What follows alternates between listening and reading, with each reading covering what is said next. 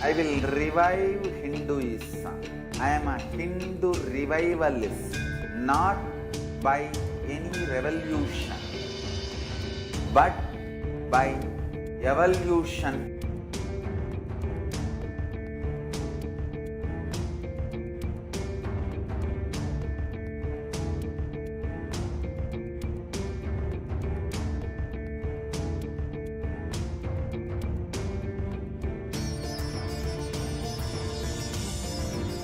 And setting model communities.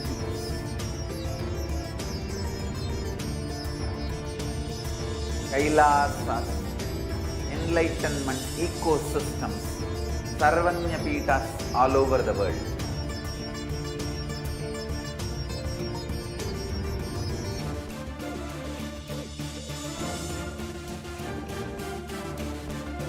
All powerful cognition, knowledge, only when you live, power manifestation and possibilities manifestation happens.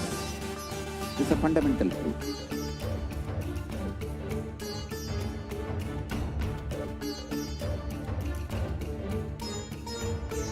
Hinduism cannot live exclusively as one sampradaya. No. All sampradayas of Hinduism is an ecosystem.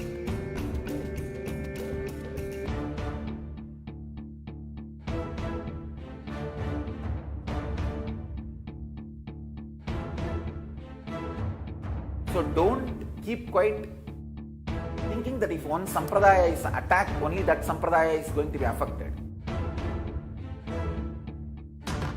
All of us are ecosystem.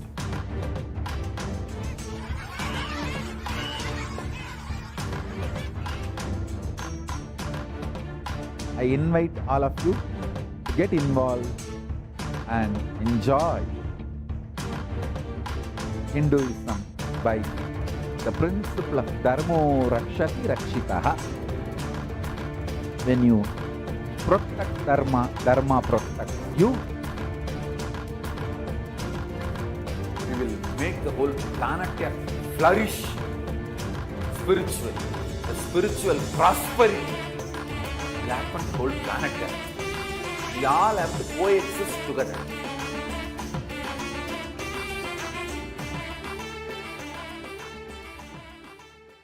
Just be alive for next 3 years. Don't die within next 3 years.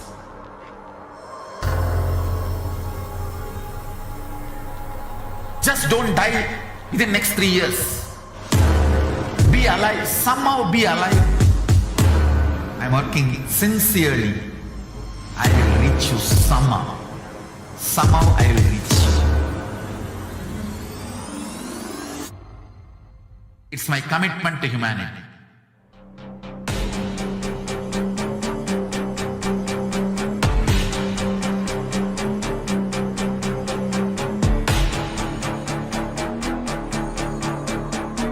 Just don't die within next 3 years. I will reach you wherever you are, whichever corner of the world you may be. I will reach you with enlightenment. You manifesting the space, state, powers, being Paramashivoham. It is possible, and it is possible for you.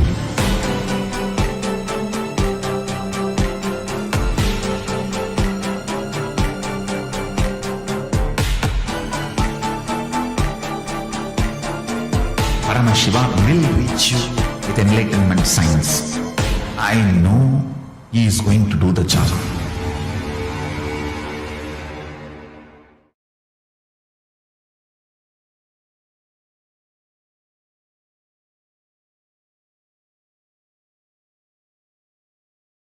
Yes, we're back. And Raman Vasishta has posted, Nithyanandam, requesting body scanning for my brother Pankaj Vasishta in the next part. I have his consent. Thanks, ma. Yes, sure, Aya. Ma Brahma Yoga will be doing the body scanning for your brother Pankaj Vasishta. Yes, Ma Brahma Yoga, you can go ahead and quickly do the body scanning.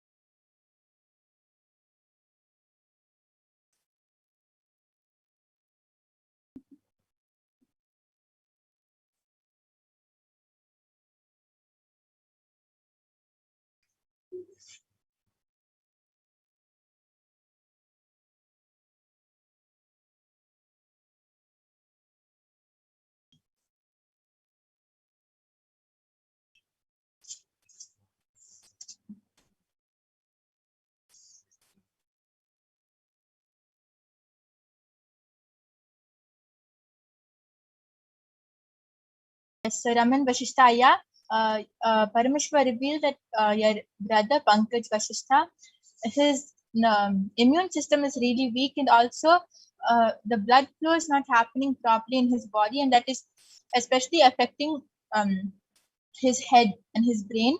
So what he should do is every day he should do Siddhasana, which is the handstand.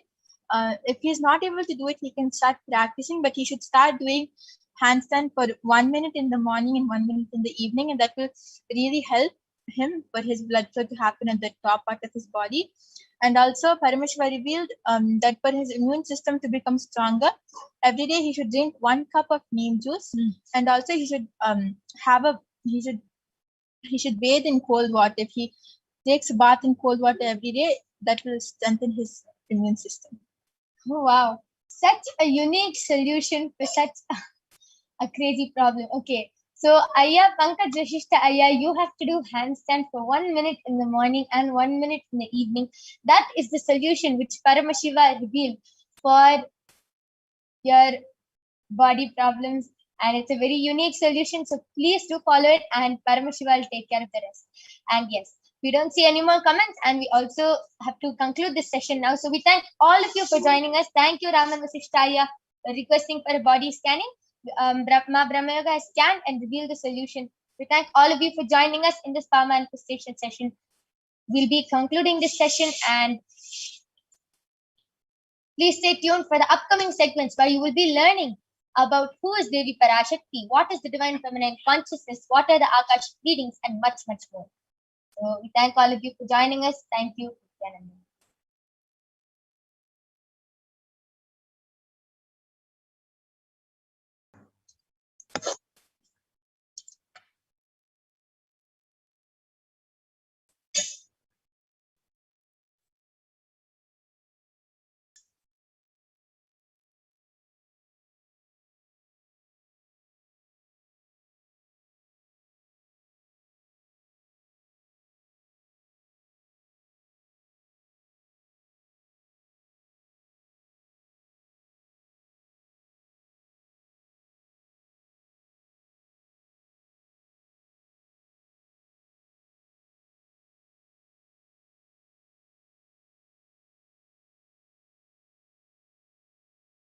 Yes, Raman Vasishtha has posted. Thanks, Ma. That's very helpful.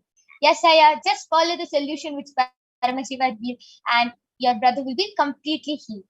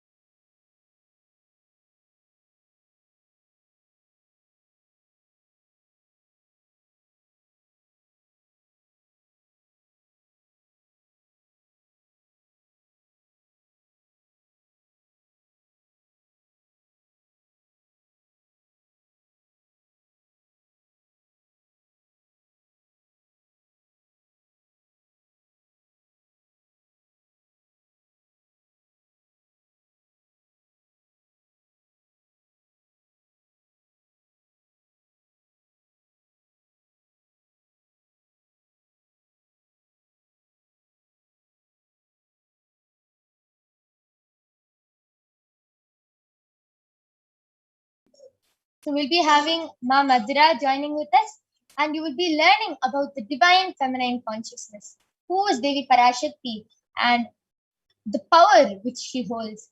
Because you are going to be receiving the initiation from Devi Parashakti today.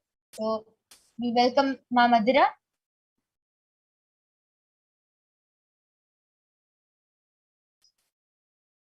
Yes. Yes, Nithyananda everyone. So today we will be learning about divine feminine consciousness, about who is Devi Parashakti. I request the NTV volunteer to project the slides.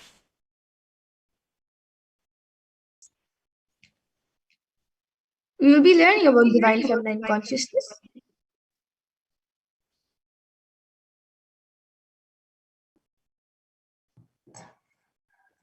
So we will be first looking at the Dhyana mantra of Devi Parashakti, which comes from the Lalita Sahasranama. Sindhuraruna vigraham trinayana manikya mauli spurate taranayaka shekharam smitamukhim vapina vakshoruham panibhyamali ratna chashakam raktotpalam bhibratim saumyam ratnagatastha rakta charanam dhyayet paramambikam. And this Dhyana Shloka says, the Divine Mother is to be meditated upon as shining in a vermilion red body, with a triple eye sporting crown of rubies, studded with a crescent moon, a face all smiles, a splendid bust, one hand holding a jewel cup brimming with mead, and the other twirling a red lotus.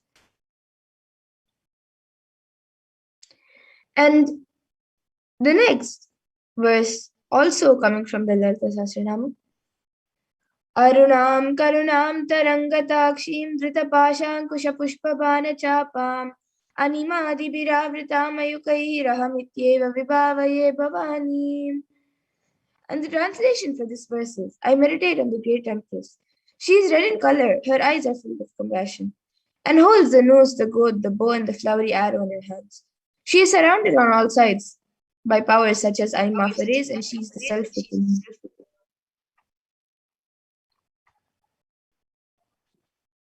Yes, we can go to the next slide.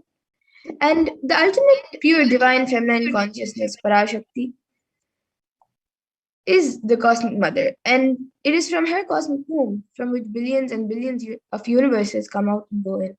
It is the source where the Big Bang and black holes go on. Parashakti is the source Shakti, source energy, source power, from which all of us came, and which all of us are in, and which all of us are going to merge into. And out of her extreme love and compassion, Parashakti herself is manifesting through the embodied form as the Nijavatara of the Supreme Pontiff of Hinduism, Jagat Guru Mahasangdanam, His Divine Holiness Bhagavan Nithyananda Paramashivam, answering all of our questions, attending to our prayers, giving boons, healing us, revealing our past, present, and future, delivering profound spiritual truths, and ultimately giving us the experience of Paramashivoham itself. And in the words of Devi Parashakti herself, she beautifully says, raising as Omkara, expressing as Vedas and Agamas, blossomed as Shrimkara, filled as Parashodasi, living in 40 triangles, the Kailasa Swamini, who is in Kailasa, Sri Purachintamani, Parashodasi, sitting as part of Paramashiva, Parameshwari, who rules the world, Paramashakti, Manonmani, Meenakshi, as Nithyananda, I took Nijavatara here, to give good boons to everyone, to bestow all goodness. Hiranyagarbha Swarupini, Brahmanda Yoni, Shami, Chandramauli, Rapala, Aparna, Uma, Parvati, Savitri, Navayavana, Samrajya Lakshmi, Parameshwari, Parashorasi, Meenakshi, taking the form of Nithyananda, I came here as Nijavatara. With great compassion I am blessing, listen people, to do good to all of you. I took the form of Nithyananda and came down as Nijavatara. And then the next, again, in the words of Devi Parashakti herself, she beautifully says, raising in Omkara, blossoming as Shiva, Shiva manifesting as source of existence, powers of existence, expression of existence, from the oneness of Om, blossoming into two as Prakriti and Purusha, blossoming as three Shaktis, Icha, Kriya, and Jnana, growing as 4 Vedas, expanding as 5 Panchabhutas, beyond 6 chakras, filled as Gotras of 7 Rishis, expanding as 8 directions, existing as 9 grahas, blossoming as 10 indriyas, being as 11 rudras, creating all the worlds, bringing life, to tell and make truth blossom and to do good. Parashodasi, Meenakshi, in the form of Nithyananda, I came to bless every one of you. And now let's see how we can receive Devi Parashakti when she comes for the darshan. So literally you are seeing Paramashiva and Parashakti at that moment. She's there on your screen. So you can receive her very traditionally. You can keep 2 beet leaves, 1 banana, 1 betel nut, and a coin in front of the screen as you watch her, as you watch Devi Parashakti. And for those of you who don't know, the coin is actually considered the traditional dakshina in the Hindu tradition. It can be the lowest value. In India, it can even be just 1 paisa, and in the US, it can even be just a cent. Swami says, I'm not trying to monetize. Keep even 1 cent, it is okay. So for 100 days, if you have darshan, it will add up to $1. In India, even 1 paisa is okay.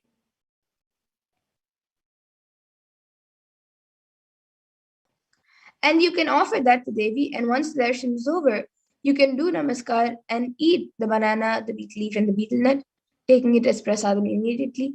And the coins that you collect, you can send it to the LA temple for the further procedures. And many of you might be thinking, how this betel leaf and betel nut may benefit you. This betel leaf and betel nut may look too small, but in a few days you will see how much it adds to your sentiment that really she is there. You will not take the Devi darshans for granted. Rituals will break your monotonous unconscious mentality and lifestyle and remind you and raise you to powerful cognition. It will break your unconscious behavior. And now all of you can see how you can set up your tambulam, how you can set up the 2 beet leaves with the 1 betel nut, 1 banana, and the coin. You can set all of these 4 items up in a plate. These are the 4 basic items, but if you would like, you can also keep the few additional items like a coconut, red bangles, kumkum, turmeric, and some fresh flowers. But these are the 4 basic items which you can arrange in a plate and keep in front of the screen as you receive Devi Parashakti. And with that, we come to the conclusion of this segment where we have learned who is Devi Parashakti and how you can set up your tambulam and receive her. So now we'll be moving to the next segment where we will be seeing about what Devi Parashakti has revealed and how what she has revealed for the humanity, for us, and how important it is for us to follow. So we will be back in a really short break, after a really short break, to continue with the next segment.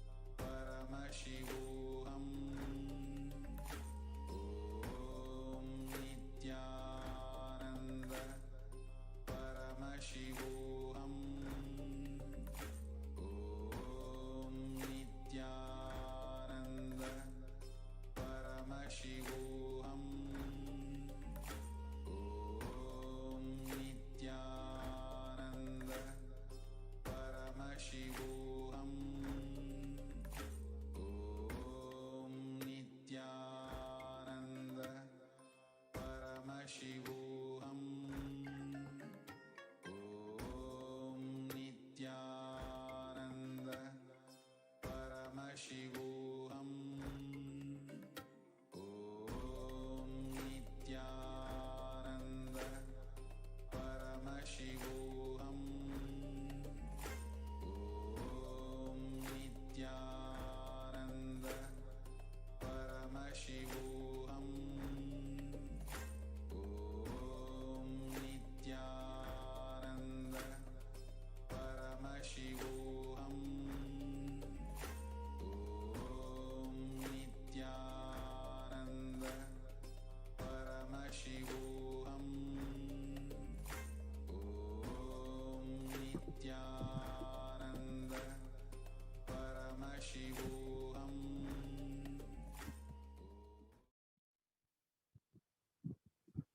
Nithyananda, welcome back, dear viewers. Now we will be entering into the next segment where we will understand some of Devi Parashakti's revelations on what is happening in the world today and how we can protect ourselves during this pandemic.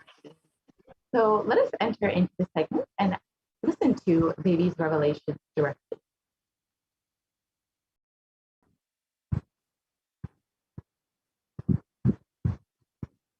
So humanity is still suffering from the after effects of the cosmic flood, the pralaya.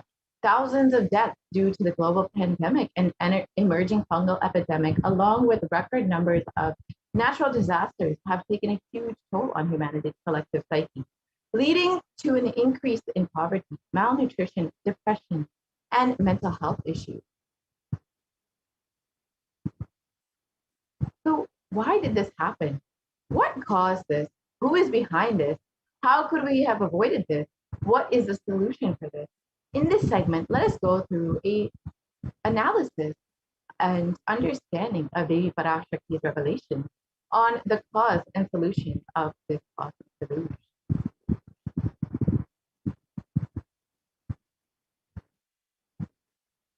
So all of us know what is happening in the world right now. There have been over 4 million deaths as of recent count, and over 180 million people have been infected with COVID-19, and the most affected countries are the United States, India, and Brazil.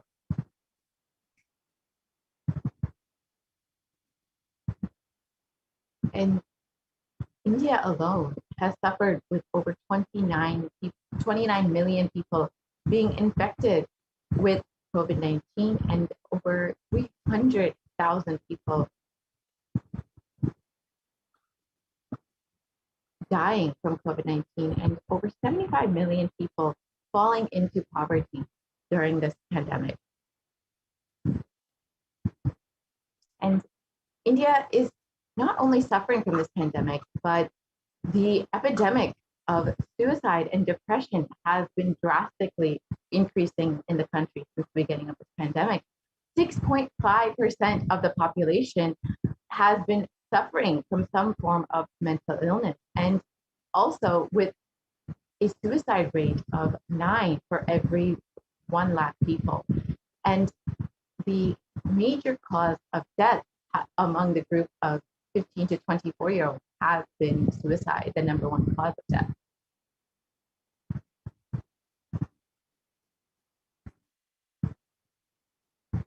And India is not just suffering from this pandemic, but even other natural disasters have been severely affecting the country.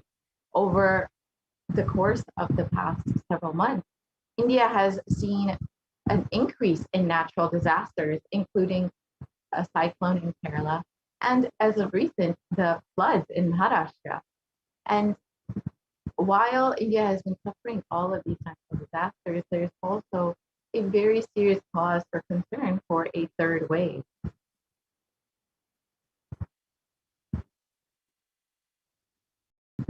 So how could we have prevented this?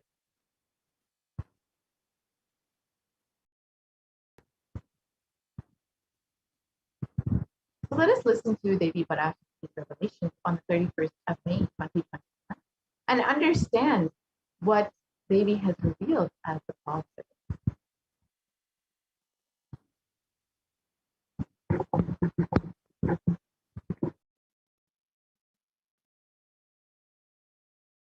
இரண்டாயிரத்திருபத்திரண்டு வரை India செல்ல வேண்டாமா என்று கேட்கின்றாய். நன்றாய் தெரிந்து கொள், சொல்வதை புரிந்து கொள். இந்த பெருநரகமான கிருமி போஜனம் இந்தியாவிற்குள் வரக்கூடாது என்பதற்காக 2020 பாரதம் முழுவதும் 12 ஜோதிர்லிங்கமும் பாத யாத்திரை செய்திடவே என் மகன் மூலமாய் திட்டமிட்டிருந்தேன். படுபாவிகள் ஓடத்தின் மாலுமியை ஊர்விட்டு துரத்தினார்கள். என்ன நடக்கிறதென்று பார். முறையாக கைலாய நாட்டின் தலைவனாக நிறை மரியாதையொடு நல் மதிப்பொடு என் நிஜாவதாரம் நித்யானந்தன் திருவடி மீண்டும் பாரதத்தில் பட்டு பாத யாத்திரை செய்த பிறகு மட்டுமே நீ அங்கு செல்ல வேண்டும். அதுவரை உன்னை காத்து செல்லாதே. ஓம் ஓம் ஓம்.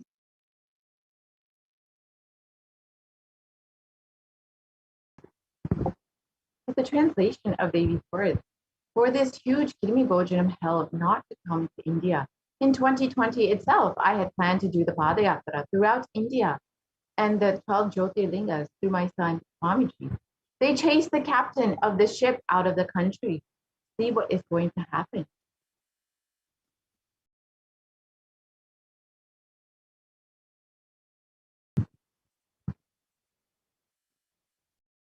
Let us now go back to 2017 when the Supreme Constitutionalism revealed the vision for this Padayatra in 2020. Let us now watch this video.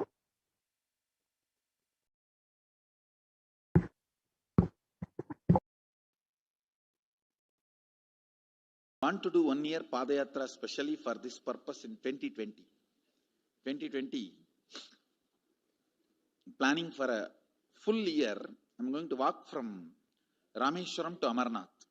1 year with 10,000 people, just walking all over India to spend time with people.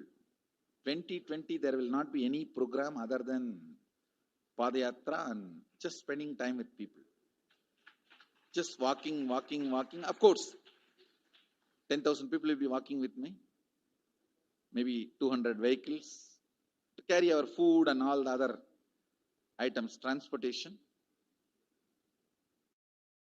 Enjoying the river banks, forests, and time with nature. 10,000 people manifesting powers, walking from village to village. What do you think will happen?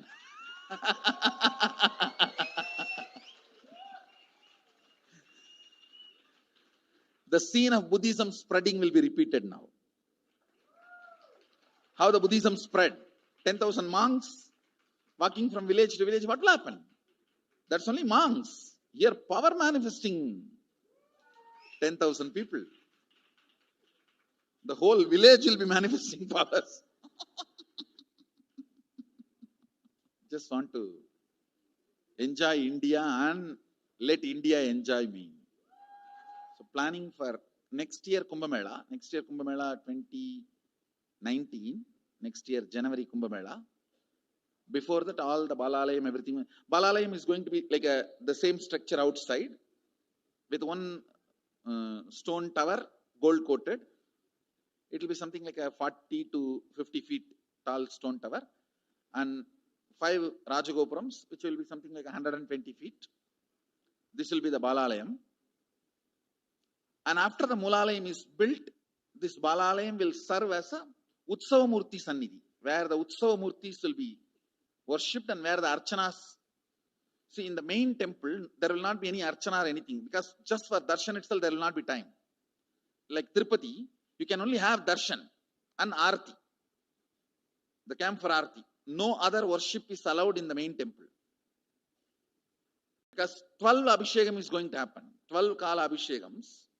So continuously the rituals will be going on. People can have only darshan. They will not be able to involve themselves in any ritual. Other than darshan, nothing else will be allowed. So all the archana, all the other offerings, like people will offer the archanas and other, everything will be done to the Utsava Murti, which will be kept in the Balalayam, the present Balalayam, the present structure. So people can spend time here. That will be more like a main darshan. This will be like energy darshan, where you can give letter, get response. So by next year, the Balalayam will be ready. So 2019 full year, I will be conducting the programs and everything. 2020 will be the one full year Padayatra, walking. From next year, Jayanti, means 2019's Jayanti to 2020's Jayanti. Full year, Jayanti to Jayanti will be Padayatra. Before that, we will make 10,000 people power manifestors. It will be sannyasi, brahmachari, grihastha, all put together. 10,000 people will be walking. What a scene it will be. I think that is the only way the revival of Sanatana Hindu Dharma can be done. I need to get into the ground where people can see me, where they are living. I can't be waiting for people to come where I am living. Now I am sitting in one place to prepare these 10,000 people and make the science completely user-friendly. For that only I am sitting and working. So I have given 2 years for me now, 2018 and 2019. So 2020, before that 10,000 people will be ready to walk with me, manifesting powers. We will literally solve every person's problem in every village. The way we are walking, the path, route we are taking, physical healing or mental healing, or it's a too big visualization. How will you visualize? What will happen if 10,000 power manifestors enter into a village and ask people, tell me your problem now, come on, let's sort it out.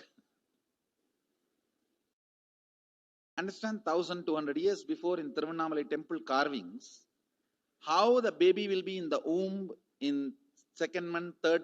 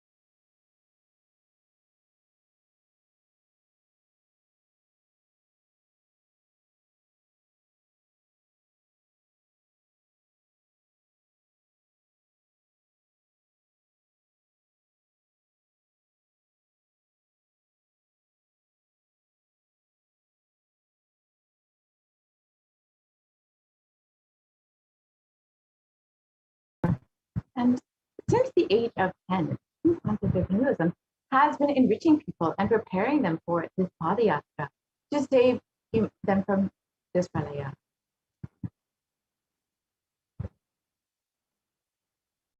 And even from that age, the Supreme Pontiff, ever since that age, the Supreme Pontiff of Hinduism has been enriching and initiating the masses into this enlightenment science through powerful discourses, initiations, and sessions. And in the next several photos, you will see all of the different various programs that the Supreme Pontiff of Hinduism has been conducting and blessing people with over the course of the last 27 years. So here you can see in Vellore, Tamil Nadu, the Supreme Pontiff of Hinduism initiating thousands of people in Rasipuram, Tamil Nadu in 2005, and Namakkal, Tamil Nadu in 2005.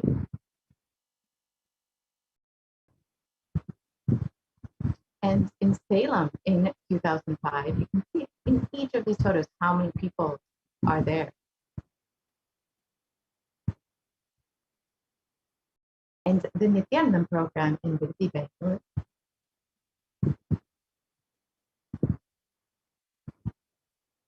the birth star celebrations of the Supreme Pontiff of Hinduism in Tirunelveli in 2005. And the Jayanti celebrations in Adi Kailasa Satyajnapita in 2006.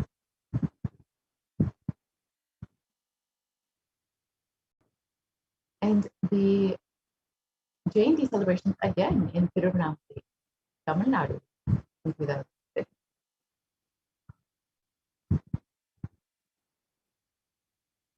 And the Nithyananda program conducted in Chennai in 2006.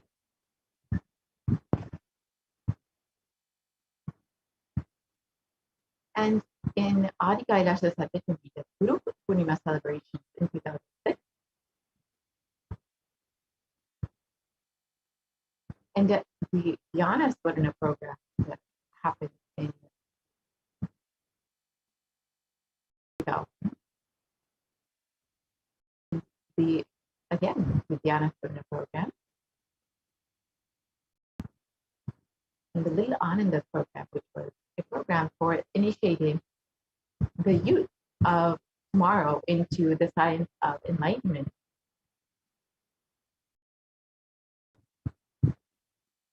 And the Saptayagam program, which the Supreme Pontiff of Hinduism himself conducted and conducted 7 different homas with 1,000, guiding 1,000 other people into performing the same homas. Here you can see the devotees, disciples, who were blessed to be guided into the homa and the ritual. And here you can see the Supreme Pontiff himself performing the homa.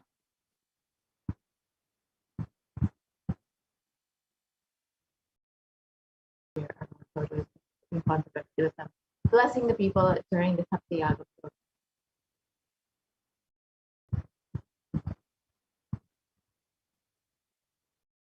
Again, more photos from the Saptayaga program.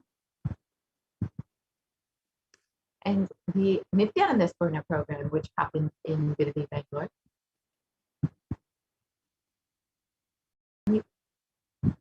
In all of these photos, you can see how many people were attending and being blessed into the science of enlightenment. Again, the Nithyananda Swarna program.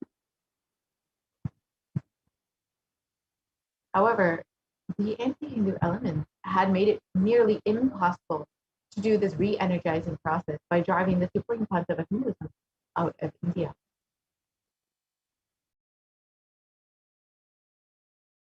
So let us listen to Devi Parashakti's revelations on the solution for this pandemic and this pralaya.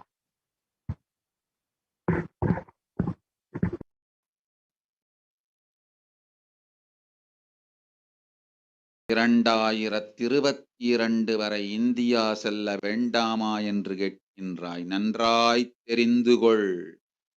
சொல்வதை புரிந்துகொள். இந்த பெருநரகமான கிருமி போஜனம்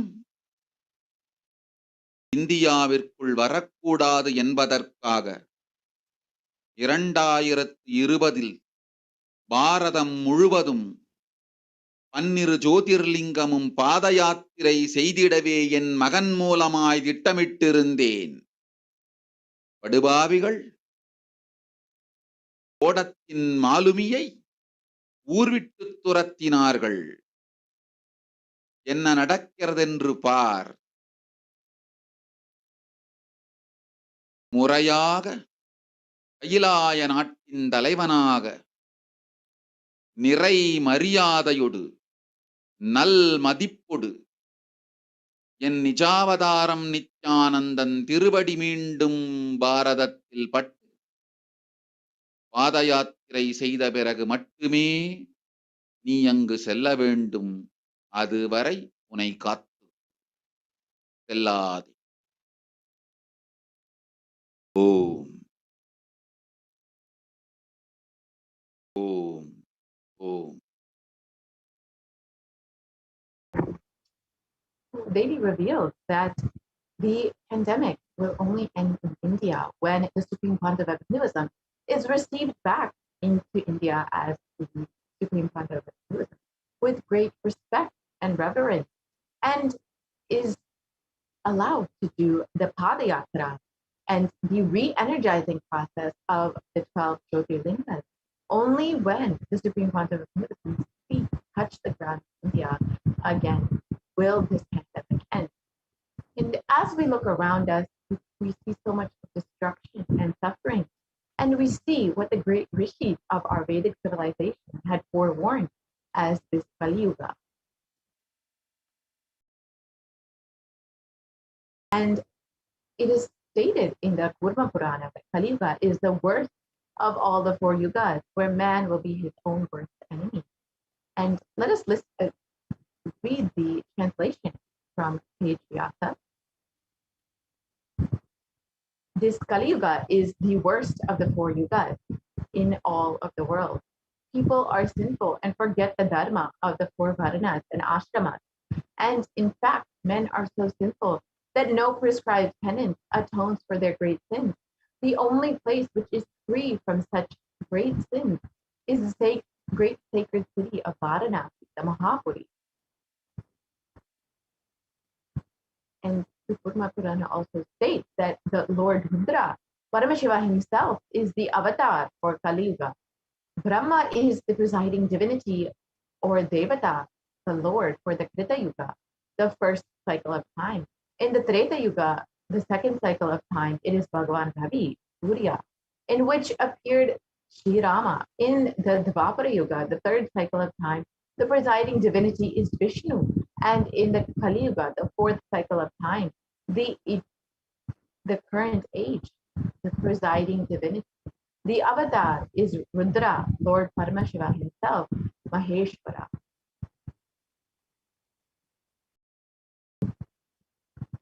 And out of his deepest compassion for humanity, Paramashiva himself descended into the human body in the form of this Nichavatara of the Supreme Pontiff of Hinduism, Jagat Guru Mahasanidhanam, His Divine Holiness Bhagavan Nithyananda Paramashivam, on the 2nd of January 1978.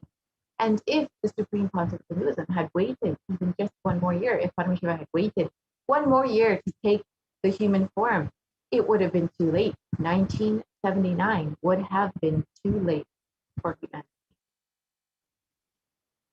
So let us listen to the Supreme Pontiff of Hinduism himself revealing this.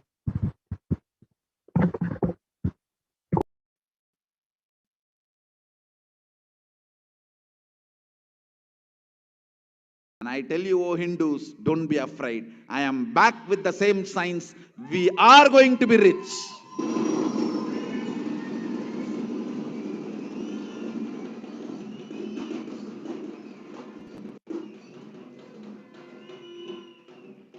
It is not lost.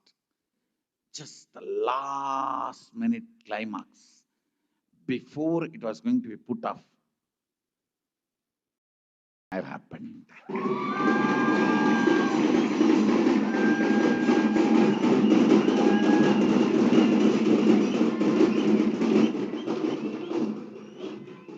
(1979) would have been late.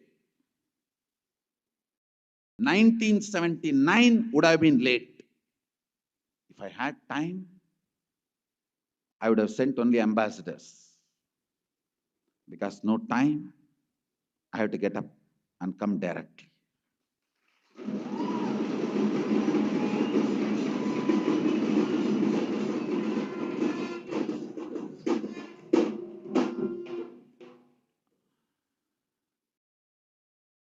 Oh Hindus, feel blessed.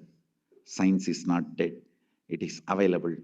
I have everything needed to bring that science back to life and establish its legitimacy.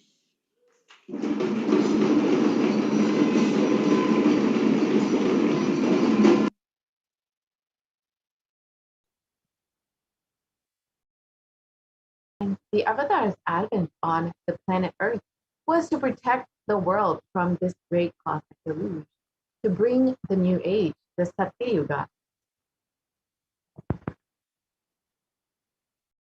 And let us listen to Devi Parashakti's revelations on this.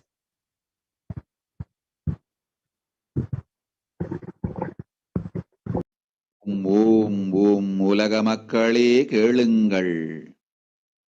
கலி முற்றி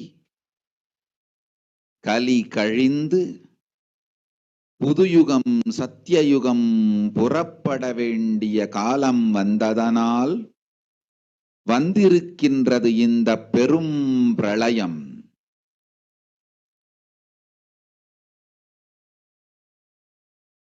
கவலை வேண்டாம்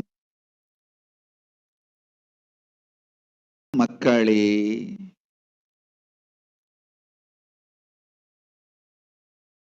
நித்யானந்தன் வடிவம் தாங்கி நாமே இங்கு வந்திருக்கின்றோம். நித்திய யுகம் செய்வோம், நித்திய யுகம் சத்தியயுகமாய் மலரும் இங்கு. ஆனந்தமாக இருங்கள்.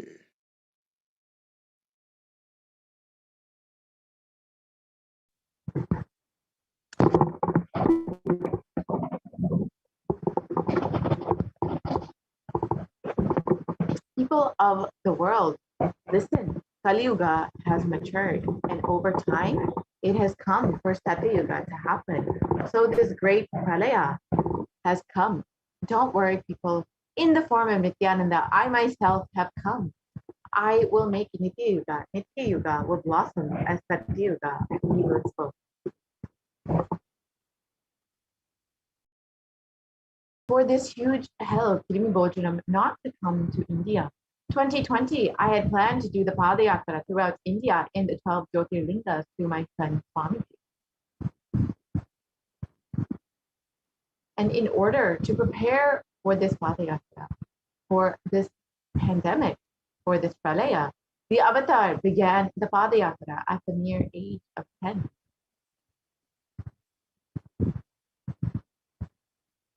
The Supreme Pontiff of Hinduism began enriching people one person at a time with the truth from the sacred scriptures and the secrets of higher living. And even at the age of 14 and 15, all of his classmates recall the yatra where the Supreme Pontiff of Hinduism led them all from Guriyatam, Tamil Nadu, to Tirunamalai, his birthplace, and a huge pilgrimage site. And when the Supreme Pontiff of Hinduism was just 19 years of age, all his fellow monks at the Ramakrishna Math recall the yatra where the Supreme Pontiff of Hinduism led them from Chennai, Tamil Nadu, to Tirunamalai, his birthplace, and gave them an unforgettable pilgrimage experience.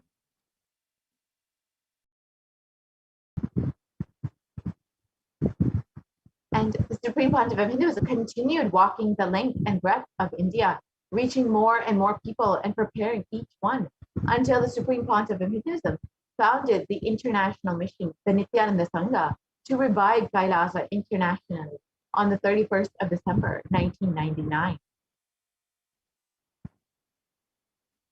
And the Supreme Pontiff of Hinduism established the first Kailasa enlightenment ecosystem in Tiruchendur, Tamil Nadu, in South India, on the 14th of April, 2001. Here you can see the photos of the Supreme Pontiff of Hinduism during the inauguration of the very first Kailasa enlightenment ecosystem.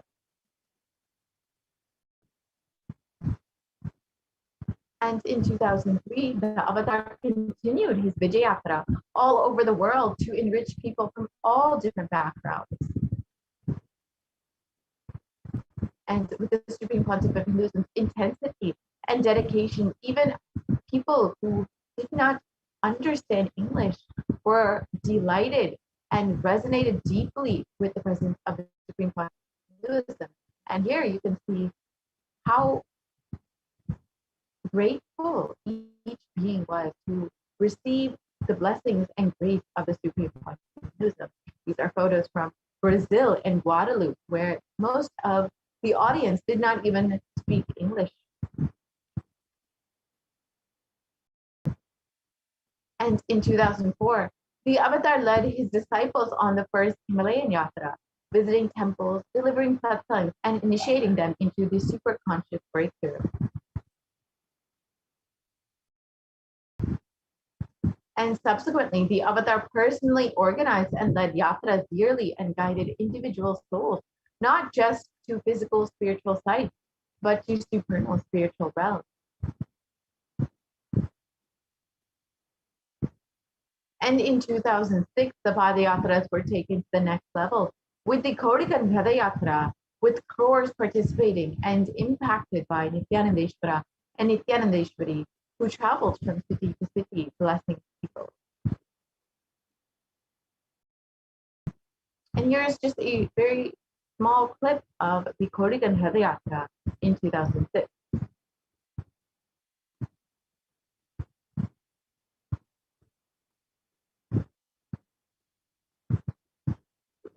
See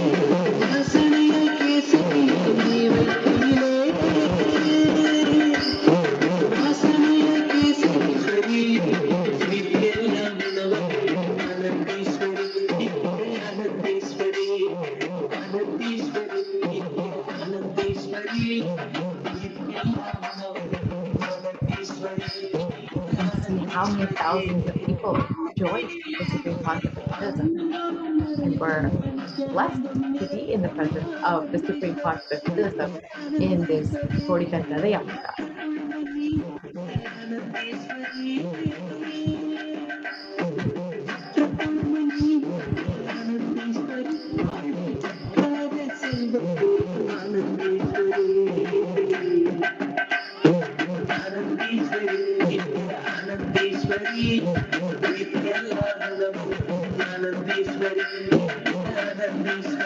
You can move to the next slide, please.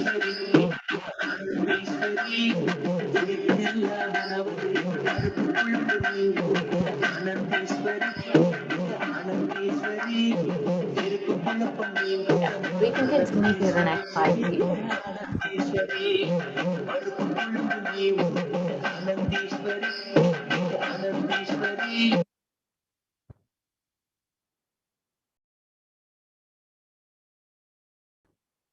And the Kodikan Padayatra culminated with the consecration and inauguration of the Garbha Mandir, the Sanctum Sanctorum, in the Nithyanandeshwara Paramashiva and Nithyanandeshwari Parashakti, and the Swayambhulinga in Adi Kailasa in Bangalore, South India. Here you can see the Supreme Pontiff of Hinduism performing Abhishek for the Swayambhulinga. And the deities were energized.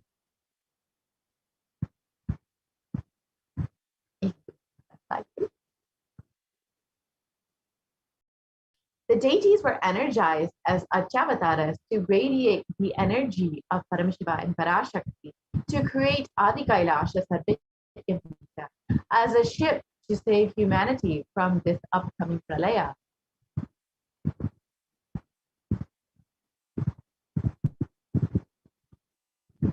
The Supreme Pontiff of Hinduism created innumerable spiritual energy centers in India as safe havens during the Great Deluge.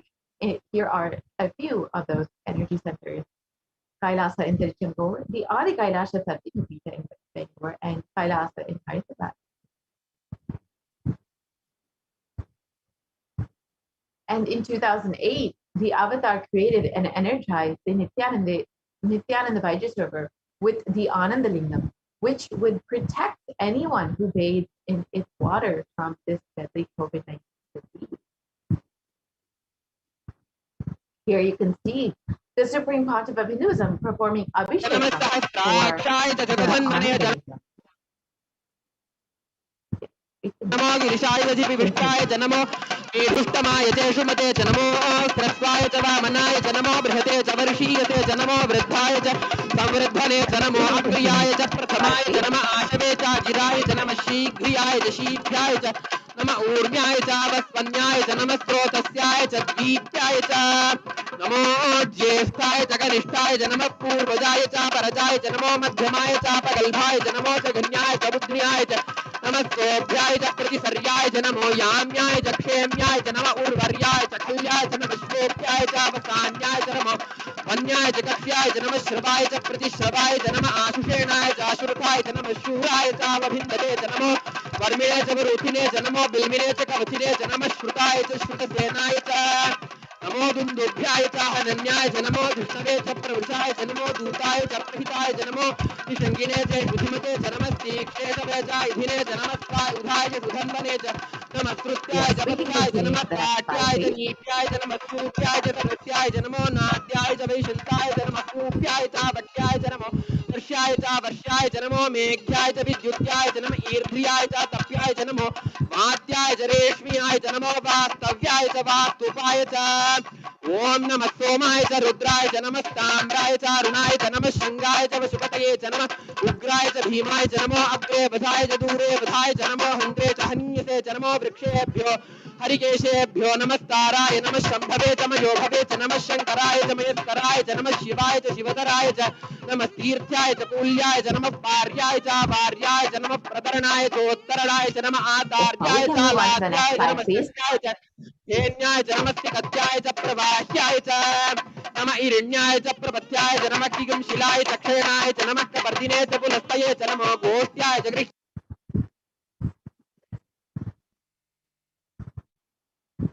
And in 2009, the Avatar held another Kodikanta Yatra and garnered international attention, creating a movement where lakhs of Hindus were once again re-embracing Hinduism.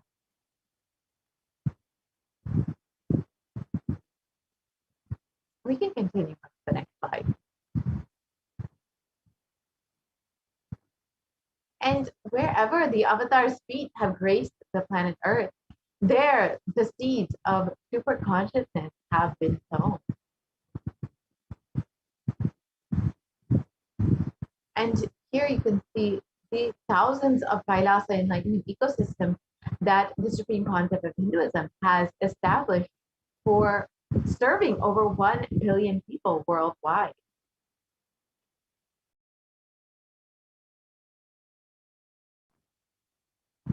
And here are just a few of the enlightenment ecosystems that the Supreme Concept of Hinduism has established. Kailasa in Erode in the Adi Nithyananda Paramashivam. Adi Kailasa Savinyapita in Bangalore, India.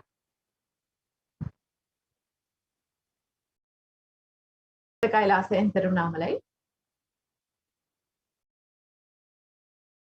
The Kailasa in Columbus, Ohio. And more photos of Columbus, Ohio. The Kailasa in Los Angeles, California.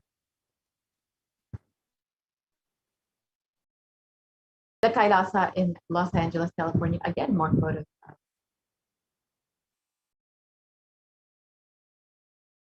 And the Kailasa in San Jose in the US. And more photos of the Kailasa in San Jose.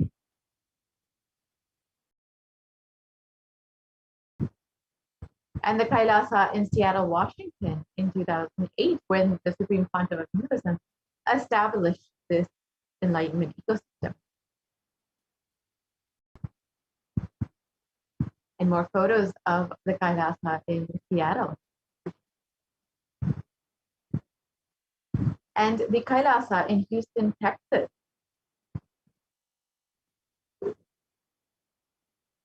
More photos of the Kailasa in Houston. And the Kailasa in Charlotte, North Carolina. And the Kailasa in New York.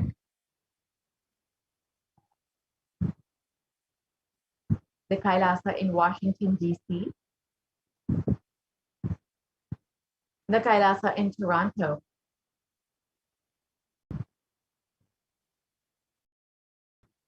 And more photos of the Kailasa in Toronto. And the Kailasa in Oklahoma City, established in 2007. Here you can see the photos of the Supreme Pontiff of Hinduism in the Kailasa of Oklahoma City. And the Kailasa in Phoenix, Arizona, again, established personally by the Supreme Pontiff of Hinduism. The Kailasa in St. Louis, Missouri, which was also established personally by the Supreme Pontiff himself. The Kailasa in Oman.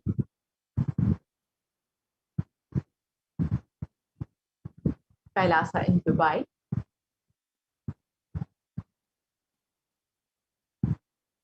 Kailasa in London, UK. The Kailasa in Scotland, UK.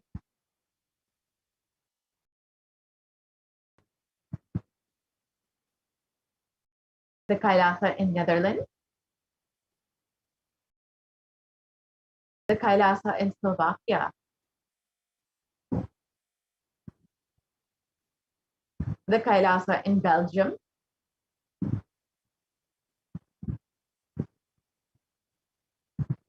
The Kailasa in Luxembourg.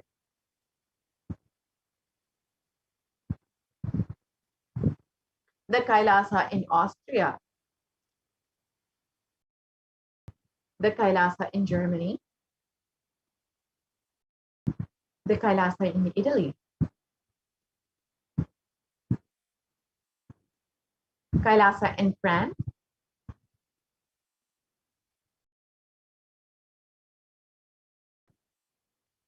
The Kailasa in Switzerland.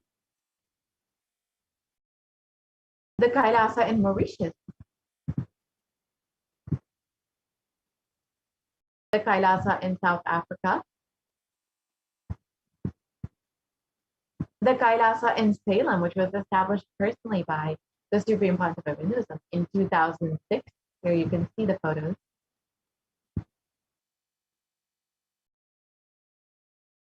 And again, more photos of the Kailasa in Salem. And the Kailasa in Hosur, established in 2008 by the Supreme Pontiff of Hinduism.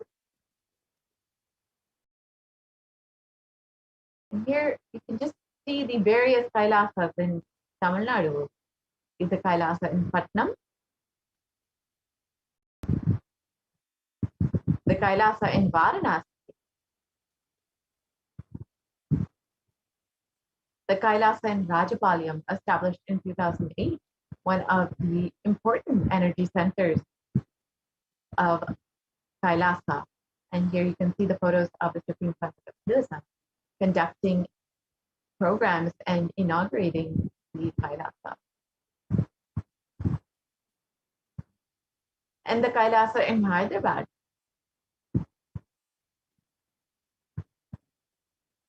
The Kailasa in Kerala, the Kailasa in Gujarat, which was the Yogini Sarvajna Pita, and the Kailasa in Thiruvanmur in Chennai, the Kailasa in Alankulam, the Kailasa in Tambaram, Chennai, the Kailasa in Avadi, Chennai,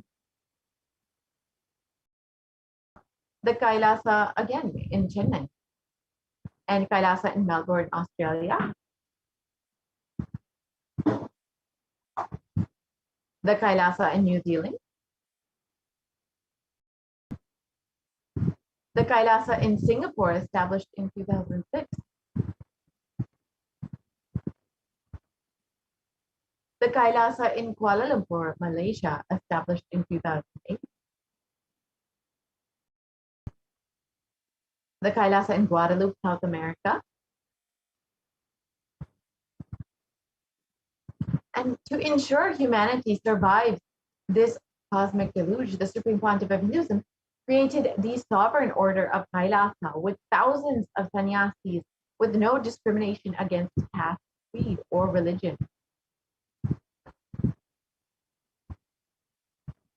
And the Supreme Pontiff of Hinduism initiated thousands into Nithyananda spiritual healing, who are still actively healing, and millions all over the world. And in over 2,500 satsang centers, Padaka mandirs, and home temples have operated as de facto spiritual embassies of Kailasa. And the avatar inspired millions to reclaim their Hindu-centric freedom. Thousands of Padayatras were conducted by the Hindu diaspora worldwide, honoring the hard work of the Supreme Pontiff of Hinduism and the revival of Kailasa, silently preparing each one for what was to come.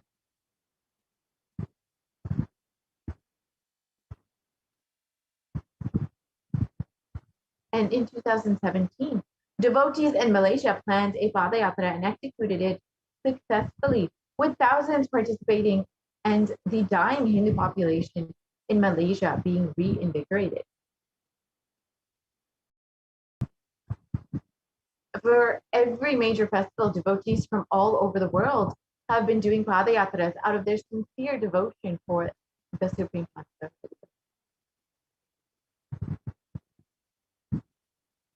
And the Supreme Pontiff of Hinduism has been contributing immensely to humanity over the past 27 years, with over 1 billion e-citizens enriched and enreached, over 26 years of humanitarian services, and over 1 billion free meals provided to humanity. And there is a diverse population of e-citizens all over the world, in 347 cities, in 196 countries across 6 continents. And Kailasa has established the world's largest Hindu university, established in the US, Canada, UK, Slovakia, Switzerland, and France.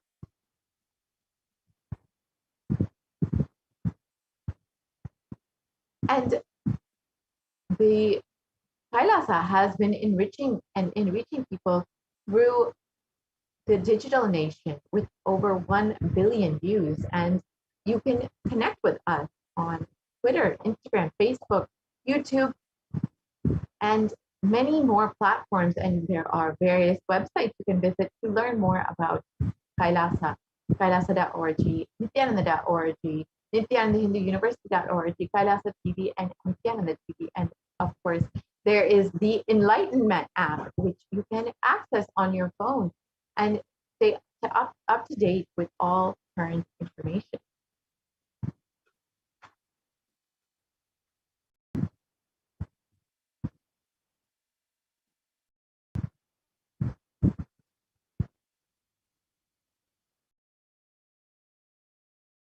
And here you can see the various cities and countries that have e-citizens, and the successful communities have formed in these various countries.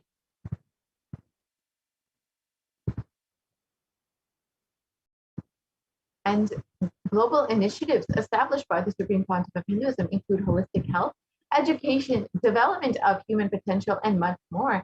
And sharing the practical applications of Hinduism, Sanatana Hindu Dharma, and its science of enlightenment, through which we have made many breakthroughs.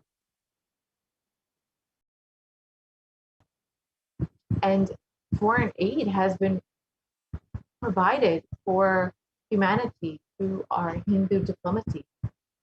Next slide, please.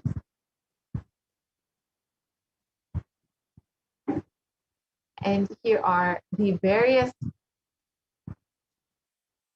programs and initiatives that the Supreme Pontiff of Hinduism has established, with contributing to so many people through global peace, education, equality, and food and environment.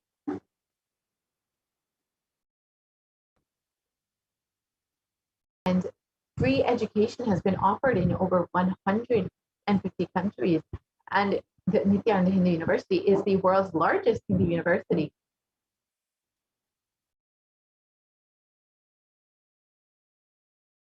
And over 1 billion free meals have been served and will be continuing to be served. And Kailasa, with the vision of No Hungry Home, has initiated multiple services, including Annadan, organic agriculture, and much more. We have offered over 1 billion free meals and are continuing to do so. And Kailasa has offered free food in over 197 countries.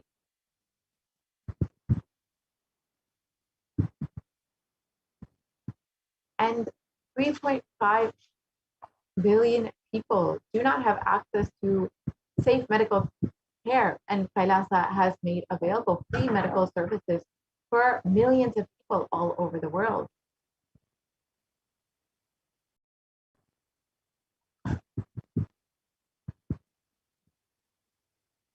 And the Kailasa has contributed so much, and the Supreme Pontiff of Hinduism has contributed so much in various dimensions, including yoga and much more.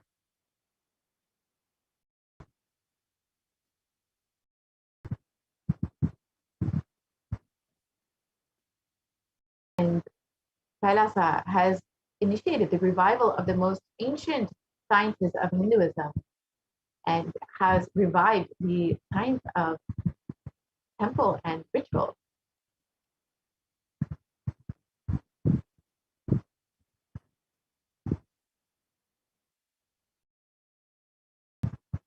And the Supreme Pontiff of Hinduism has established the world's largest Hindu library.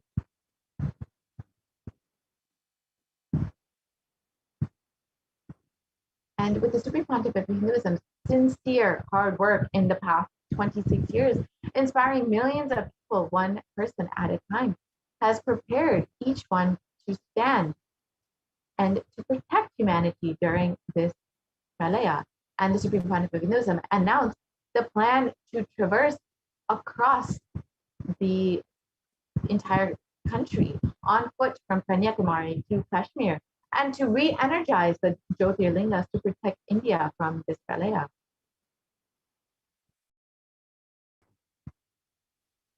And in 2018, the Supreme Pontiff of Hinduism began the re-energizing process of the 12 Jyotirlingas and visited each temple to prepare for this process.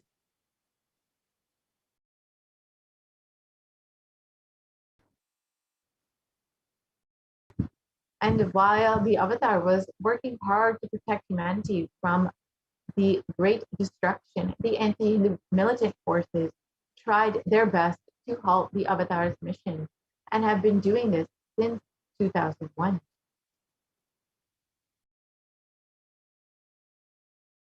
And after years of pouring energy into making one of the only ship that would save humanity, the captain was driven out of the ship.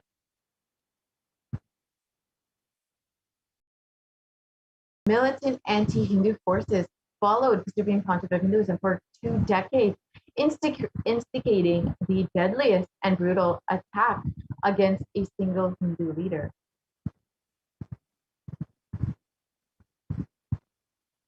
And since 2009, the Supreme Pontiff of Hinduism has survived over 70 assassination attempts and incessant lawfare and repeated attacks against him and his disciples.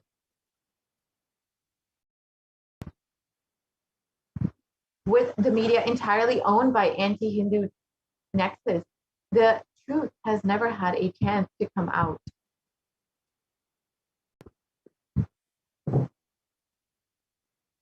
And 14,000 hours of hate speech have flooded the internet and have broadcast on media to incite hatred and character assassination of the Supreme Council of Hinduism.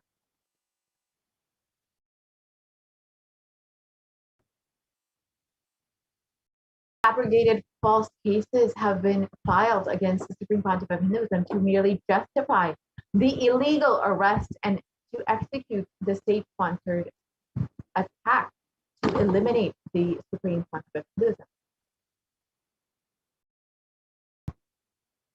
And in 2018, the Avatar was forced to leave India after a nearly fatal assassination attempt.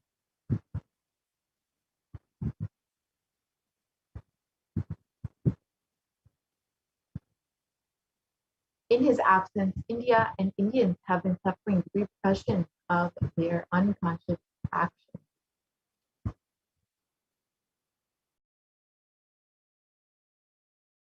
And in the Puranic age, the whole kingdom of Ayodhya suffered with the economic meltdown, the death of cattle and crops, and the inconsolable depression when Lord Rama left for 14 years in exile.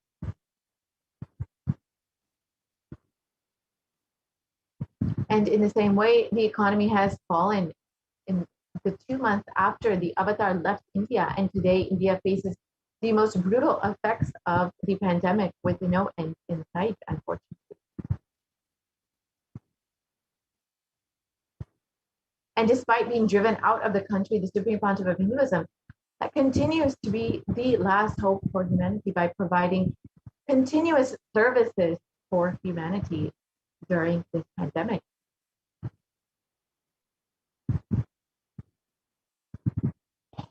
And over the last 1 year, the Supreme Pontiff of Hinduism has expanded the services of Kailasa to millions more in India.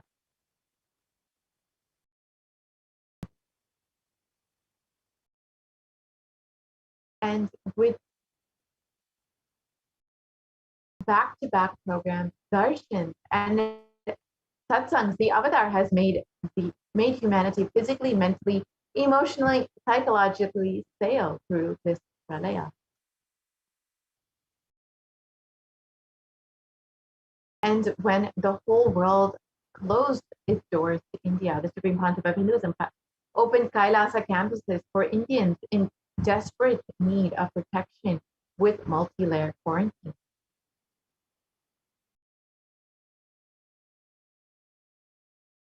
Here are some of the photos of these services and products provided to those who are in multi-layer quarantine.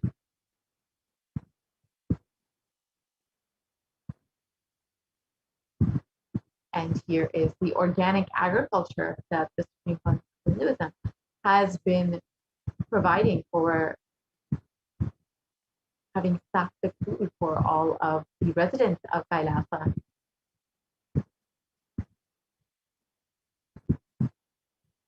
And here are more photos of the organic agriculture.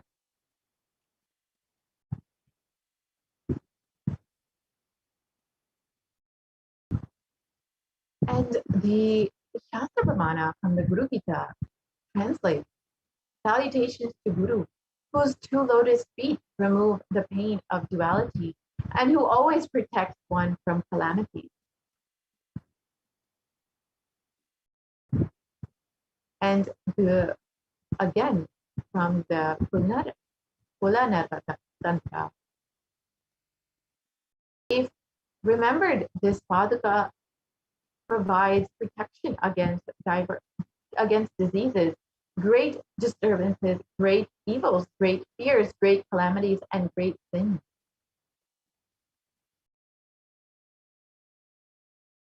And there comes death in forsaking a mantra, poverty in forsaking the Guru, and Raurava hell in forsaking both Guru and the mantra.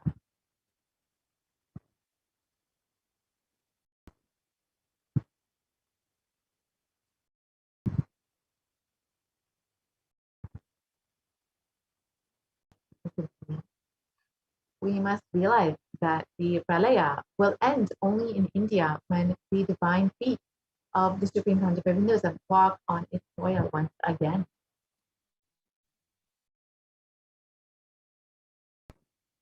The decision makers must realize this.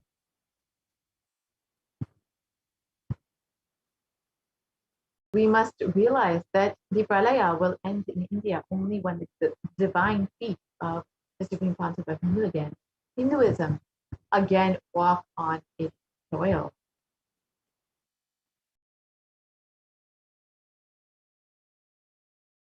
The media should realize this.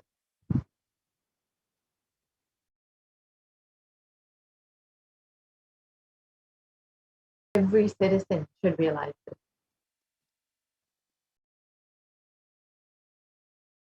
It is in our hands now to make this happen.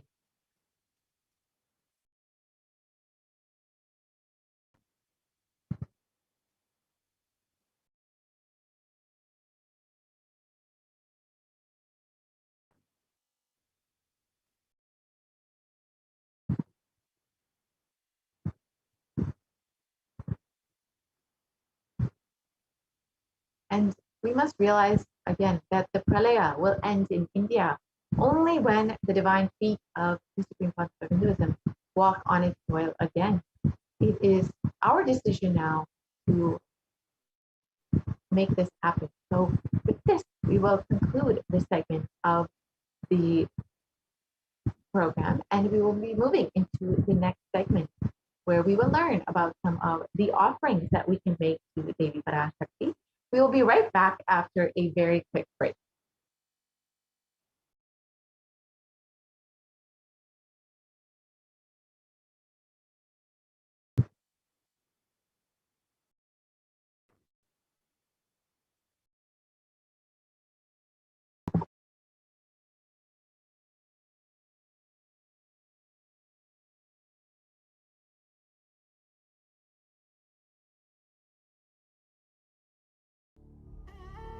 What I mean by the word Kailasa, listen intensely. Enlightenment ecosystem, literally enlightenment itself, in your own home, wherever you are. If you cannot come to Kailasa, it's okay. Kailasa can come to you. Kailasa coming to you is Kailasa.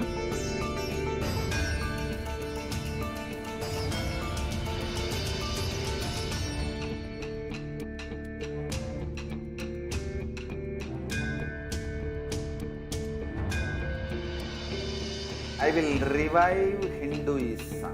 I am a Hindu revivalist, not by any revolution, but by evolution.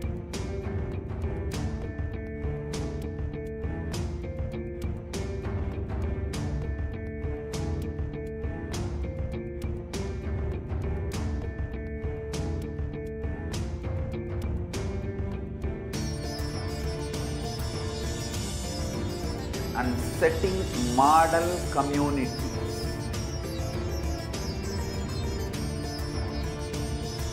Kailasas, enlightenment ecosystems, Sarvanya Pitas all over the world.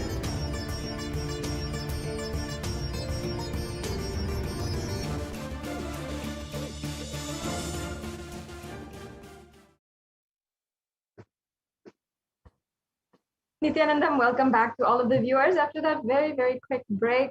And I hope each and every one of you who are joining us today is available and excited for the next segment on the offerings that you can make to Devi Parashakti. This is always a very beautiful and intimate segment where each and every one of us gets to know, and literally we are able to experience and start experiencing that deep experience with Devi Parashakti. Deep experience of oneness and pure love, gratitude at the feet of Devi Parashakti. Yes, we can go on to the next slide.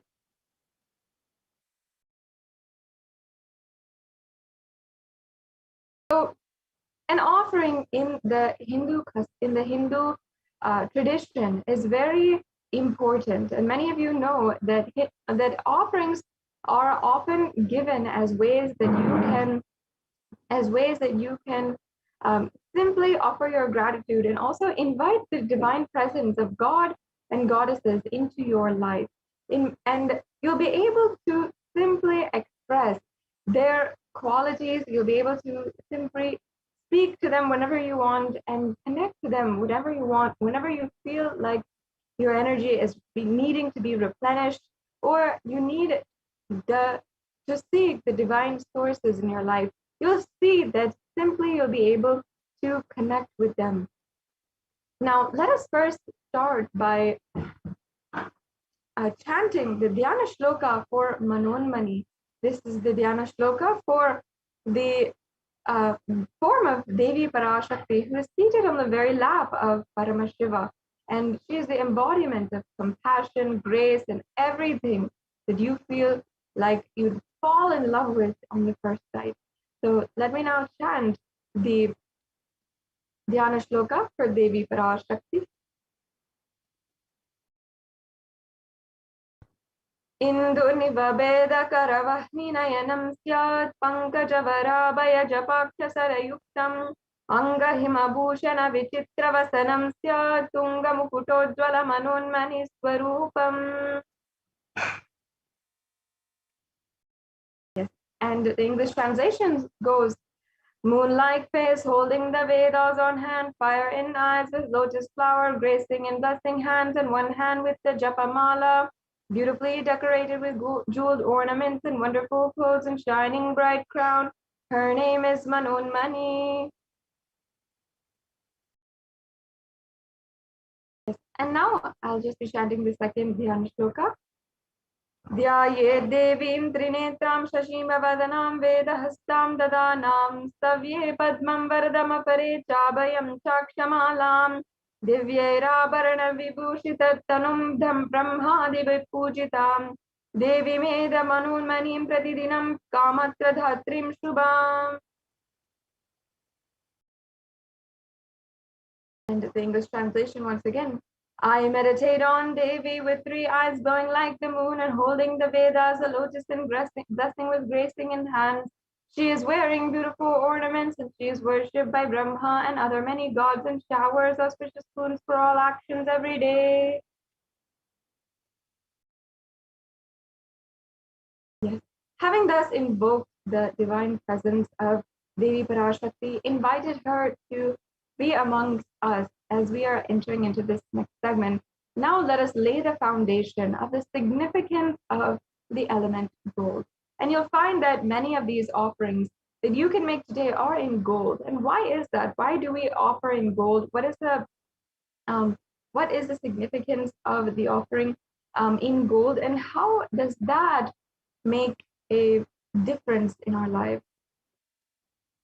So let us first see. Here we have the Shastra Pramana in the from the Atharva Veda, and this is one of the oldest scriptures known to mankind. And here it's speaking on the virtuous properties of gold. And even in our popular culture today, we have many references for gold being a very, very popular. Yes, it's for gold being an extremely powerful element.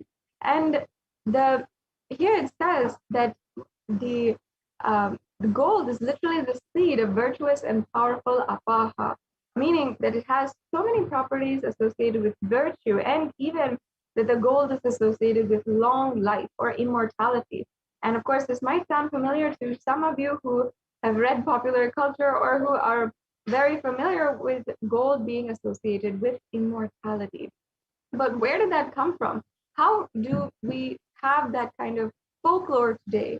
In fact, this was not just a mythology as today as we call it, but it is a known science by ancient Vedic rishis. Gold is a divine element and it purifies anything it touches. It is an element of spiritual significance and great spiritual power of healing and enlightening. The vibration of gold has the power to infuse sattva energy and positive thought currents in anyone who wears it and anyone who even operates in its vicinity. And that's why gold is present in all the scriptures, the Agamas, the Vedas, Shrutis, and it's more significant even. Each and every one of these Hindu scriptures is more significant, more substantiated, and based in evidence and foolproof methodology for you to experience the ultimate, more so than any kind of popular culture, any kind of novel that we might read today, of course. And in all the Hindu scriptures, it is abundant that gold is the most auspicious and purest metal, which can purify the very being. In the Hindu civilization, everything was built in gold, exchanged in gold, and ritual fees were even offered in gold bricks. When one was to be saved from life-threatening illnesses, gold was offered as a ritual fee. Gold was in abundance and used for weighing equivalent amounts of commodities, including cows. And kingdoms were built with huge doors of gold. The streets would have huge columns and huge archways of gold, and even the horses, the cows, the elephants, and all the sentient beings were dressed and decorated in gold and worshipped for being embodiments of pure consciousness of Paramashiva themselves.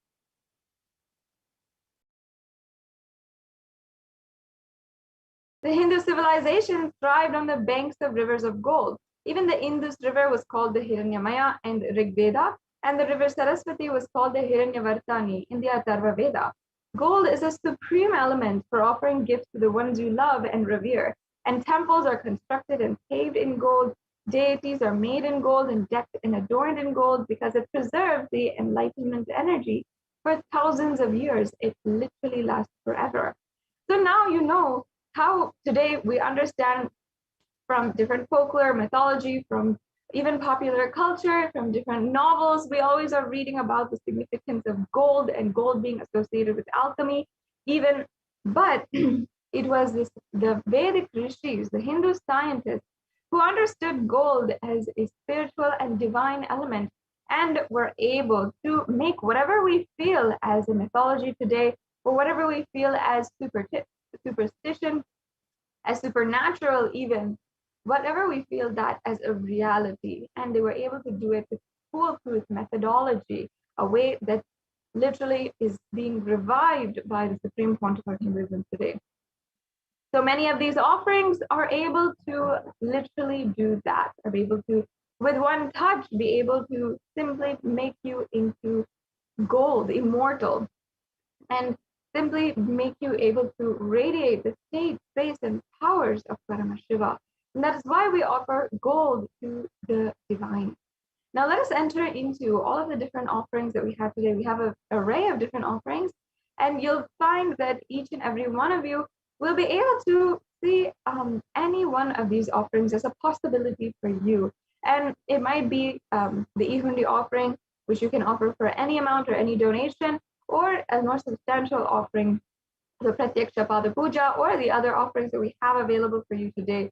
And whatever it is, see how you can make it happen in your life, how this is a possibility for you. An offering is a way that until you are able to manifest your reality as you want it, we will manifest it for you.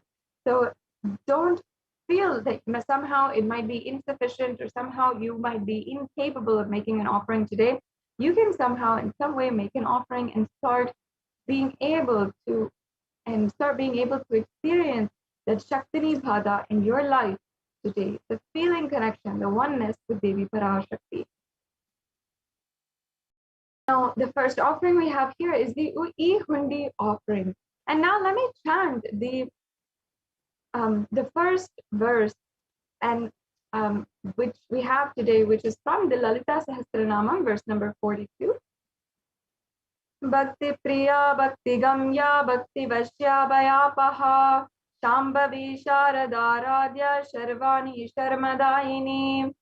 Devi is fond of true devotion and is realized through true devotion. She can be won over through true devotion, and she removes all fears.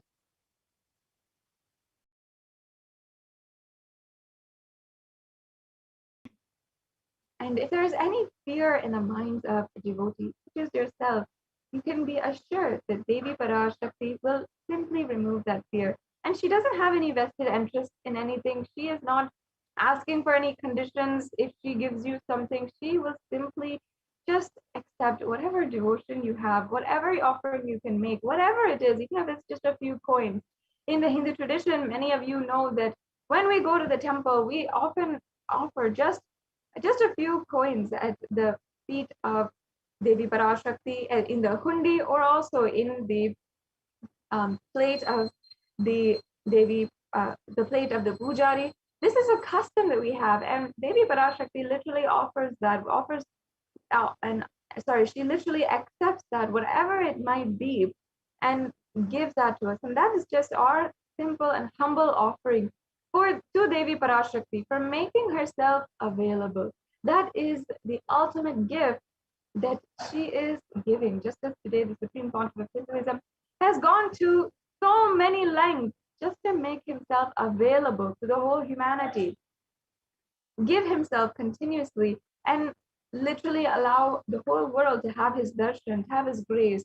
In the same way, Devi Parashakti is making herself available through the Supreme Pontiff of Hinduism.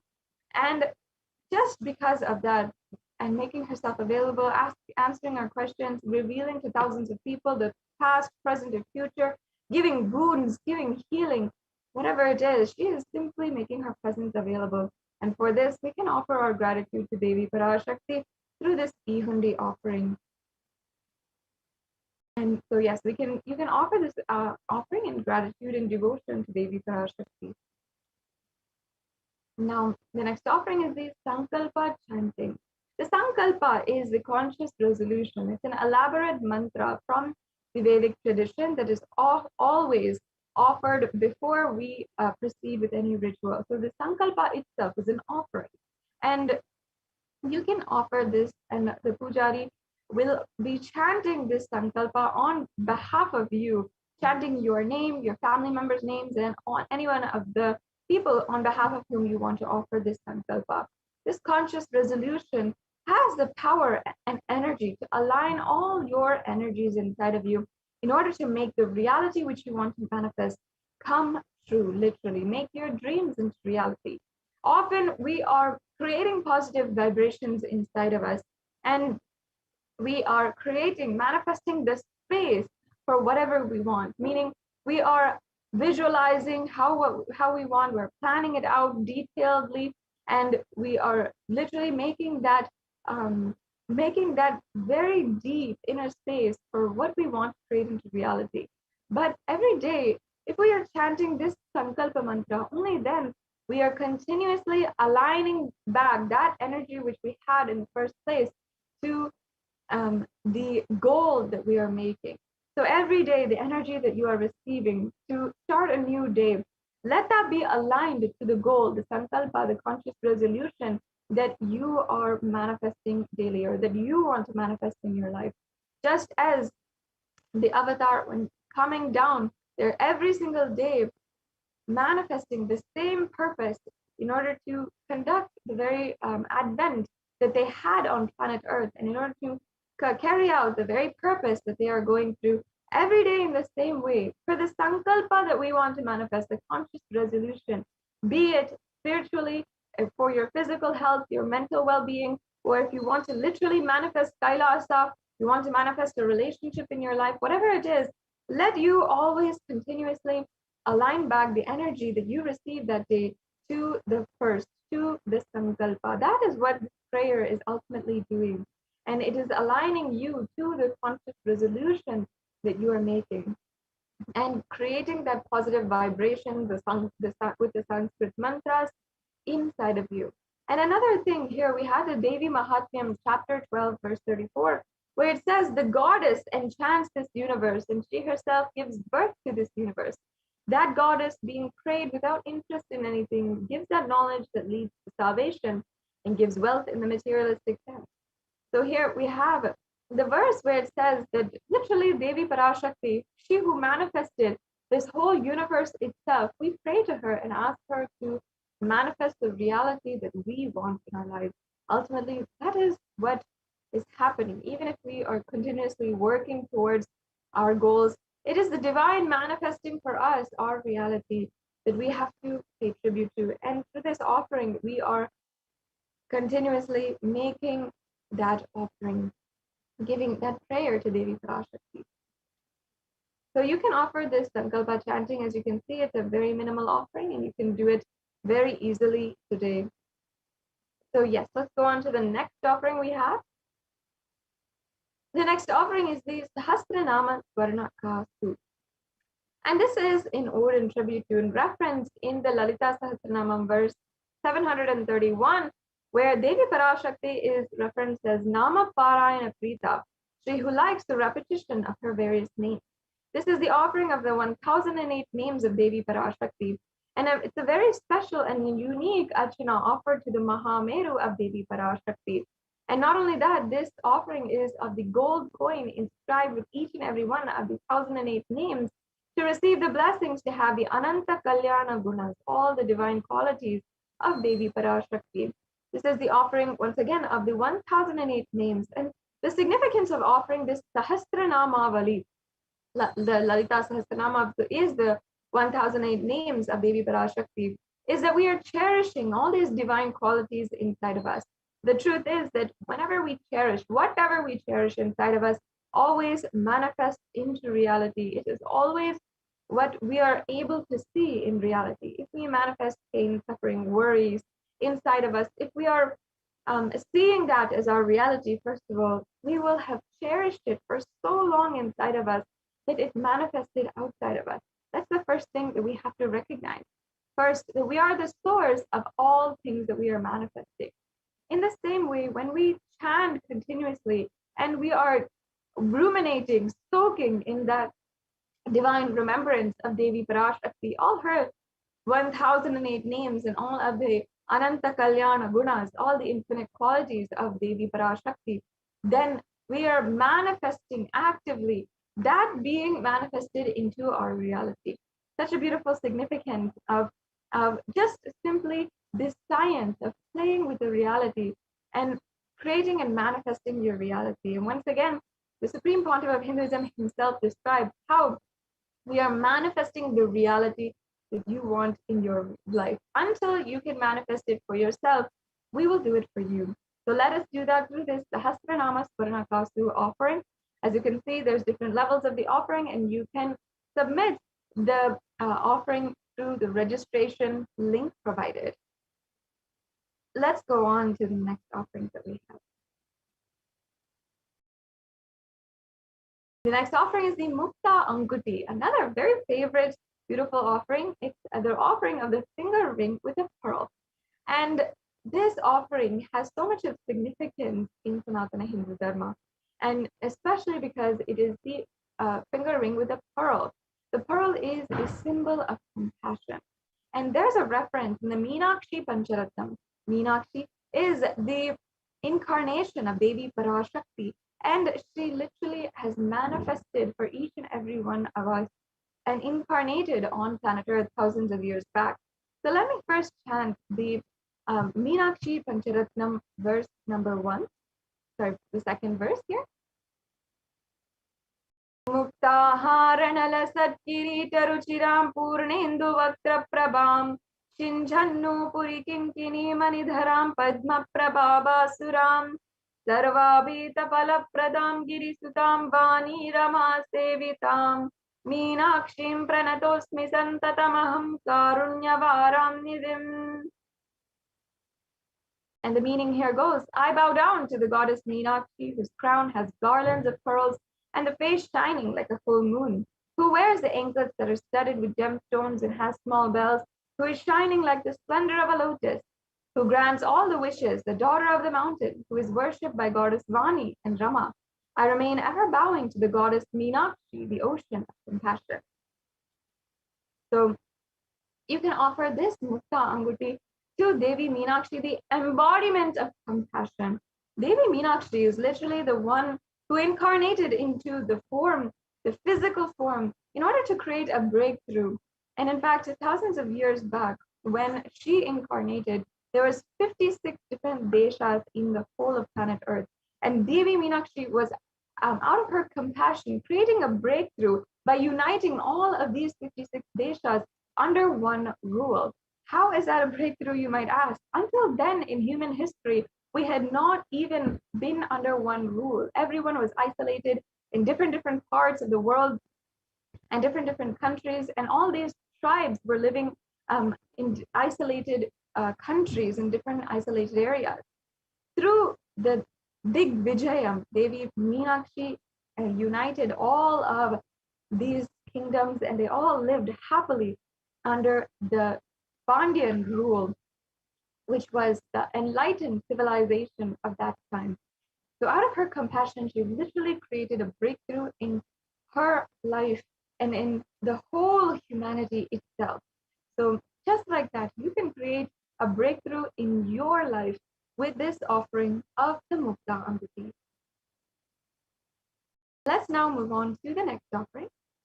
The next offering here is the Swarna Padma Pushpa, the golden lotus. In the Kamikagama, there's a beautiful verse where it describes that all of the Kailasa should be wound around with suitable thread and covered with new cloth. They should be adorned with a lotus flower made of gold. So as you can see in the worship of Paramashiva himself, which the Kamikagama is dedicated to, the lotus flower is a very esteemed offering. And we can go on to the next slide. There are hundreds of scriptural references for the lotus flower.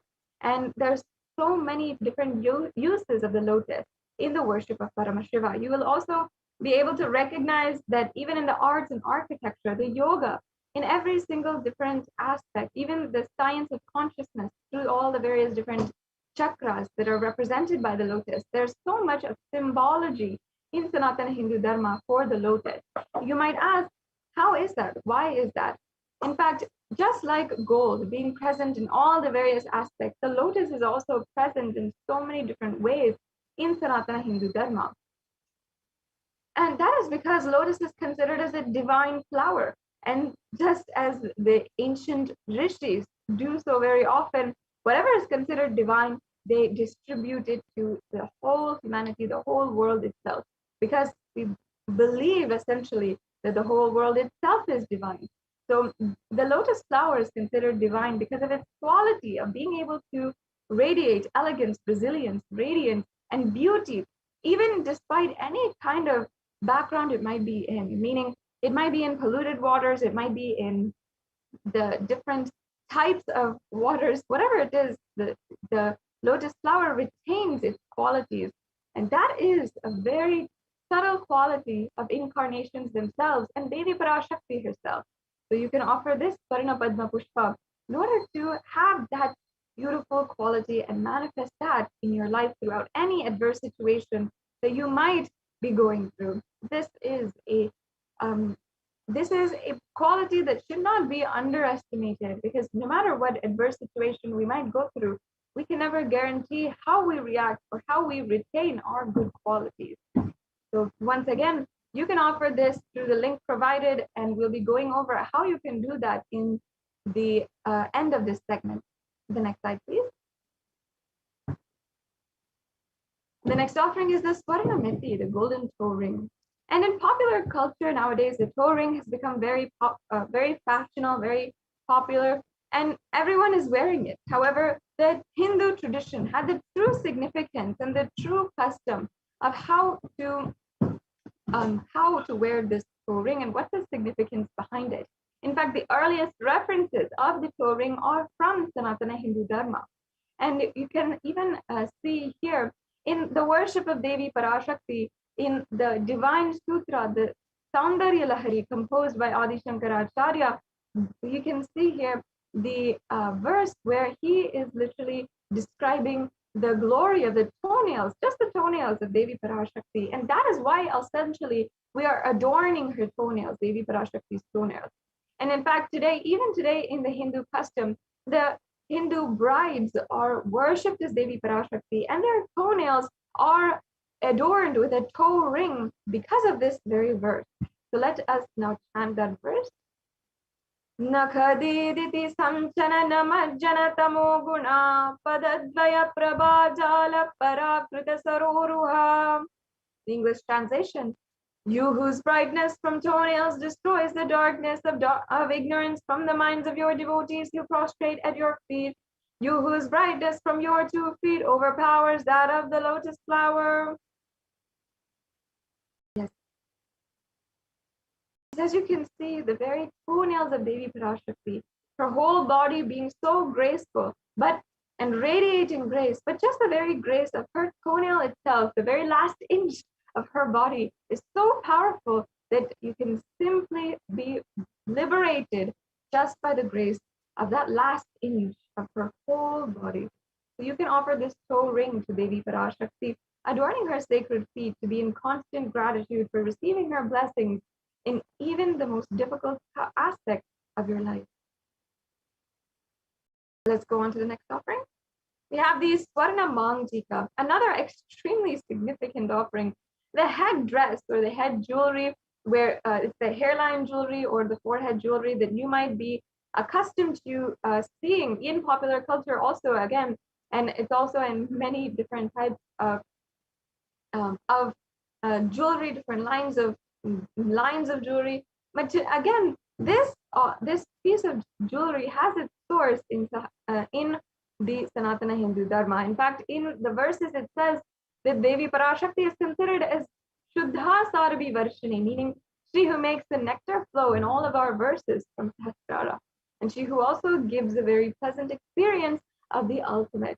And what is that nectar flowing represented by? Gold. Once again, the gold is literally the representation of the nectar which is flowing from the crown center and oozing down, and that is why the elaborate head dress is worn in Sanatana Hindu Dharma.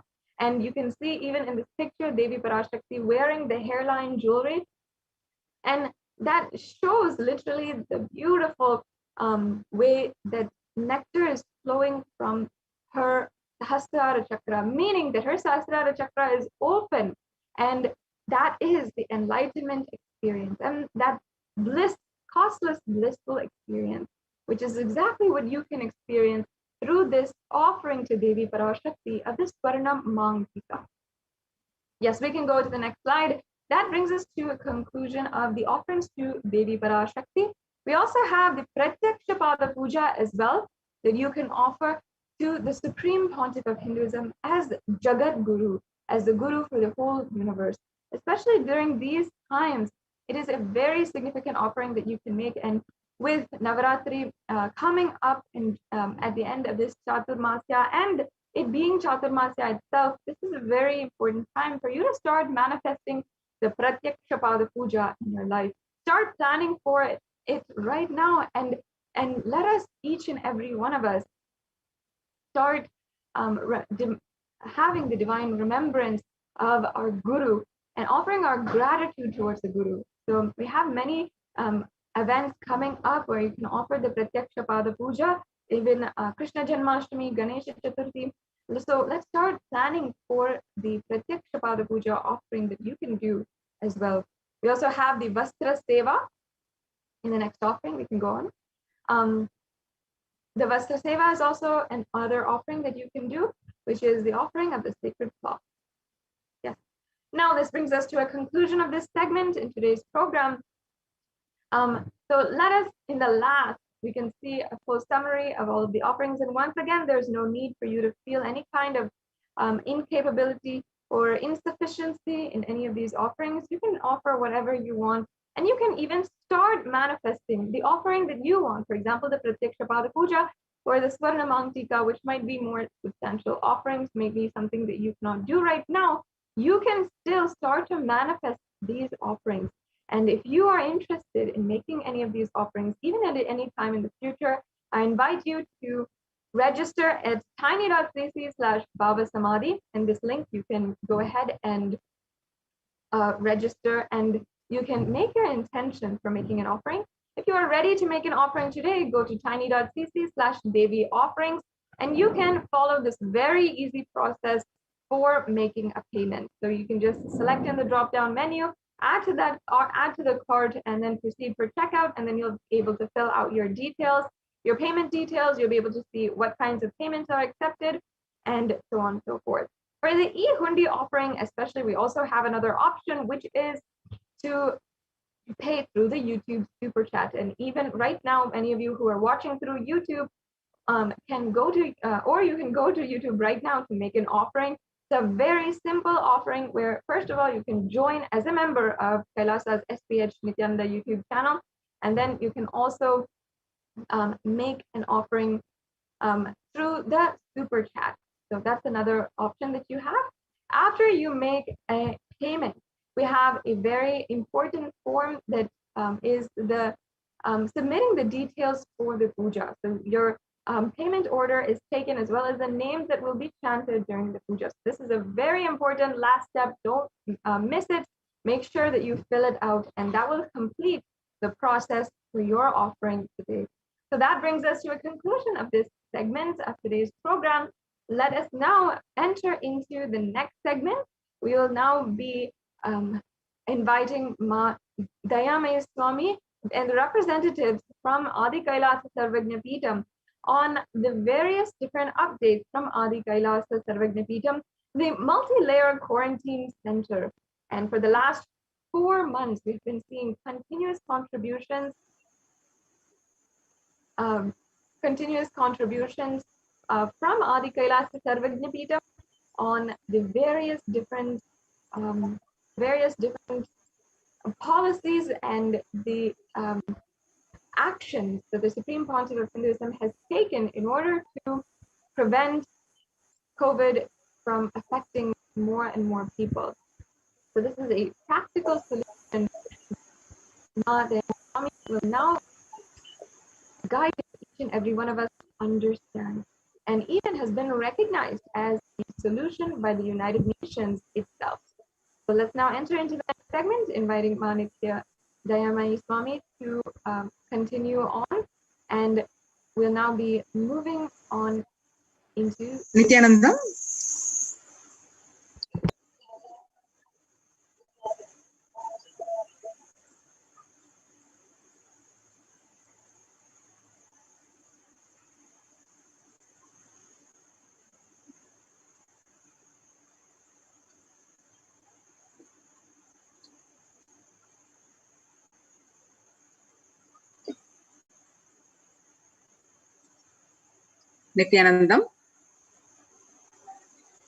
Nithyanandam, everyone. Thank you, Masada Shrupriya. So, welcome back to this session of the Adi Kailasa Ship.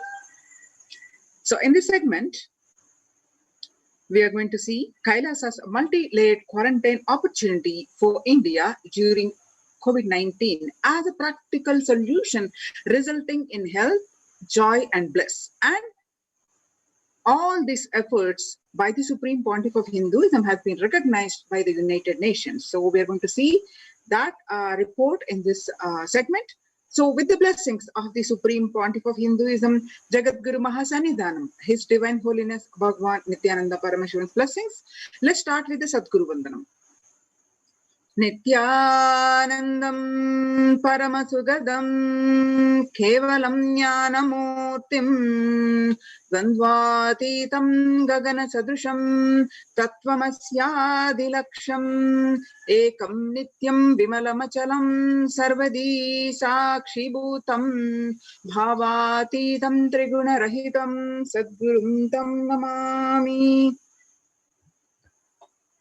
The Kailasa's Department of Enlightened Civilization present the segment. On 5th June, Devi Parashakti revealed about the mental health of the people, which is affecting across the world, across continents, which results in their anxiety levels and stress-related depression, especially in the young adults. And what Devi revealed and how the state of the world across the world reports and what Devi suggested to follow. And the Supreme Pontiff of Hinduism successfully implemented these in these Kailasa's de facto spiritual centers. Now let us see that. On 5th June 2021, Devi revealed that not only people dying in crores, financial and mental retardedness, you will also see minds getting collapsed. Freedom from all the suffering is the life of living enlightenment. First, prevent yourself from this deadly corona. O people, do the job of saving your life as the first priority. Listen properly, people. The only way to protect yourself from this overflowing cosmic pralaya and from the demonic people who search for destruction for themselves and for others because of pralaya, go to Adi Kailasa.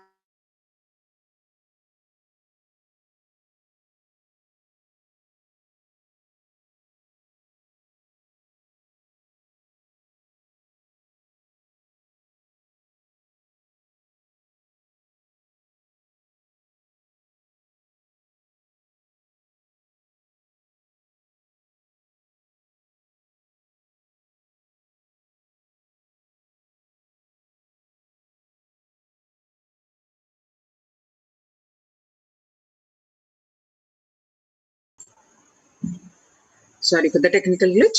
Yes. Save yourself from corona and death, economic crisis, and mental collapse that is formed because of corona. Save yourself and move towards living enlightenment. Move towards Paramashiva Paramparun, doing yoga and tapas. Doing seva to all the devotees of Paramashiva, live a good life. Just for that, I have opened the doors of Adi Kailasa for all those in the universe, not only human beings, as even siddhas, jnanis, and yogis have come and are doing penance in Adi Kailasa.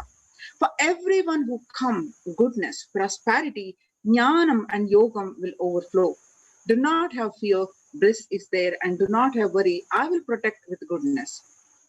Just for that, I have opened the doors of Adi Kailasa for all those in the universe, not only human beings, as even siddhas, jnanis, and yogis have come and are doing penance in Adi Kailasa.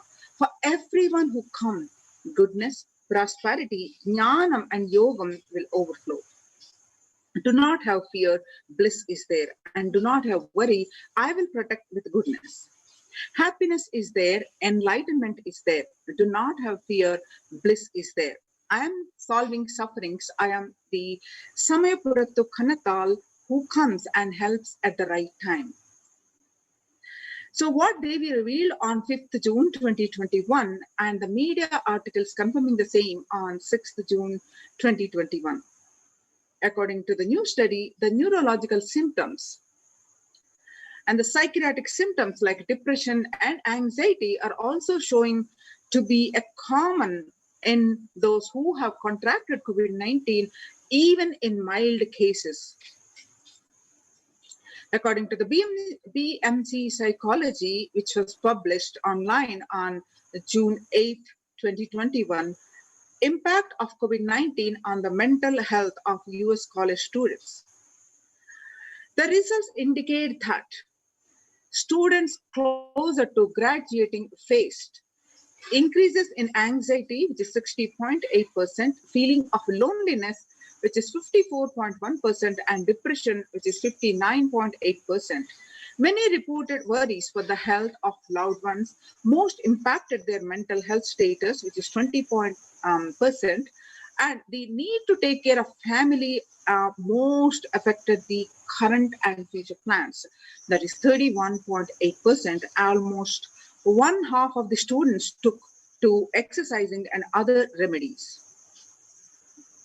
So what Devi revealed on 5th June 2021 and the research confirming the same on 10th June 2021. The rates of anxiety and depression among the college students continue to soar, researchers say. Researchers at Dartmouth College, who have tracked the moods and behaviors of 200 college students for 4-year study, they say stress levels are at their highest. According to the report by Lauren Lumpkin at Dartmouth College, the researchers began tracking about 217 students when they entered the school as a freshman in 2017 in the hopes of understanding how they behave. They have seen students' stress levels rise and fall, usually in tandem with midterm and final exams. But since onset of the coronavirus pandemic, rates of depression and anxiety have soared and have showed no signs of coming down, said the Andrew Campbell, a researcher and computer science professor. The psychology today, according to the coronavirus, the psychological trauma and PTSD event, how this pandemic will result in trauma responses. Much has been said that about the mental health crisis that is occurring related to the coronavirus pandemic. Much of this information has focused on all-consuming anxiety, panic, and fear that many are experiencing. While this is important and needs to be at the forefront of discussions, something that has not been discussed is the psychologically traumatic nature of what our nation and our world is experiencing. The increased prevalence of post-traumatic stress disorder, that is PTSD, is expected to emerge as a primary factor driving the growth of the global post-traumatic stress disorder. The therapeutics market over the period of assessment from 2019, what it used to be, and over the period of by 2027, expected to grow this market about 11.91%.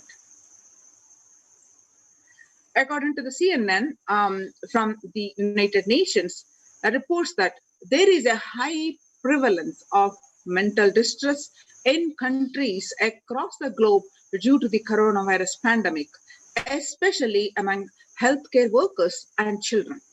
According to the United Nations and the World Health Organization, the impact of the pandemic on people's mental health is already extremely concerning.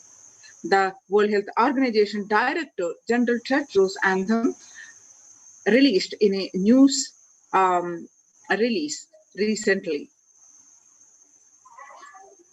It is now crystal clear that mental health needs must be treated as a core element of our response to and recovery from the COVID-19 pandemic, Tedros added to the CNN News.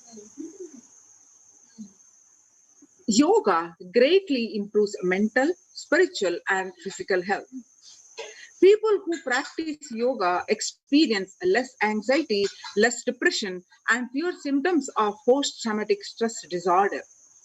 Yoga also improves well-being, including the increased gratitude, relatedness, acceptance, centeredness, empowerment and self-esteem, compassion, self-awareness, and hope.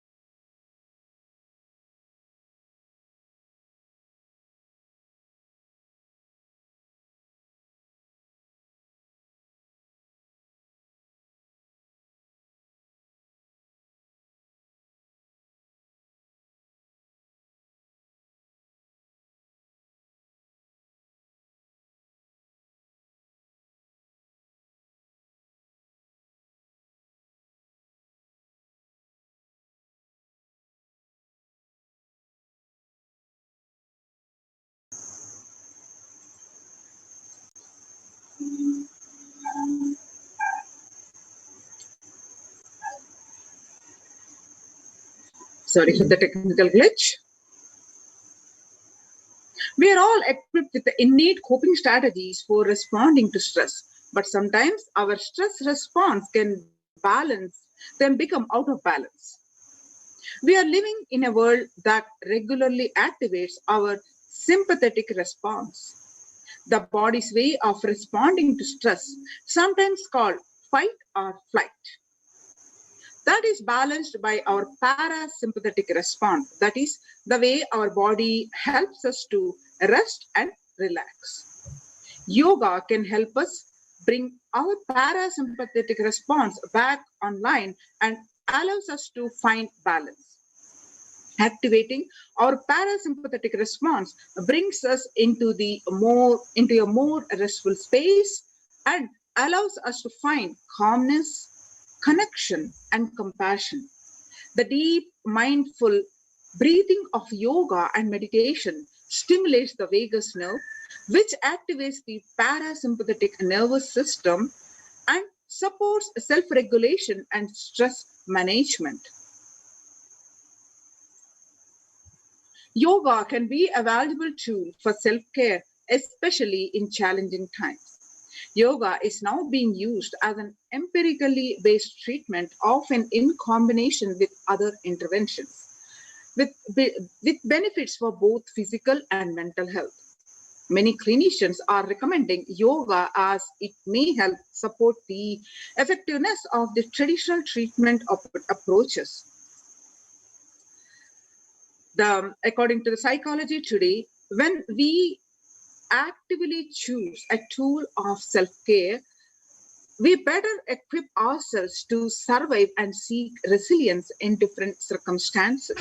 While it is but one tool, yoga offers the potential for connection and well-being, even in these challenging times.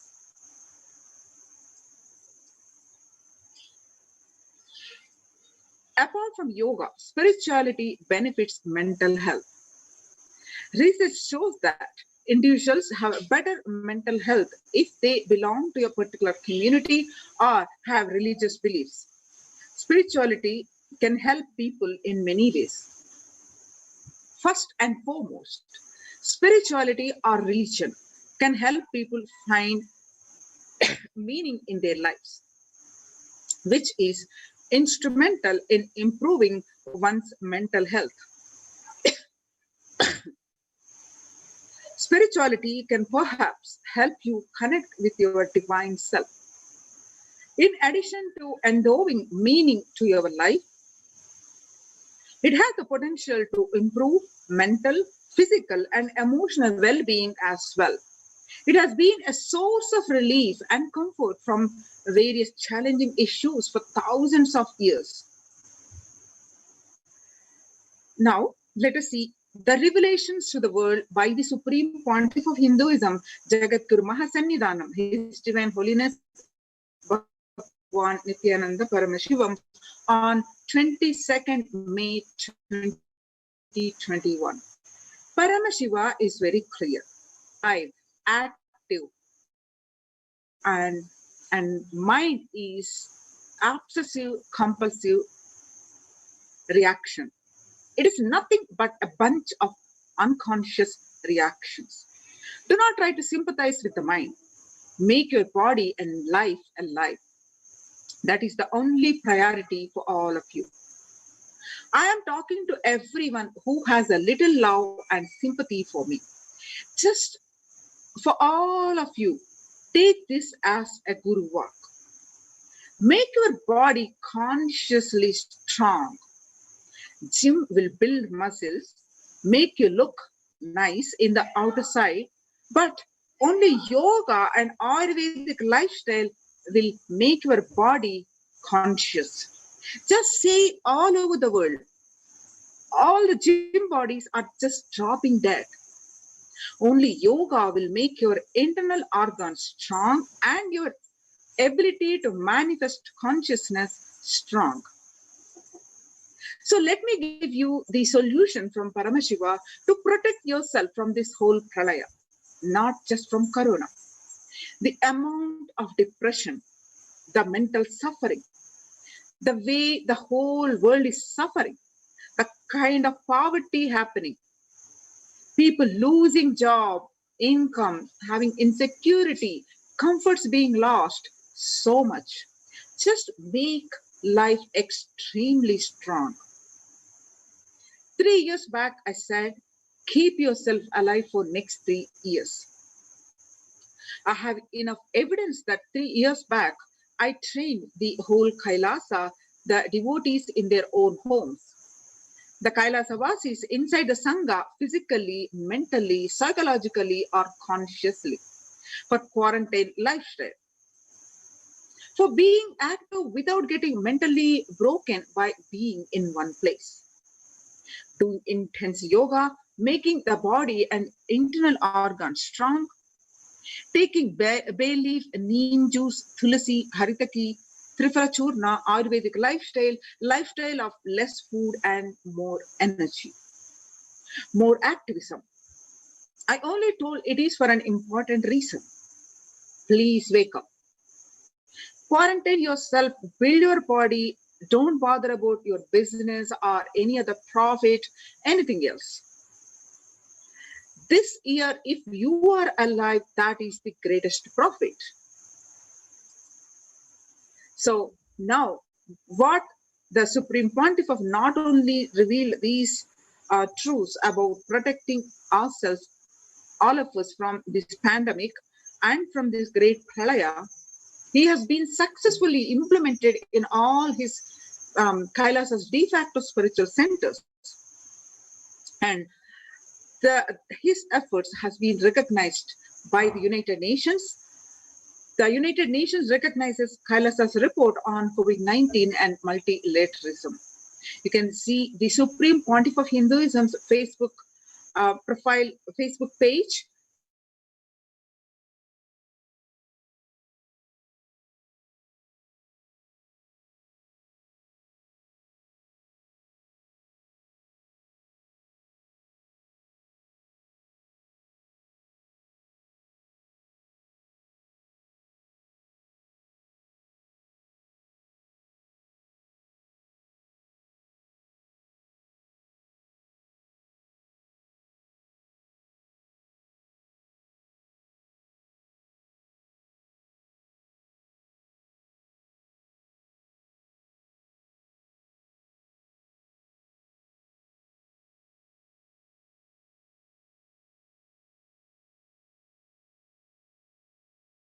Some more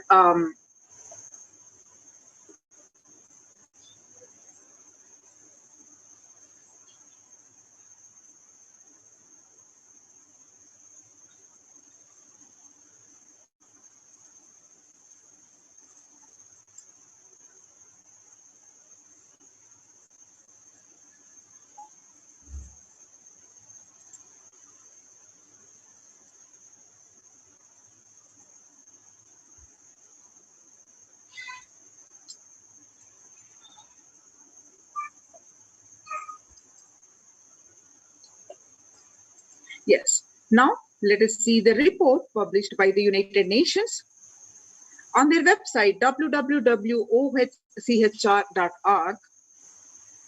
The globalization of disease has led the world to be only as resilient as the least resilient country and person, especially for highly contagious COVID-19, which has spread with scale and severity not seen since Spanish flu. The variants of the virus, such as the Delta, Delta plus, Epsilon, Gamma, continue to threaten even those vaccinated. Secondary diseases such as black fungus are targeting COVID patients and killing almost 1 in 2 persons in such cases. Human life is more precious and important than all economic principles or systems in totality, because all these concepts are legitimate only because of their utility value, which is to fundamentally make human life better. At least until this ongoing crisis ends, all economic policies related to money, banking, fixing prices of commodities, etc., need to be revised to make sure no human being suffers from hunger or the absence of required medical care. For this purpose, Kailasa has presented a detailed report on effective solution for COVID-19 through multilateralism that was published by the United Nations on their website www.ohchr.org.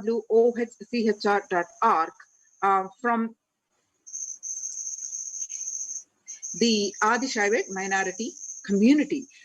So the earlier reports recognized by the United Nations are reports on the rights of indigenous women and girls, and the second report on the femicide.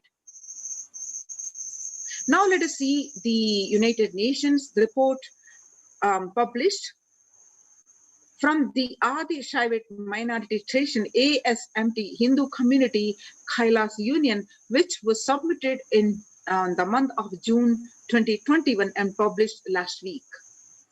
The detailed report, the key points presented as an introduction is, the first point is globalization of disease has led the world to be the only as resilient as the least resilient country and person, especially for highly contagious COVID-19, which has spread with a scale and severity not seen since Spanish flu.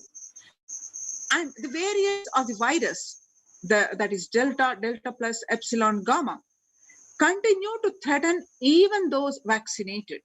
The secondary diseases such as black fungus are targeting COVID-19 patients and killing almost 1 in 2 persons in such cases. Second, distorted policy decisions and conflicting principles can lead to polarizations amongst nations and within, leading to various extremes such as the hoarding of vaccines in some places, the wastage of vaccines in others, and an unaddressed shortage of vaccines globally. Third, the pandemic has exposed the fragility of the global system. The disruption in the supply chain is especially worrisome for essential food supplies, which disproportionately affects the already most vulnerable even more. The fourth, lockdowns have brought the global economy into crisis, bringing recessions and worsening unemployment rates. The frequent lockdowns and the ongoing threat of famine, especially in countries where employment is predominantly informal, are exacerbating worries that starvation may cause more suffering than the virus itself. Far from the SDG 2, zero hunger, the number is now predicted to come close to 1 billion. You can see the supporting article which are projected on the screen. You can also see them, all these links you can read by these from the Supreme Pontiff of Hinduism's Facebook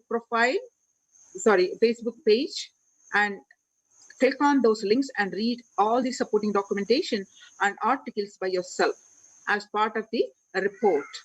Now, let us see the solutions which are presented and published and highly appreciated by the United Nations.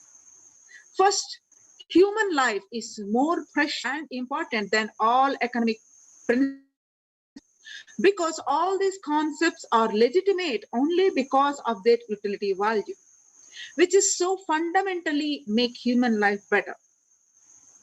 At least until this ongoing crisis ends,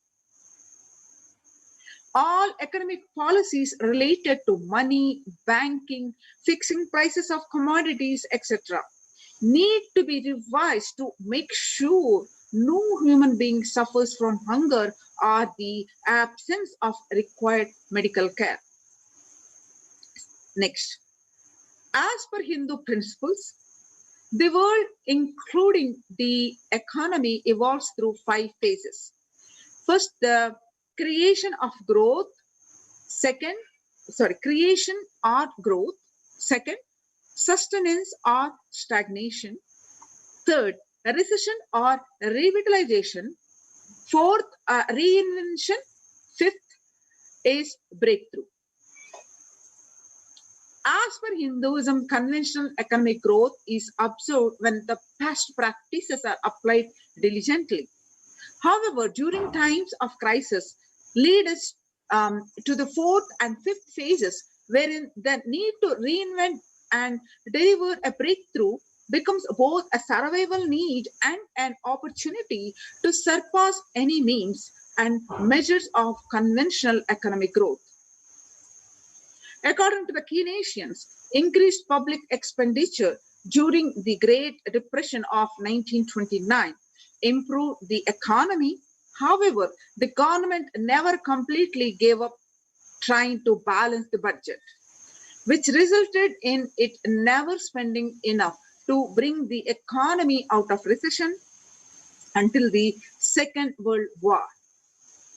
Similarly, the current crisis requires governments to temporarily discard trying to balance economic interests that compromise quarantine safety and put human life at risk, and rather reinvent their economic strategies and multilateral coordination for benefiting during the subsequent breakthrough period after the end of the crisis.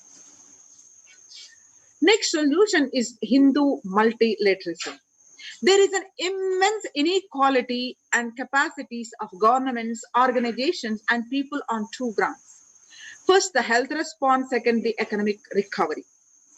Surviving the highly contagious COVID-19, where the world is only as resilient as the least resilient country and person, requires governments, organizations, and people to collectively address the crisis.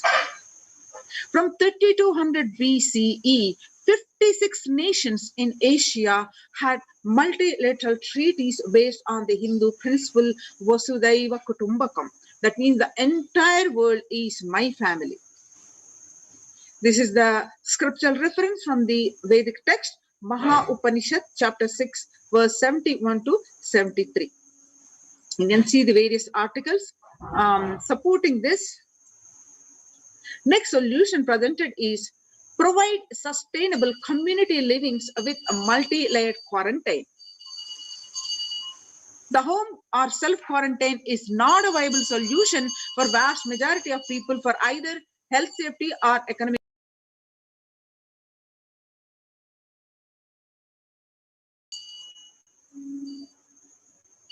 In Assam,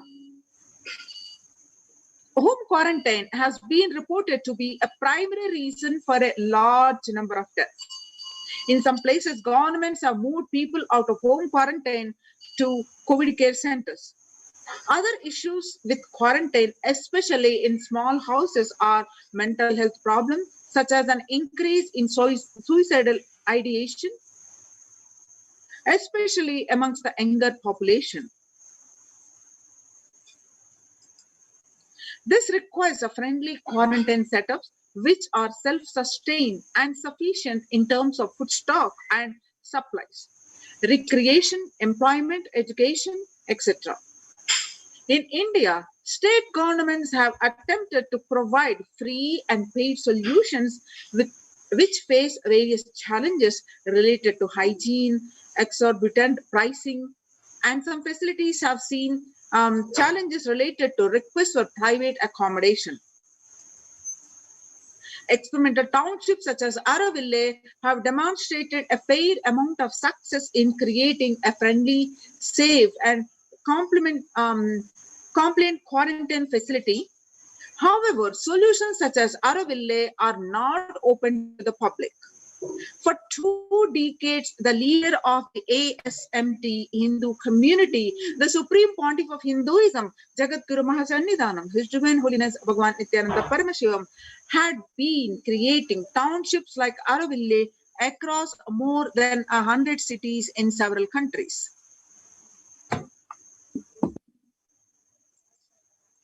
Most of these townships are such as the ASMT Monastery, India, Bangalore, have been open to offer multi-layered quarantine as a free public service with free food, accommodation, free internet to work from home, that is monastery.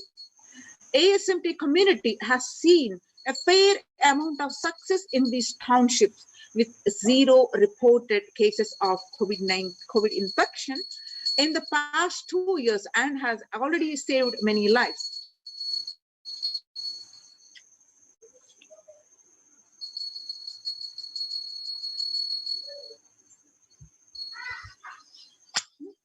The Supreme Pontiff of Hinduism, Nithyananda Paramashivam, has urged citizens worldwide, especially from regions severely affected by the pandemic, to protect themselves as the topmost priority to avail these free quarantine facilities that the community has created, especially as home quarantine has failed for many and is known to be a primary reason for a large number of deaths in many scenarios.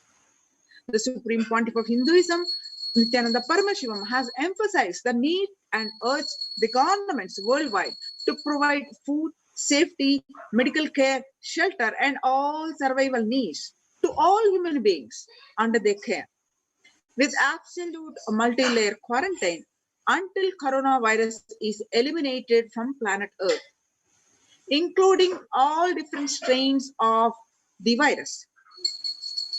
Now you can see the supporting articles here, which are part of the report. The next solution presented are educate citizens on individual pandemic. Unlike previous pandemics, the current era provides active, real-time and visual information about fatalities. Underreporting of this data may give false hope and make people reckless.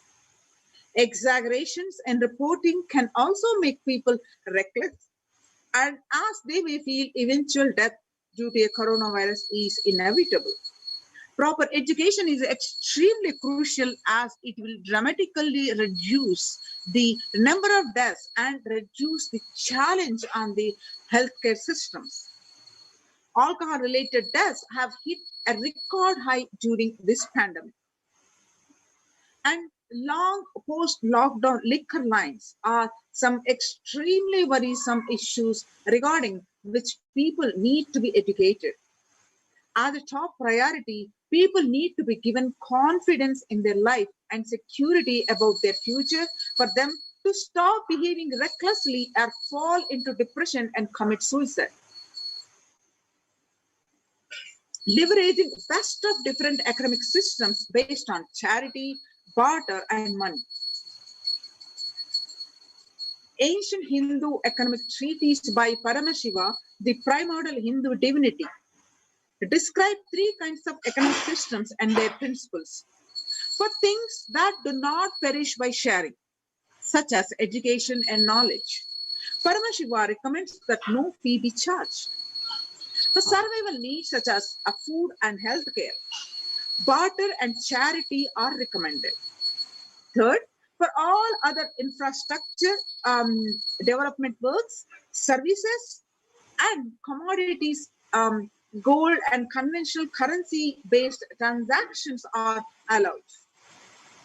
These systems are still in practice in the modern day, but grossly overlooked and not sufficiently studied with their close relation to mainstream economics. The World Health Organization and GISAID provided early access to data regarding the virus. There is an example of an open knowledge-based economic policy where critical data about the virus was not monetized. Similarly, South Korea helped USA access masks and testing kits. And there was a hope that this would lead to a reciprocal arrangement in terms of vaccines, which is like a barter-based model allowed in food and healthcare. Next solution presented was Hindu policies for food security. A highly effective concept for ensuring food security in ancient Hindu nations was that of food grain banks. These were prevalent until the 18th century. The elderly in the villages would start food grain banks, which with the seed capital of grains collected by fundraising. If any person met with a crisis such as a crop failure, the food grain banks would lend them grains in exchange for an interest. That is, compound interest was prohibited in grain banks. When the debtor was expected to return with the principal gain amount during the next harvest, the bank would expand its reserves of food grains based on interest earned and donations. At the time of severe crisis as famine, the entire village would be able to withdraw these grains. And if required, all such grain loans would be written off on humanitarian grounds. In Hindu temples, food is shared for free as a policy. This was the case in both ancient times and in the modern times. For 27 years, every month, Hindu ASMT community has served more than 3 million free organic meals in religious gatherings to everyone without discrimination, and has served over 1 billion free meals in total. Such private and public efforts are crucial to ease the threats of starvation, which is estimated to hit 1 billion people worldwide. The next solution presented are monitor global health. The crisis requires governments to take aggressive, proactive measures to monitoring health. The smartphone applications have been used by the governments that are based on health color code systems that categorize individuals into 3 color groups based on their health status and travel history, and then determine whether they need to be quarantined. You can see the supporting articles that are as part of the articles are projected here on the screen. Now, there were privacy-related concerns associated with these approaches. Some of these measures, such as agile daily reporting systems for accounting of newly suspected, diagnosed, asymptomatic cases, number of deaths, and generating area-wise statistics, have played an important role in proactively responding to curb the spread of the disease, and are being considered for implementation by various countries. You can see the supporting documentation here. The next solution presented by the ASMT community, the Kailasa Union, that traditional medicine. In Hinduism, nature and planet Earth are respected as the Divine Mother. That Divine Mother energy is capable of providing us with all our survival needs, that are food, medicines, etc. Through traditional medicines such as TCM and Ayurveda are effective in addressing COVID-related issues. And a few years ago, a Nobel Prize was awarded for scientific work based on traditional medicine. The mainstream Western medicine has chosen to characterize Ayurveda as pseudoscience and TCM as unscientific. Such demeaning of traditional medicine systems have led nations to consider taking a defensive unilateral decisions to protect their interest. Outright rejection of traditional medicine is not wise, and such policies should be revisited, especially as these medicinal systems are time-tested and have kept people healthy for several generations. Kailasa Union recommends governments worldwide provide solutions like Kailasa's Hindu medicinal care, which includes complimentary free of charge services such as Ayurveda, yoga, Siddha, Western medicines, and multi-layered quarantine for complementing their ongoing public health efforts. You can see the supporting documentation here.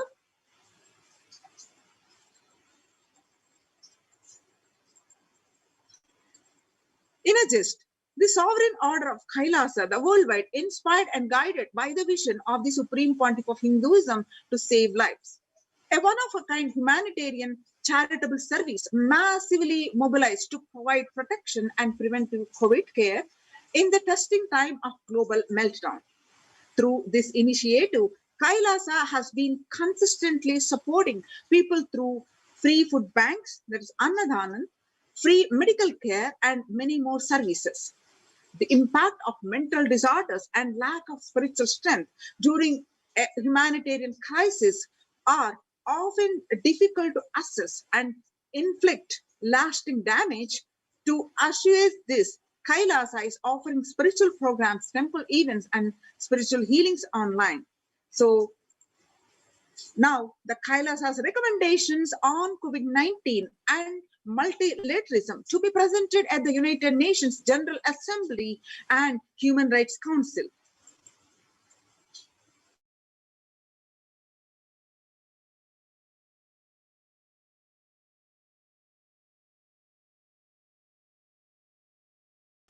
Now with this, let's listen to after a very short break.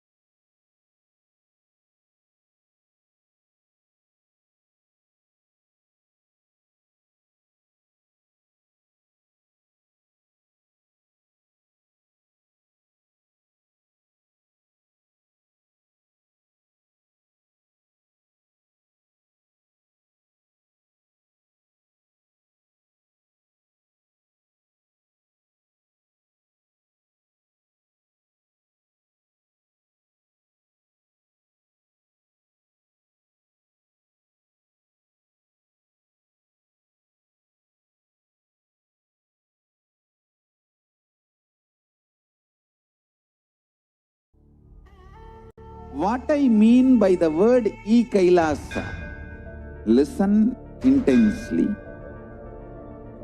Enlightenment ecosystem, literally enlightenment itself, in your own home, wherever you are. If you cannot come to Kailasa, it's okay. Kailasa can come to you. Kailasa coming to you is Kailasa.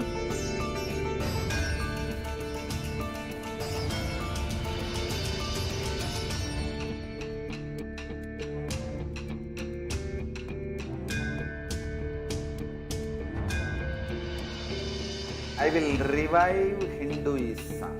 I am a Hindu revivalist, not by any revolution, but by evolution.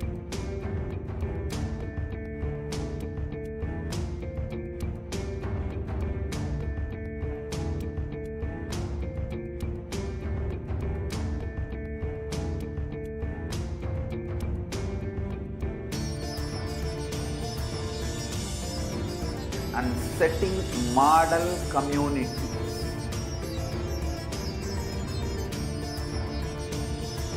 Kailasas, enlightenment ecosystems, Sarvanya Pitas all over the world.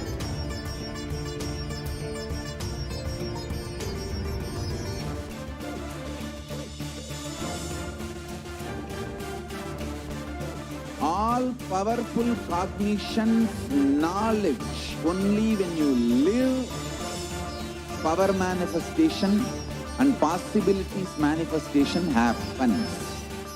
It's a fundamental truth.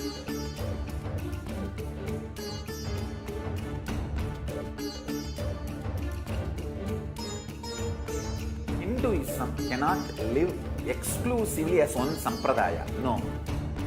All sampradayas of Hinduism is an ecosystem.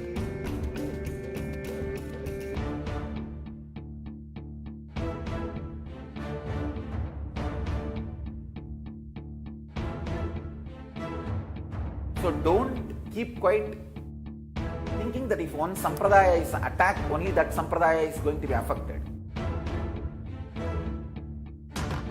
All of us are ecosystem.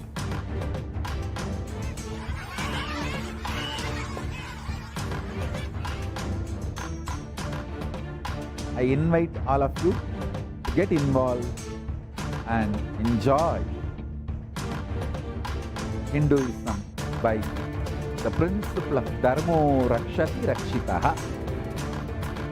When you protect dharma, dharma protects you.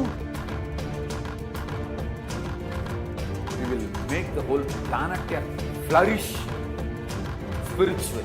The spiritual prosperity will happen to the whole planet. We all have to coexist together.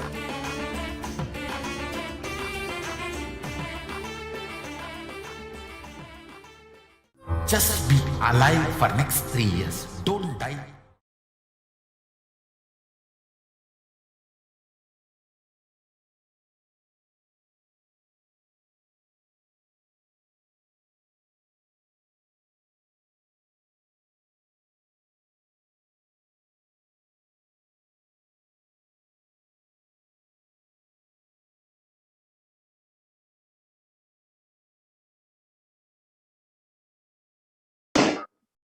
Yes. Nithyanandam, everybody. We are here to share one of the momentous miracles that we all experienced in Adi Kailasa Nithyananda Paramashivam. Just yesterday, early in the morning, the COVID Care Protection Center participants have experienced one of the greatest miracles that they can ever expect in this shakedown. Time and again, Devi Parashakti has revealed in many of her readings, Devi Parashakti readings, that the Adi Kailasa Nithyananda Paramashivam is the kshetra that was built by the hard work and the breathing space of the living incarnation of Paramashivoham, the Supreme Pontiff of Hinduism, Jagadguru Mahasanidhanam, His Divine Holiness Swamiji.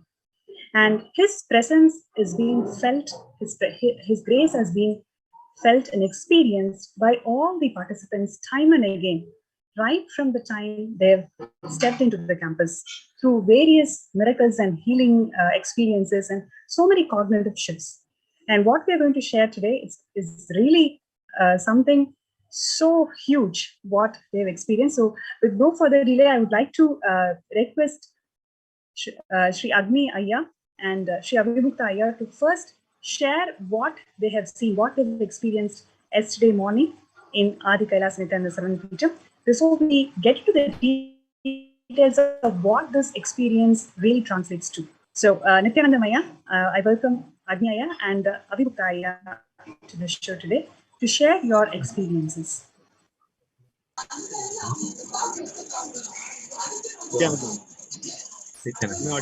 Yeah, thank you. Yeah, thank you very much, Ma. So I think it's really a very exciting news that give us an opportunity to share this in the live and for NTV viewers. And yeah, the first thing is I wanted to just give a brief of what has actually happened yesterday, and then probably I will share how exactly the miracle that we are really experiencing.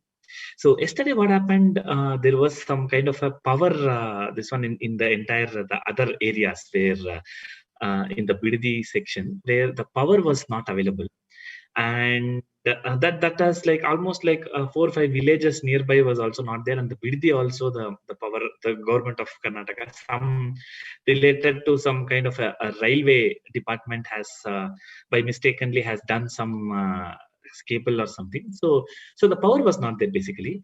So what happened was we were doing actually running especially to get the food, and also we were all doing a lot of different areas where in the welcome center there was a completely power was cut down.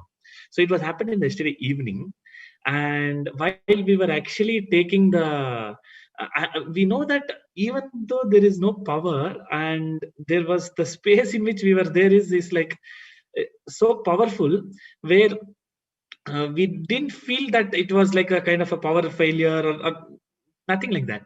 And even while waiting, and there was also heavy rains actually, and while we are actually taking the food, I think maybe Avimukta Ayya can also explain. So we literally saw Swamiji Darshan. Actually, when Avimukta Ayya took a picture, and we can see Swamiji standing right in front of the welcome center where his Paduka was there. and that was actually a kind of a big uh, joy. I would say it was kind of maybe I can share that screen, and then maybe Abhimukta would like to add some more details probably. Yeah. So you can see here. Yeah. So this is actually yeah. So what? Just I will give you the little context of it. Of course, there is no power and heavy rain, and we have to do the food distribution. So food has come here, and there is a verification place where we sit up and distribute the food and all. So Agniya was, putting all the raincoats and just going out. So I was with one or two people in the welcome center. I think the place currently where I'm sitting. So if possible, I'll try to, put a camera there. From which angle I have taken this photo. I don't know whether you could be able to see that or not. Yeah, it's in the zoom. Yeah, more or less it's the same place. So this is the place I was sitting, and it's a complete darkness.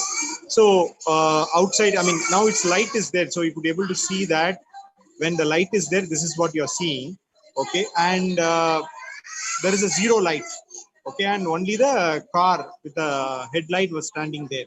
I mean, just it was there. So just I have taken this photo for somebody was asking a question in WhatsApp that what's happening, or is there a current is there in welcome center or not. So as a funnily, I just say we are in a complete darkness. That's what I intend to say. I just clicked this photograph and posted in the group. Honestly speaking, till someone identified this all there, even I have not seen the picture because I was in a complete dark. I just took this photo and put it. Then we were doing the work, and then today morning, of course, then due to the long power cut, our mobile phone was not charged and all. We had little here and there an issue. Then once the current comes and people started seeing this picture with a little more deeper look, we were amazed. Okay, to just put the incident in the context, this has already happened. We all know that in Tirusulam, this is the way Swamiji has made this kind of an appearance. And apart from this appearance, all these masters, like for example, if you take Yogananda, his Guru Lagari Maharshi has done so many times this kind of an appearance for him. And we have seen this in some of the 9 March stories also, how Shiva has appeared and all these things we know. But Adi Kailash is a place, Swamiji is a person who always not only say Hinduism is real, and he keeps just giving this kind of an incident to make us, give the, I won't say a spiritual shock. Yes, it's a mild shock, so that we come to the more clarity and reality that yes, Hinduism is real and this kind of things are real. Just if you could be able to see the photograph, and if you enlarge it, you see. So morning after this photograph come, we were just thinking in a many ways. So I was sitting in the same place and trying to see whether I can replicate it without light, and so many, normal logical flow we were trying to interrupt. Trust me, nothing is possible. I mean, none of the way. I mean, this whole, just a car and dark, nothing was there in the backside. So if you could be able to enlarge the picture and see, you will see the Vishwarupa of Swamiji. Okay, complete a Vishwarupa of Swamiji with a huge figure and completely grounded there. I think you want to see that. Yeah, so that's the thing. I mean, to show that we are in the darkness, so Swamiji want to give a message, hey, whether you are in dark or light, I'm there. So that's a message I'm getting it. It's so beautiful. And it's reinforcing that Swamiji is there. Wherever we are there, Swamiji is there. That's what the message. Yeah, and just adding to one more point, Lataya, so adding to this point, so even when Swamiji was also talking about somebody was also like asking, if you see the turban shape, it's exactly like you can see how nicely Swamiji is standing and giving a blessing, right? And one more point is, this is exactly the place where Swamiji Paduka is there near the welcome center.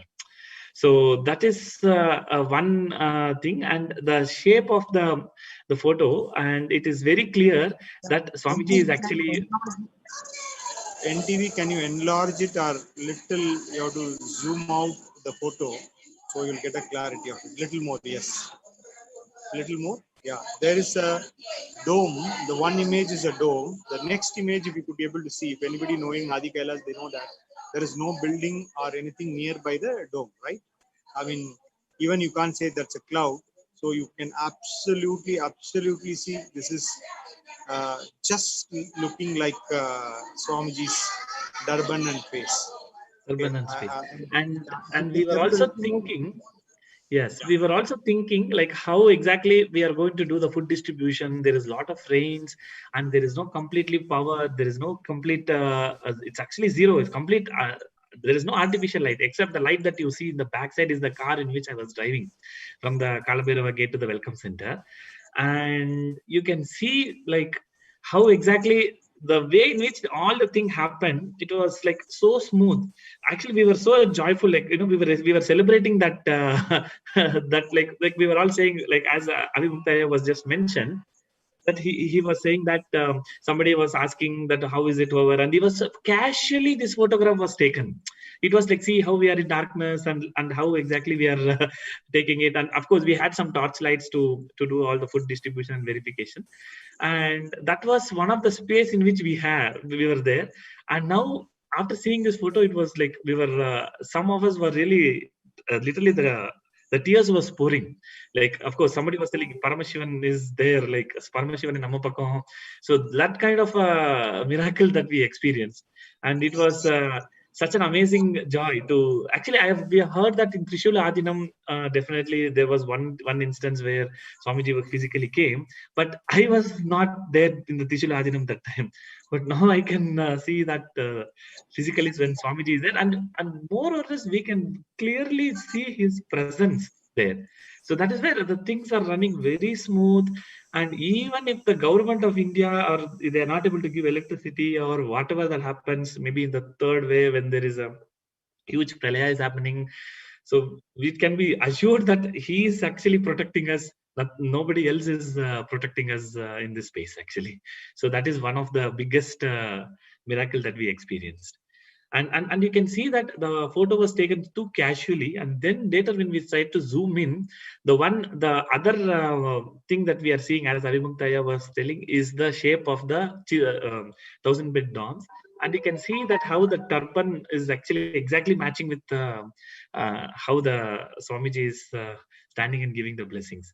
And it's really such a joy to see and experience that. Actually, it's one thing is the space in which we were holding, right? So the space in which we were working, I was calling Avimuktaya, and a few more volunteers was also there. And the space itself is such a joy. And on top of which, we see Swamiji's photo, and then Swamiji's darshan like this, and that's adding to further more joy actually. Yeah. Yeah. So when there is no power, you have all the reason to get powerless.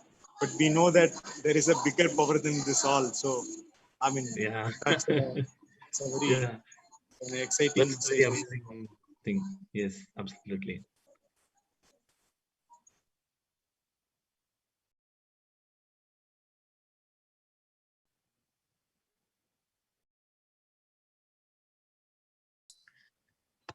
Nithyanandam, I would like to share with the viewers.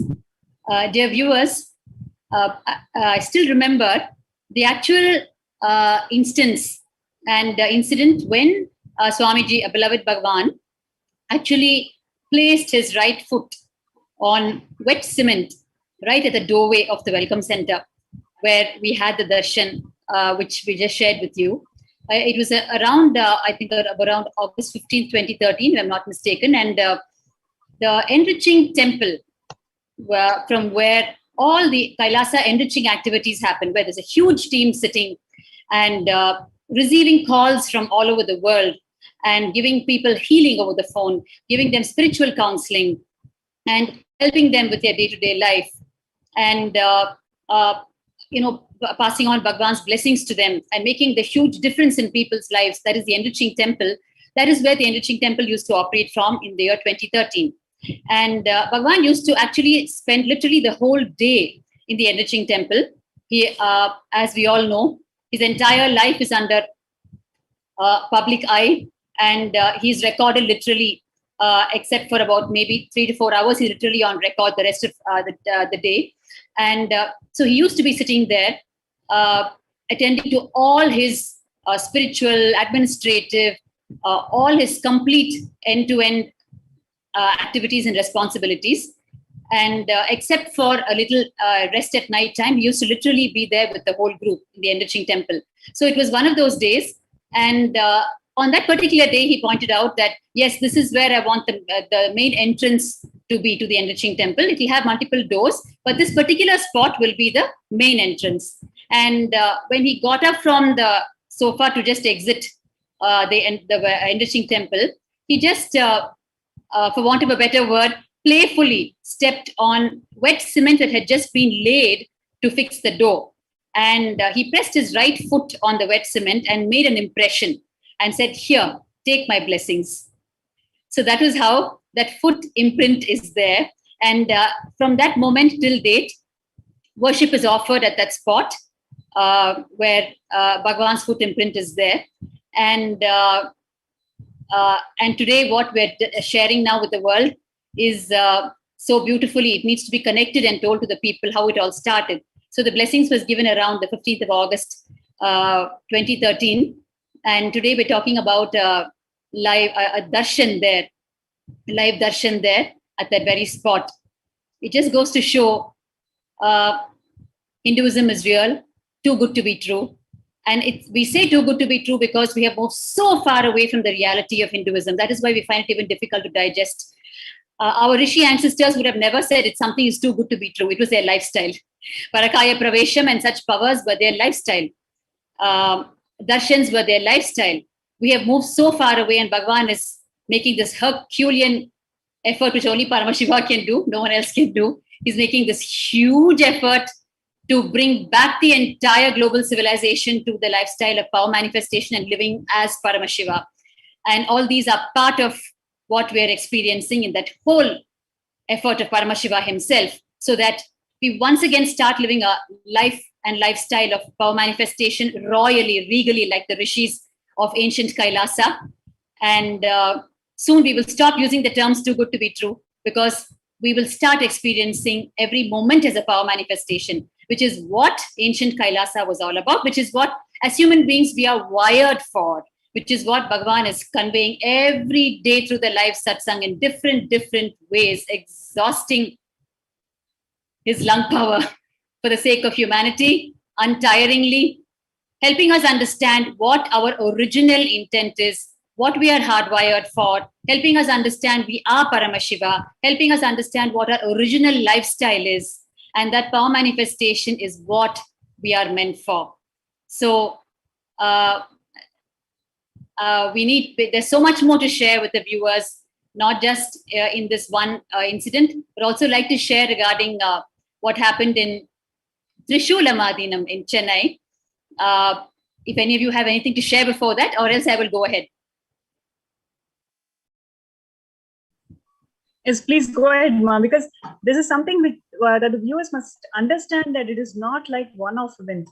The Supreme Pontiff of Hinduism has been raising the devotees like this in multiple occasions, and one such occasion is what Ma Bhaktika Swami is going to reveal, that it had happened in Trishulamadinam.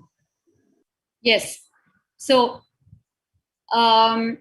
this happened, what we just now shared happened just barely, 24 hours back. And what I'm going to share with you now, where Bhagwan appeared probably for the first time, yes, because Trishulamadinam is called the Pratyaksha Darshana Kshetram.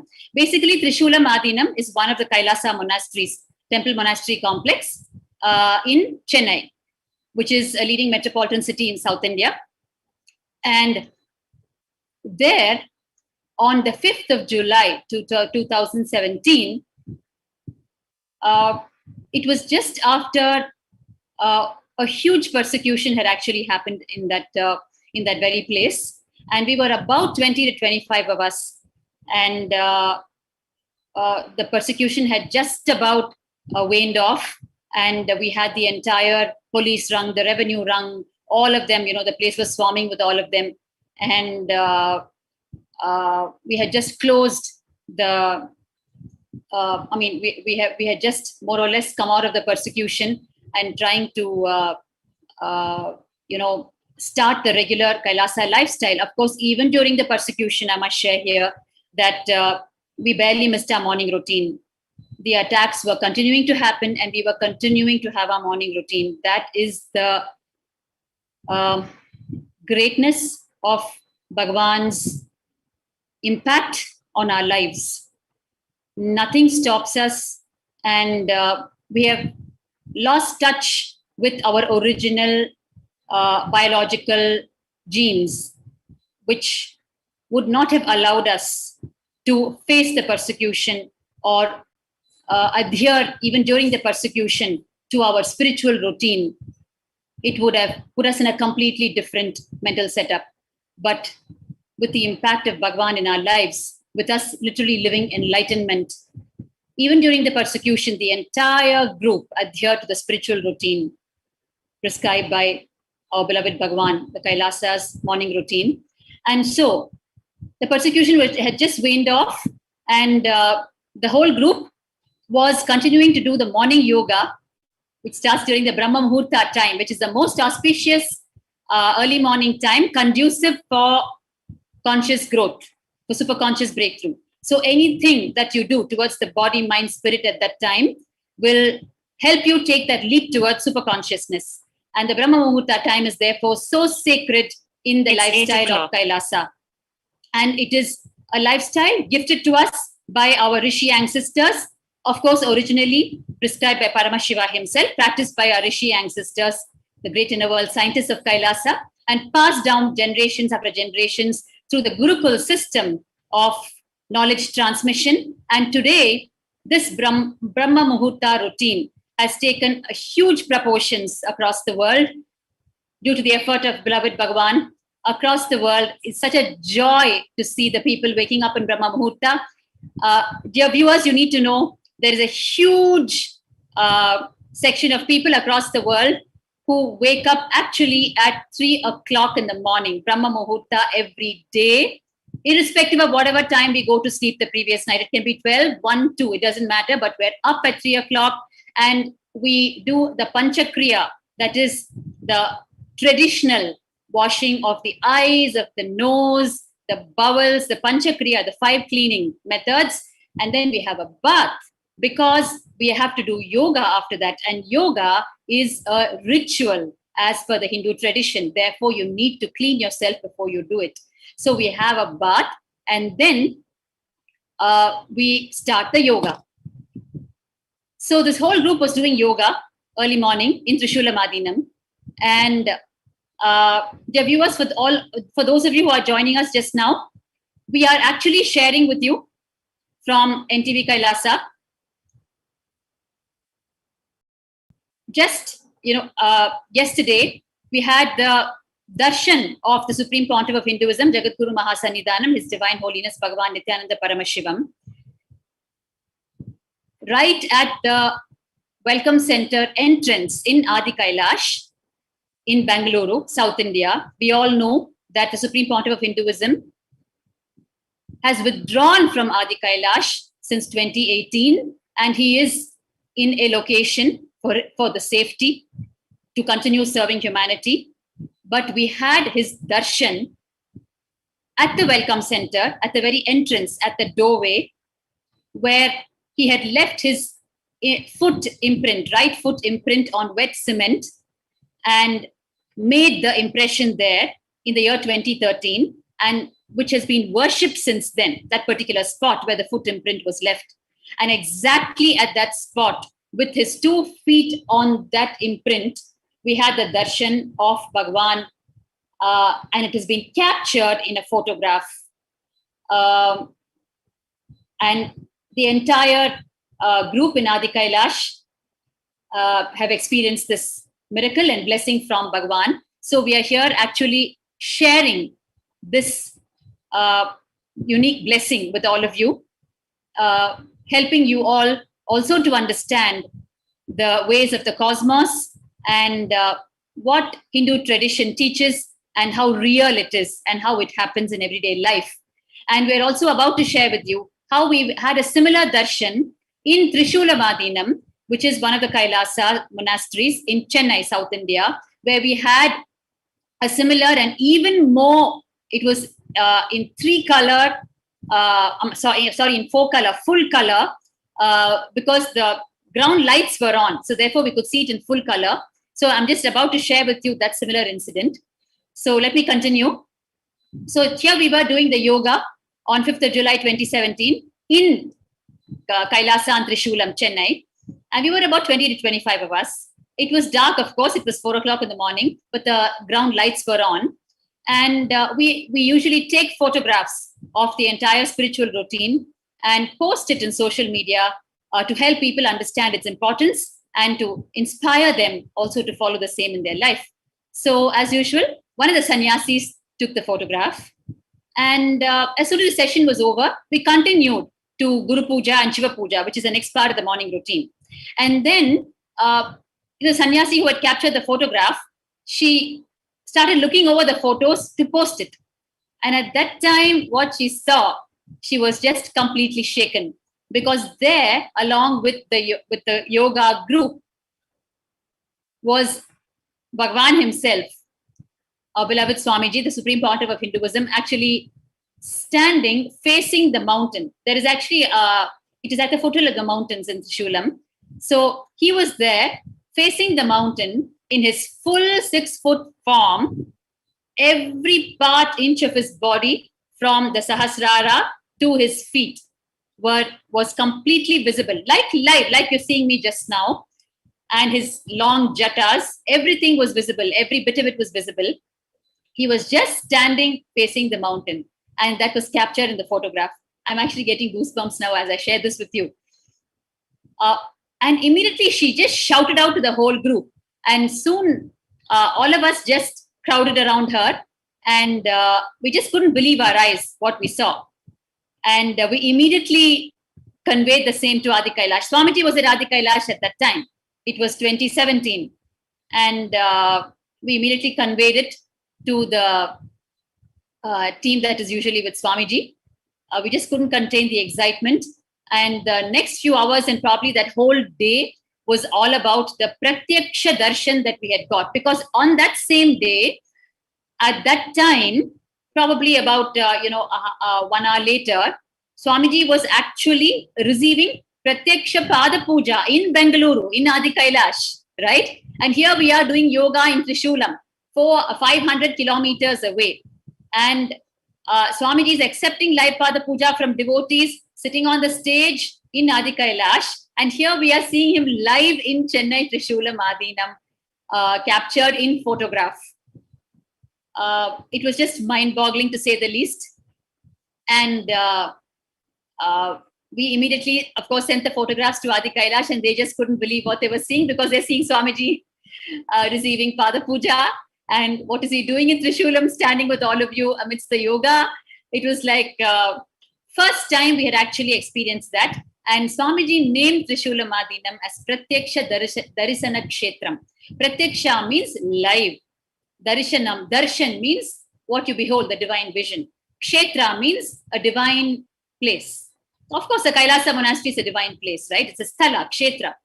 So Pratyaksha Darsana Kshetram means the kshetra, the divine place where the live darshan happened.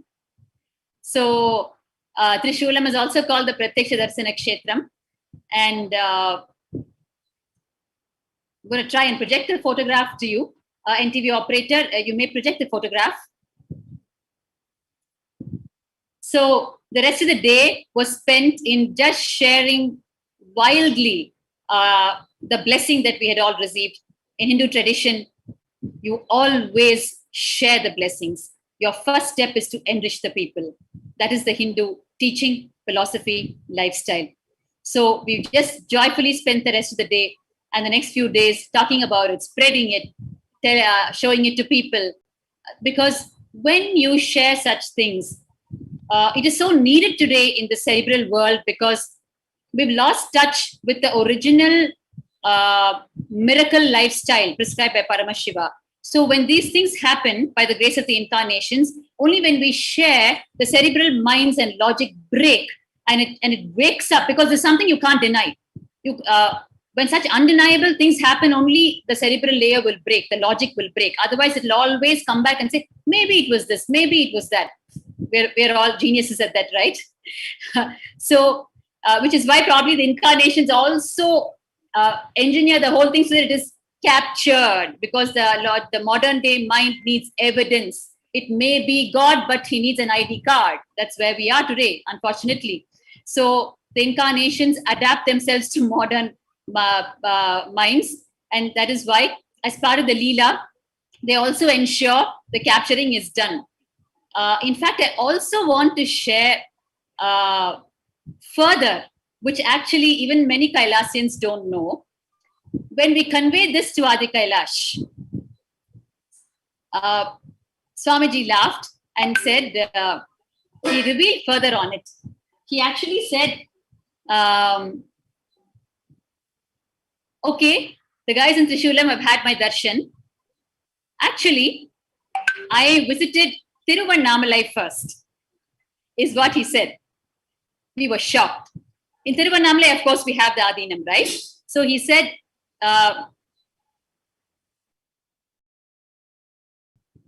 sorry, there's a slight technical. Yes. So he said, I visited Tiruvannamalai first. And then we called the Tiruvannamalai Kailasians and asked them what was happening. Of course, this was later, not on the same day, probably the next day. He said, I visited Tiruvannamalai, but those guys missed it. So we didn't know what was happening. We asked them what exactly happened on the same day. So they said, actually, we got a call to take photographs of the campus and report to Adi Kailash. Actually, in Trishulam, we had not got any instruction. We did. We took the early morning yoga session like we do every day, right? We had not got any special instructions. We were up and about, and the group was so integrated to the morning yoga. Must mention that here, despite the persecution. Whereas in Tiruvannamalai, apparently, the small group that was there, they said we received a call, and they said, take photographs of the campus and please report to Adi Kailash. And so we all spread around the campus and we took some photographs. And two of us went to the banyan tree area. We all know the banyan tree is the energy hub of all Kailasas, which is Paramashiva himself in the Kalpavriksha form. That is the boon-giving banyan tree form, right? And all banyan tree saplings in all Kailasas are saplings taken from the main banyan tree in Adi Kailasa, planted by Paramashiva himself, right? All right, so coming back. So we also went to the banyan tree area, but when we went there, these guys were explaining to us from Tiruvannamalai. When we went there, it was still dark and there was a kind of a rustle noise. And we got a little afraid. So it was two of us who went there. Two female sannyasis have gone there. We got a little afraid. So we just thought, okay, let's skip it. Let's photograph the other areas. And then we just took a spot decision and hurried away from the banyan tree area. Then we knew what had happened. Had they gone to the banyan tree area, they would have had the darshan in Tiruvannamalai also. Because the only word Bhagavan told the team who conveyed this to him was, he laughed and said, okay, so the guys have had darshan in Trishulam, the guys in Tiruvannamalai missed. So when we asked them and we put the jigsaw together, we understood that fear pattern, what to do. They went away and actually missed the darshan. Otherwise, they would have been the first to report and Trishulam would have been the second to report. But Trishulam had the divine blessing to receive the divine name, Pratyaksha Darshana Kshetram. Now you're going to see visuals of what happened in Trishulam. And please be informed. July 5th, 2017 marks as a historical day by yet one another of the countless Leelas, divine plays of the avatar His Holiness Paramahamsa Nithyananda. Paramahamsa Nithyananda appears in two places at once, giving darshan to Nithyananda Peetham, Trishulam Adinam, Chennai. In the early hours of Brahma Muhurta at 4 a.m. on the 5th of July, Nithyananda Peetham in Trishulam Adinam was up and alive, taking part in their morning spiritual routine of performing Nithyananda Yoga. This picture was taken at around 4:05 a.m. by a sannyasi in Trishulam Adinam to record the attendance for the morning yoga session. Little did she know that in the attendance was none other than Paramahamsa Nithyananda himself. It was after the image was captured that the form of His Holiness was noticed in the picture. It is undeniably his physical form, as evidenced by the shadow appearing in front of him. Also, pictured is an image taken of Paramahamsa Nithyananda at Bengaluru Adinam on the night of about 10:30 p.m. where he was giving darshan to the participants of the 43rd Inner Awakening, and at 6 a.m. on 4th of July during Pratyaksha Pada Puja where he was physically present. This event was broadcasted live on Nithyananda TV and via two-way video conferencing witnessed by thousands worldwide. There are eyewitness records of people around His Holiness as he was getting ready for the Pratyaksha Pada Puja in Bengaluru Adinam on the morning of 4th of July. The city of Bengaluru is about 340 kilometers away from Trishulam, Chennai, thus ruling out even the possibility for a flight taken. The form of His Holiness in the picture has the same attire and form as he had yesterday evening on the 3rd of July as he initiated his disciples into Vishesha Diksha.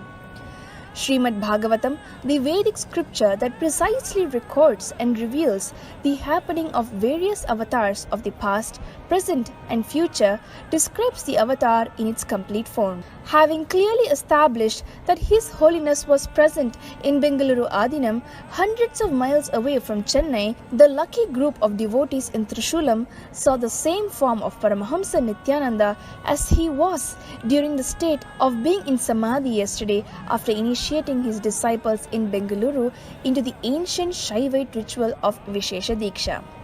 His Holiness Paramahamsa Nithyananda is seen adorning the sacred kavi cloth given to him by his Paramaguru Arunagiri Yogishwara, who is an incarnation of Sadashiva himself in Tiruvannamalai, Arunachala. Swamiji has blessed that huge positive explosion is going to happen in Trishulam.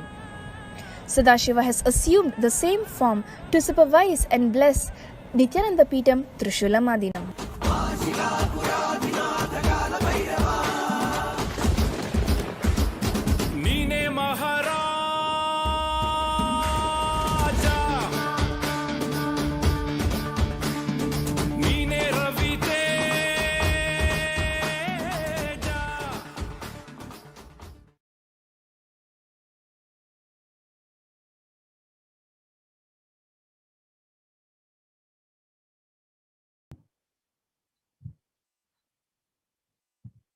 Yes. Am I audible?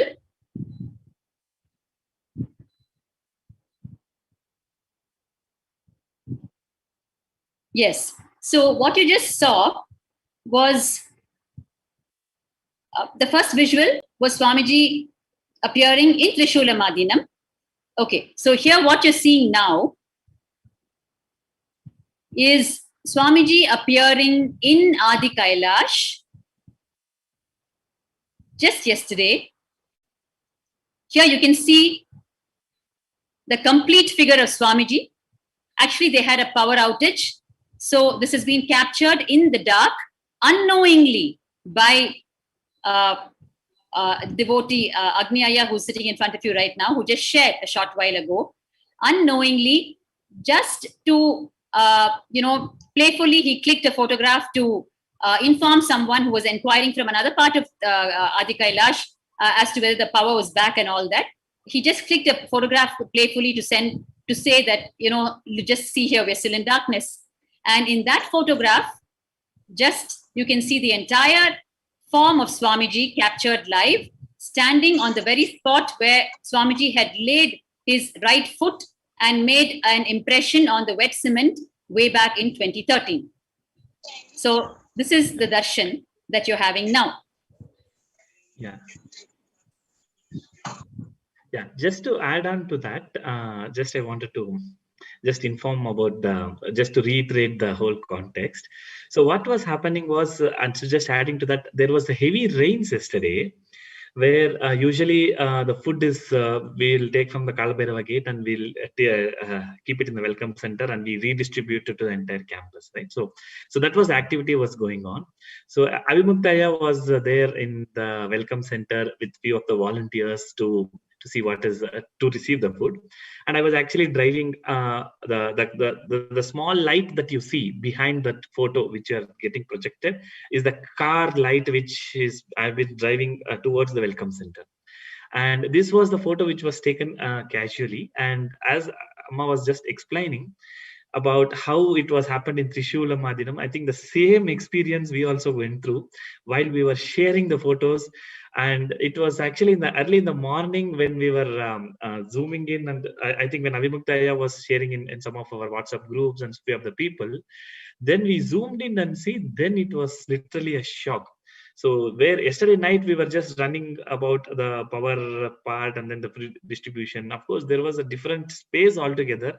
Even though, as Avimuktaya was just mentioned, we didn't had any powerlessness or no power in the electricity, but we have so much in very all powerfulness. Actually, we can say we were so enjoying the darkness and we were all playing, and it was such a wonderful, nice ambience that we had. And then morning we saw this, we were shocked, and few of us literally was in the tears. What so much is going on, and see the thing is, every day is a celebration here in Adi Kailash, right? So outside, like a lot of other things happens during this pandemic situation. Having this kind of course, Swamiji is protecting us, and we are in the COVID care center, and we are nicely enjoying his protection. All these things is there, but something like this can also happen during the pandemic time, and it was like amazing breakthrough for us. And the whole day we were sharing each other, and as Amma was mentioning exactly in the Trishula Adinam, how it was actually shared across all the people, and in the next day we were actually sharing, like we were just sharing all the images, and many people were literally shocked.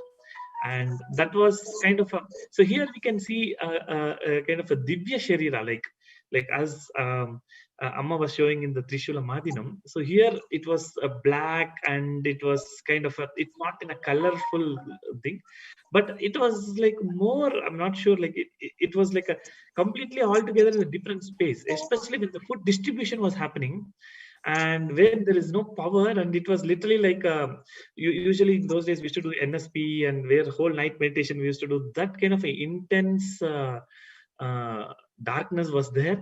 And we were all casually also like playing, and then like talking each other, and then taking photographs. And then so the one thing is, yes, there was a lot of joy. And after morning when we saw this picture, that it was like furthermore enhanced, and we were able to share all the share it to all the participants, and everybody really enjoyed. The whole day was almost half day spent in sharing with all the family members and all the friends and entire beings there, and we were all sharing, and we were, somebody was zooming in, and again even I can able to share that Avimuktaya again came back, and he was actually standing in the morning and taking the picture again, like in what angle I took. So all those things was fun was happening. Probably Avimuktaya can share what happened in the next day morning when we tried to share this photographs to everybody. Yes, it's completely fun. As Aya said, it's a powerless moment. Actually, no power. Absolutely nowhere to explain the training thing. And whoever has already come, the viewer, I'm sure most of you might have already come to Welcome Center. You know what is there. Even as Ma very nicely put it, our logical minds will always post your question to check up. That's so next day we came, we were sitting and just seeing what is that, how this can come. By normal eyes in a light, you know that there is a dawn.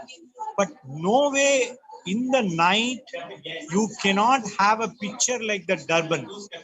I just wanted to reassure with our viewers that only. If you just zoom out the picture, I'm sure this picture is already there available in our social media.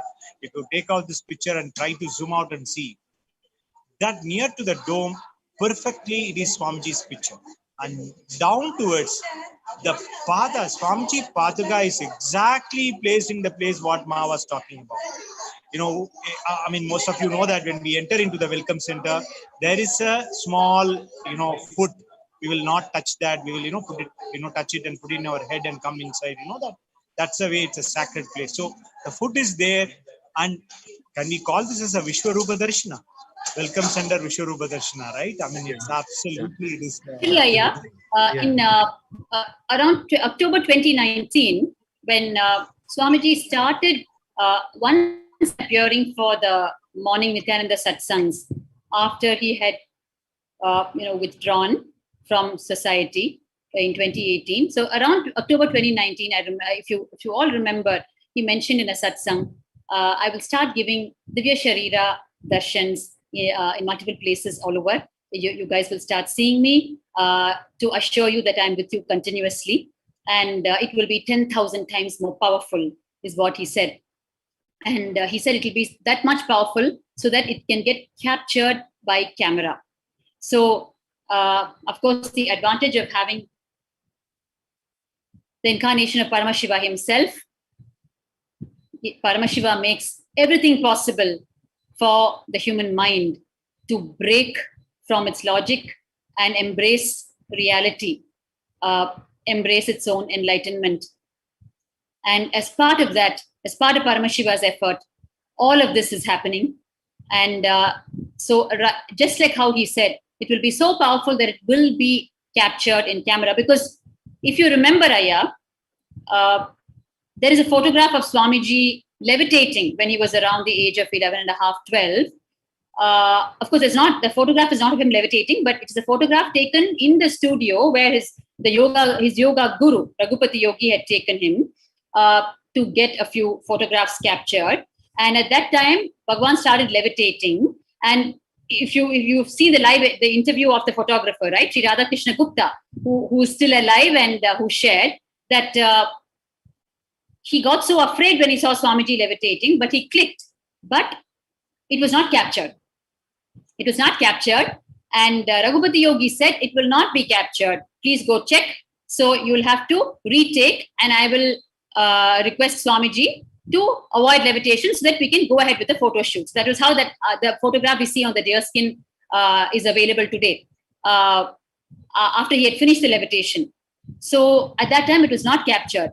But now Swamiji has decided to bless humanity with captured Divya Sharira darshans. So that is the highlight of this photograph, where Paramashiva has decided to make everything, to make an all-out effort for all types of minds to break and come to terms with the reality of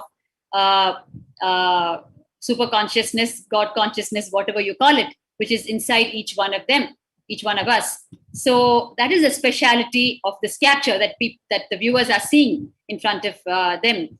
Where the Divya Sharira darshan, which is the divine energy body darshan of the incarnation of Paramashiva, was not only available but also captured in camera. So just wanted to also to share that with the viewers for deeper understanding.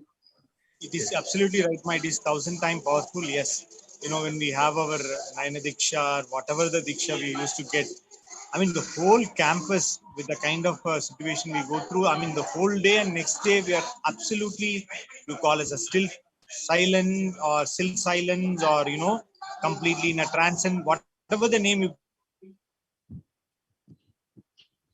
Yeah, I think there is some. I think there's a technical glitch with that. Yeah. Yes. I just wanted to continue with, yes. Yeah. What Aya was. Yeah, I think Aya can continue.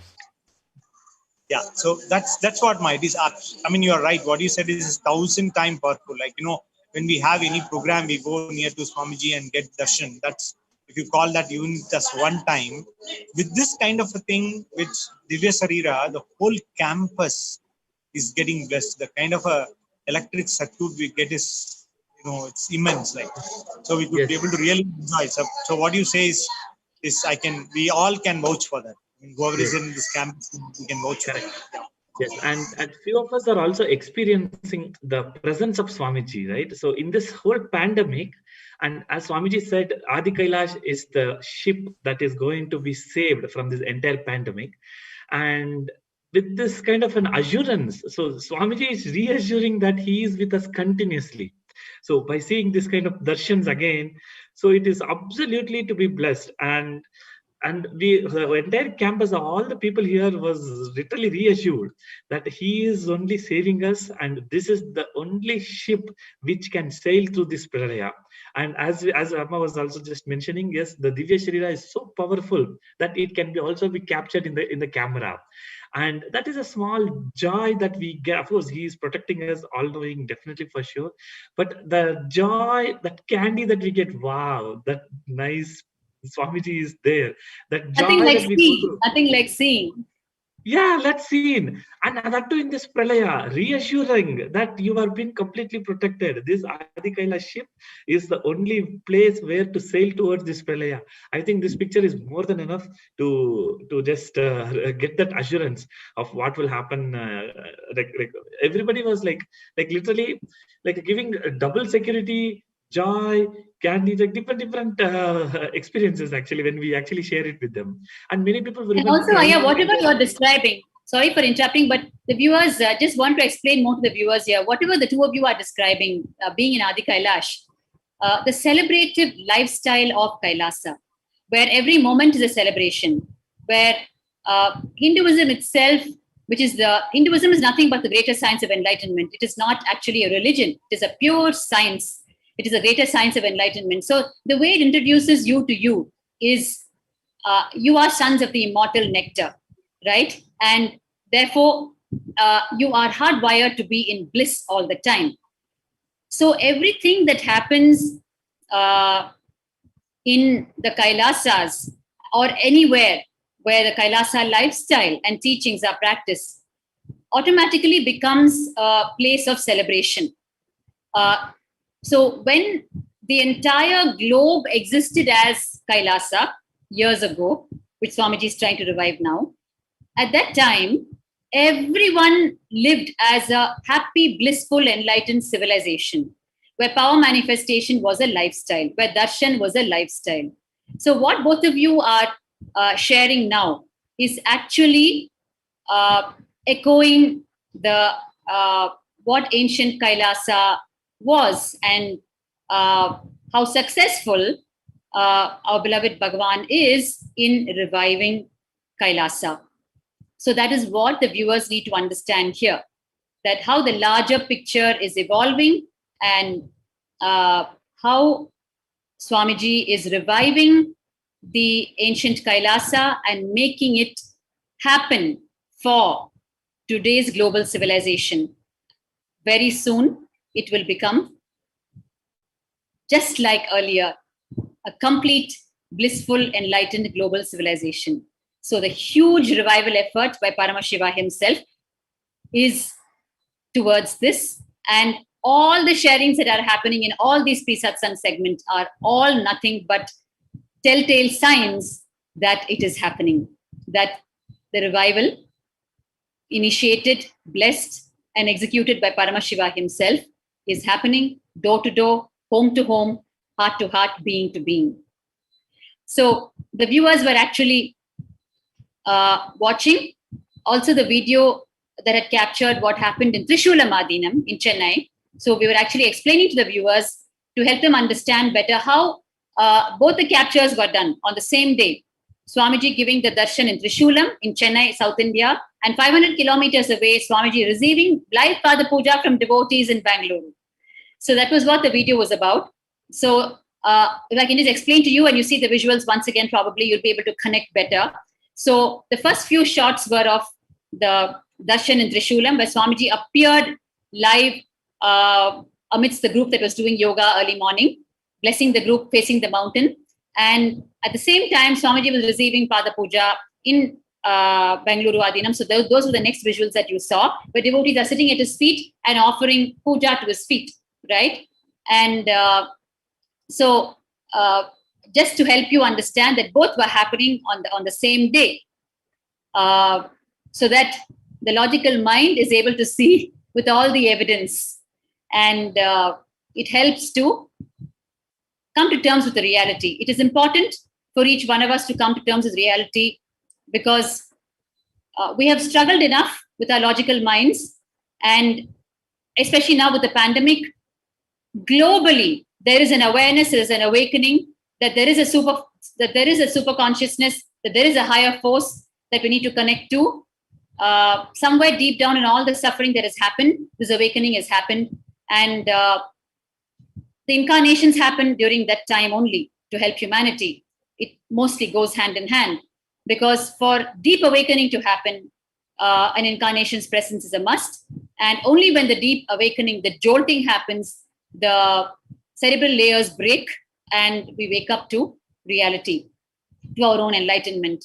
So you can probably see the visuals once again of the Divya Sharira Darshan that happened July in 5th, Trishula Madinam in Chennai, 2017 where marks people, as a where we all historical had day by darshan of yet Swamiji in one two places another at the of same the time. One in Trishula Madinam and the other in Bangalore Madinam, 500 kilometers apart. Yes, this is Trishula Madinam.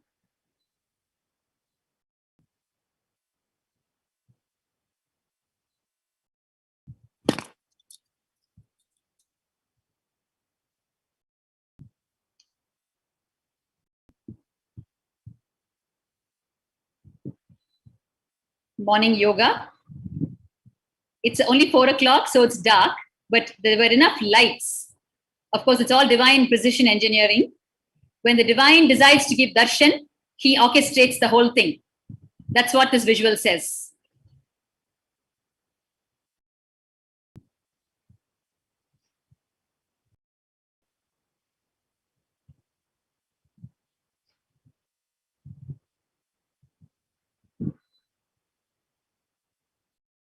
Yes. You can move on in the video. So you can see the full form of Bhagavan here, head to foot, with the jatas. And you can see the others blissfully, actually at that moment, doing the yoga. So each one is in the yogic postures. And here you can see Swamiji with the Inner Awakening group, giving them darshan, receiving Pada Puja on that very same day and hour. Here you can see the early morning Pratyaksha Pada Puja. Swamiji is accepting from devotees at the same time where the darshan is happening in Chennai, Trishula Madinam.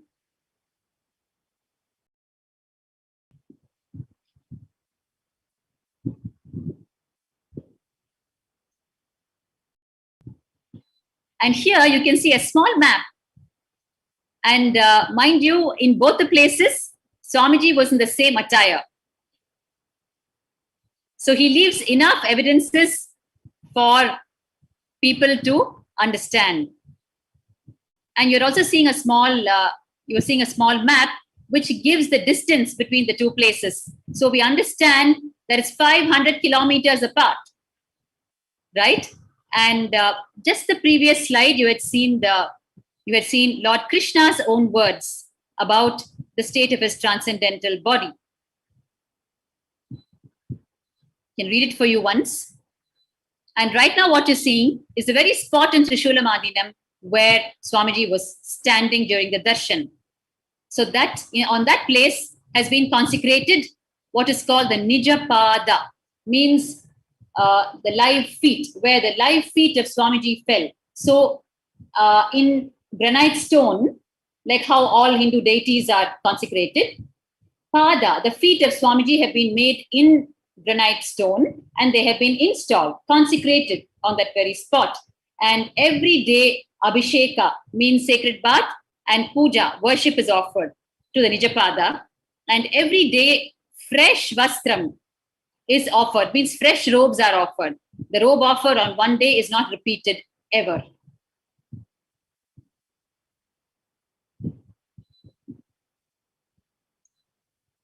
Swamiji is in Adi Kailash on the same day. In this video, you can see.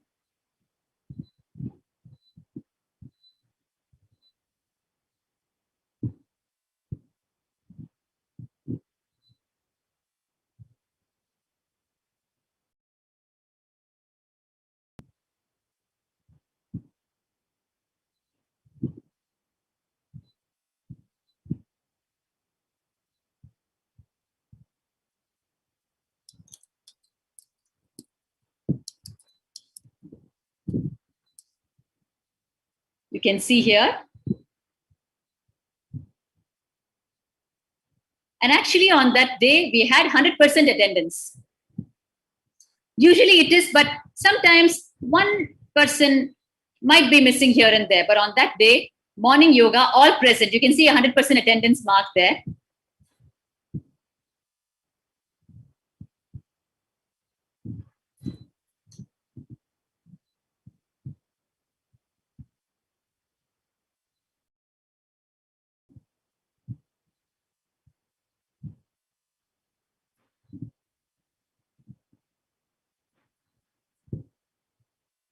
Right.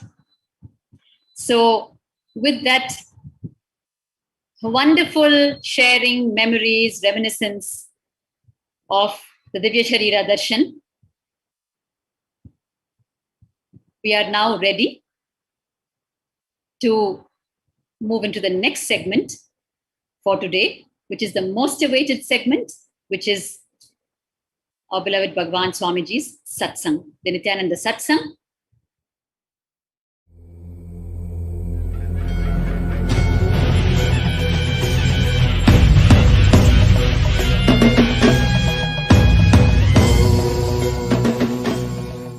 Connecting with the divine with your eyes closed is meditation. Connecting with the divine with your eyes open is darshan. Come, let us all now move from meditation to darshan. Slowly, very slowly, please open your eyes.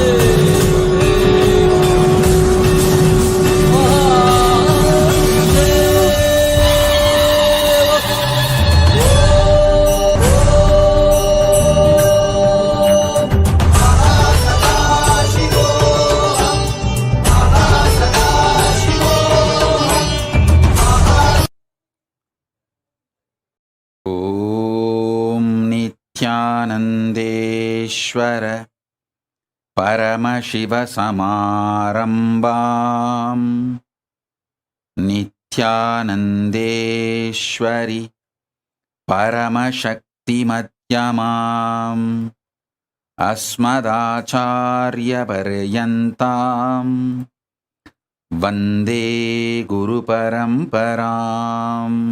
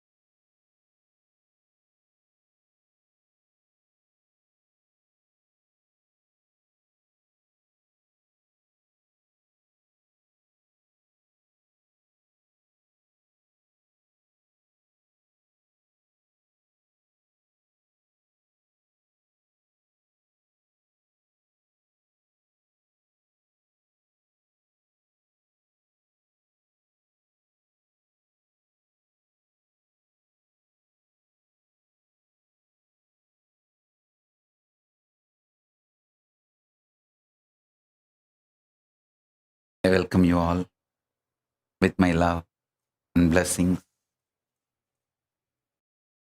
I welcome all the Sarvajñapita Yajaman, Kartas, Shri Mahants, Mahants, Kotari Tanedar, everyone sitting with us all over the world. I welcome all of you with my love and blessings.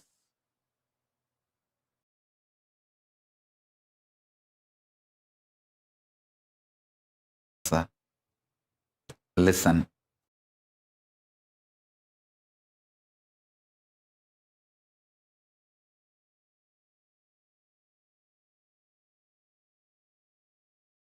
Conscious sovereignty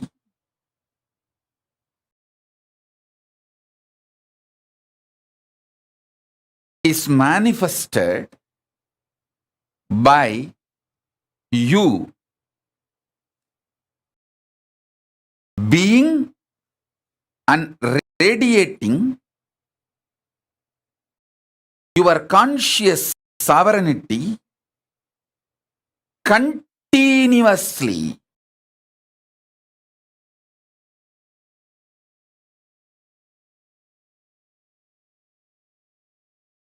Do this Swarajya Siddhi Samyama.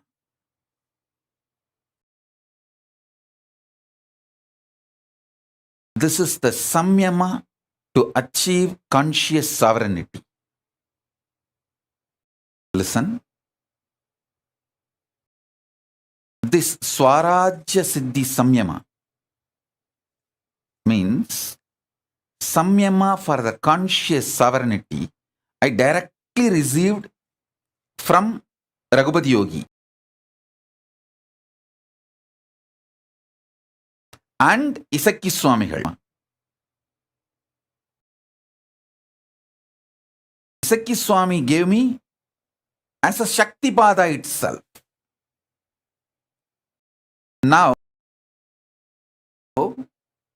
this is the message from Paramashiva. Listen very deeply. I'm going to initiate all of you. Do the Shaktipada and Shaktinipada of this Samyama today. So if you want to call all your friends, family, you can call them for initiation.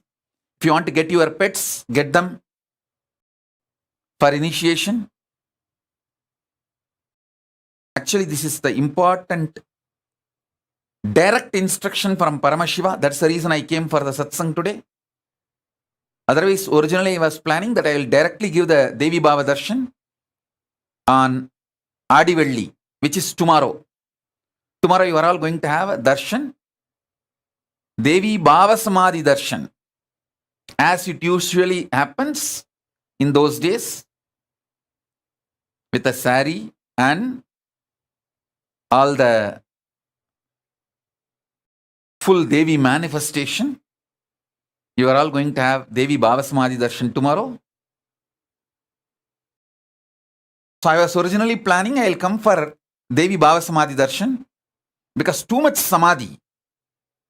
But this message just got downloaded into my system so powerfully, and it need to be delivered immediately, today itself.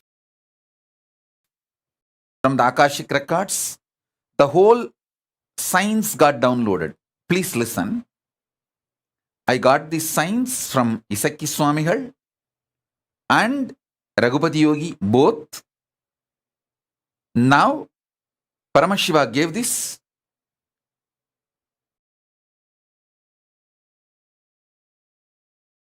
Elaborately, directly from the Akashic records. Swarajya Siddhi Samyama. It's a very powerful manifestation.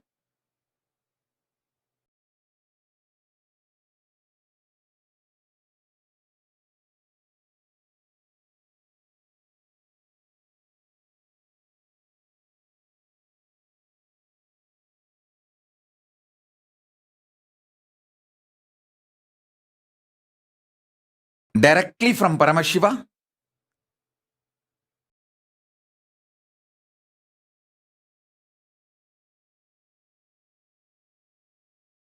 So if you guys want, I'll give few minutes for all of you to gather everyone, your friends, family, pets, for initiation. Then I'll start the initiation. Shrikant, tell Prasanna Ramchandran to join. Tripura, tell Vedaswarupa to join. And tell Bhagavan Reddy also to join. Ramesh Ramani, I think in the car.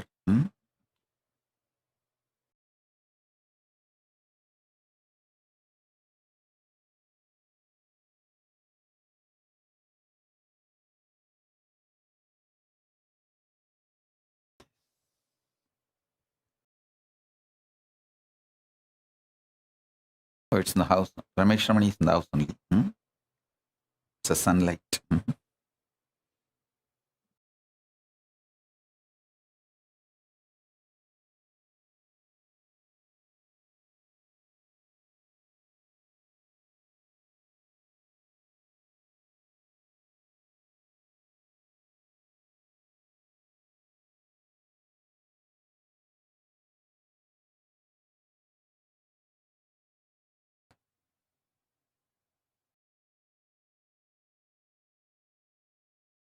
So all of you settle down with your Atmalingas.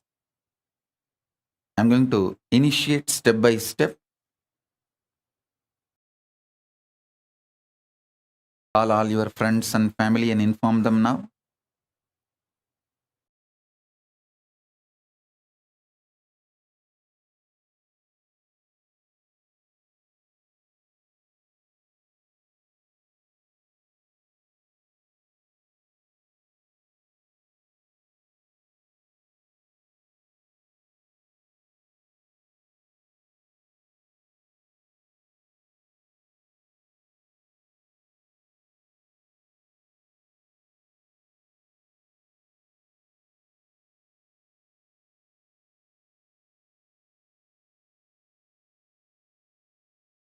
This Samyama has two layers.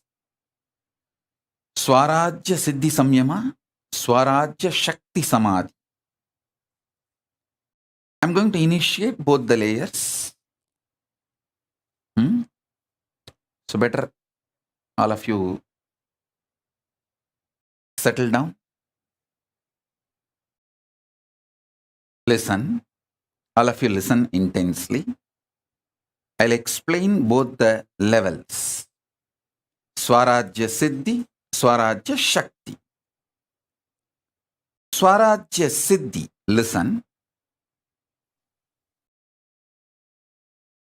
You are Paramashiva. Everyone with whom you are relating is Paramashiva. With this cognition, continuously, every thought raising in you should be from this cognition. Understand? Consciousness becoming your emotion, occurrence, words, retaining your sovereignty. Understand? Your consciousness, from that only your cognitions manifest. From your cognitions only your emotions manifest.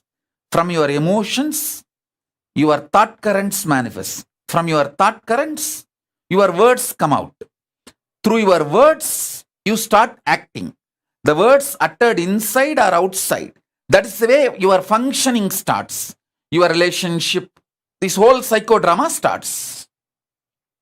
So, listen carefully.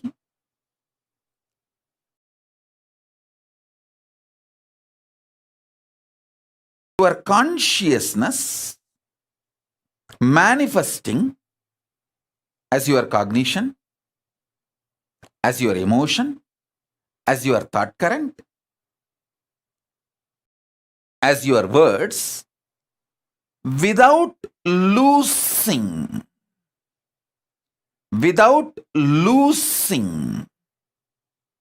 your sovereignty. Then you achieve Swarajya Siddhi. Anyone in this world can start practicing it.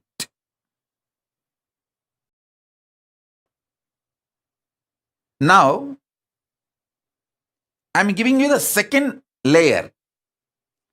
Swarajya Shakti Samadhi. This is the Samyama. Samadhi. You need to manifest it intensely. Samadhi, which you need to manifest it intensely. For this, you need certain amount of ferociousness. Just for this Chaturmasya, please do it. Listen carefully. Mala Nadarajan, don't worry. Mala Nadarajan has messaged that Nadarajan is admitted in the hospital. Don't worry. You have taken care of my daughter, so I will take care of you all. But don't worry. Yes, let's come back to satsang. Listen.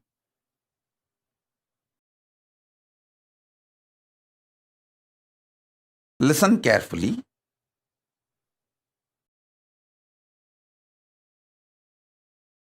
I'll describe elaborately, clearly, how my gurus used to manifest this samadhi and these powers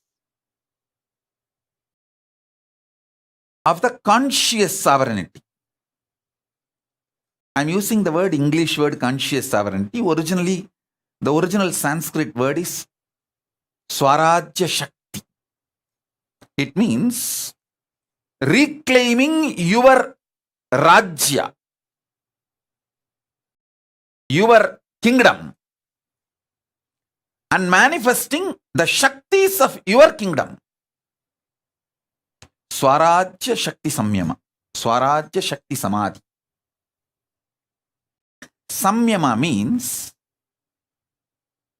Arana, Dhyana, Samadhi. All these three put together is called Samyama. So now, This is the way you can manifest your conscious sovereignty. Listen. Listen to the instructions deeply. Only one thing. 24/7. Remember, you are Paramashiva. Everyone with whom you are interacting is Paramashiva. And from this same space, your new cognitions should start manifesting. Your thought currents should start manifesting. Your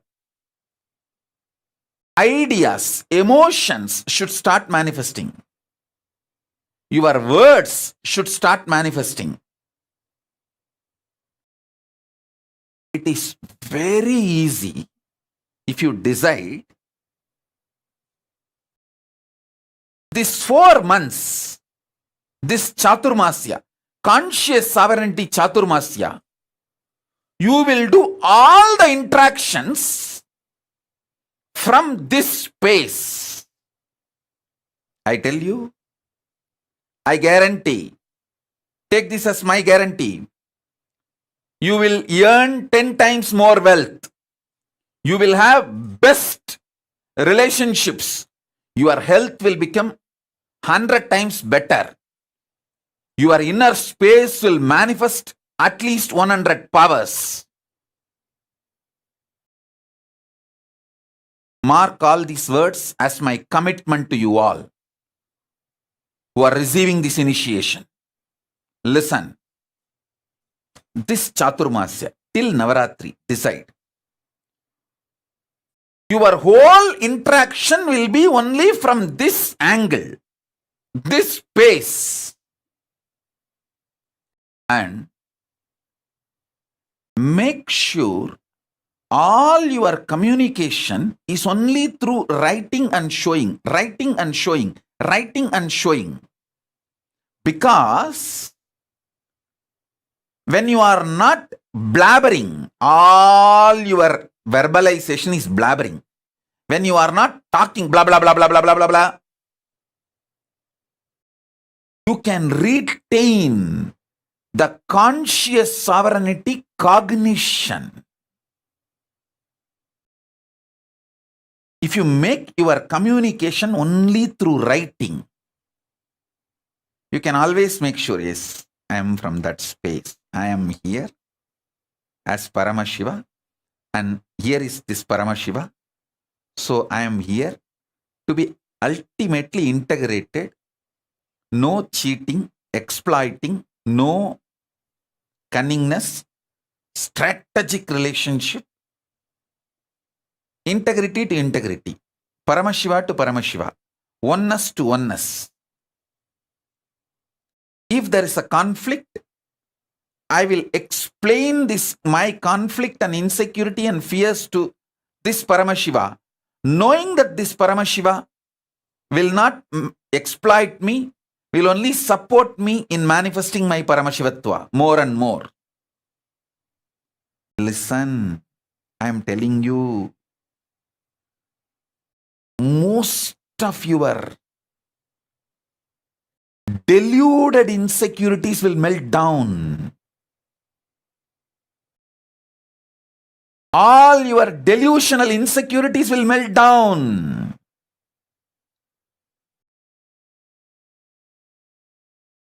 You will know only the real problems and you will be able to solve it. I tell you, I know the powerfulness of this samadhi. I've seen my gurus doing and I have done it. Now,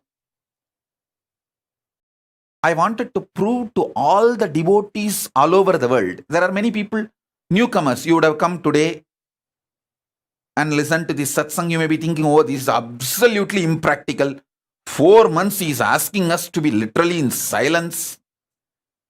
He doesn't know I am a doctor, I am a lawyer, I am an engineer, I am a scientist, I am a CEO, and he is asking me to be in silence. He is impractical. You may think, for all of you, I will prove the power of this samyama by making my Kailasa government. The whole Kailasa government will function, this whole Chaturmasya, with this Swarajya Shakti Samadhi. Means the whole Kailasa government, Biddi, Tiruvannamalai, all countries, the Kailasa government function, Swarajya Shakti Samyama, Samadhi, Swarajya Shakti Samadhi. Listen. Immediately, I know few people will raise, no. They somehow want to break this samyama. They will raise, oh, what to do if we need to attend to some legal things with the outer world, if we need to attend to something. All right, maybe those 1 or 2 things, rarely you can speak as an exemption.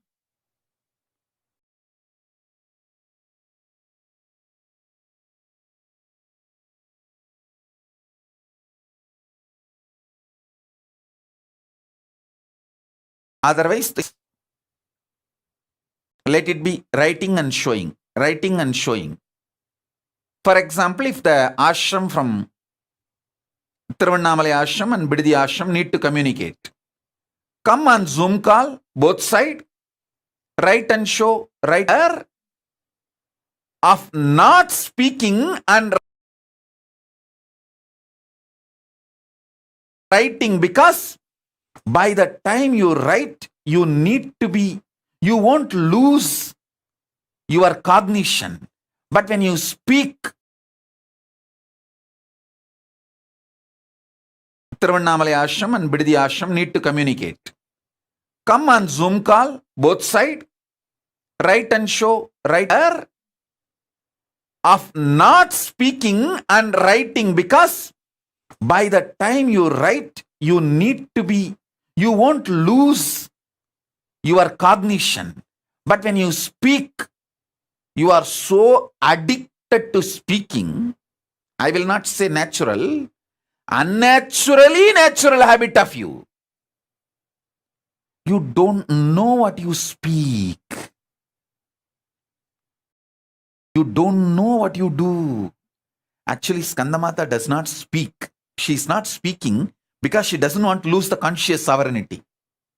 She knows. She wants to speak from conscious sovereignty. That is why she is waiting. She wants to be in my space. So when I initiate her, without losing the conscious sovereignty, samyama, she wants to manifest. Listen. The Kailasa government, all the Kailasa-vasis, if you guys take it sincerely and do what I am saying, you will prove to the world the power of this samyama. The power of this samyama. Listen. When I am explaining, if you decide it is difficult or not, you have to do, that's all. Guruvak is neither difficult nor easy. It's a choice. It's a simple decision. That's all.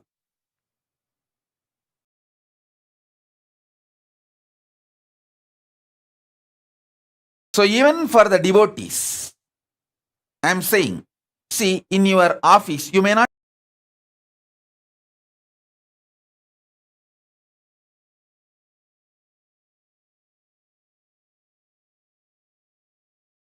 have convinced everyone, but try to retain this conscious sovereignty, cognition, and continue to speak. Keep that as your spiritual path and your connection with Kailasa and all that. With those people, no other way you have to run your life. Other than those few, with everyone who knows you are my disciple and you do everything I say,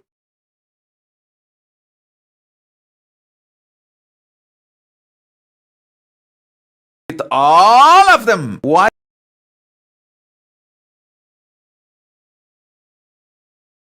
you are doing what you are doing, they will be happy that you are seeing them as Paramashiva and you are very honest with them, very integrated to them, no cheating, no strategy,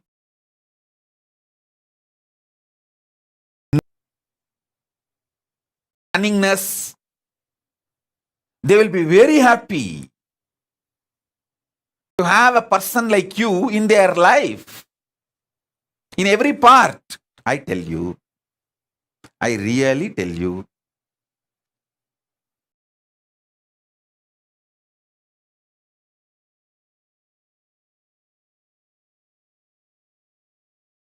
exemptions, okay, like there may be some of you, speaking is your profession, like a teacher or a singer, so those few things exempt, okay. Even in Kailasa government, those few exemptions, okay. Even during that time, try to continuously hold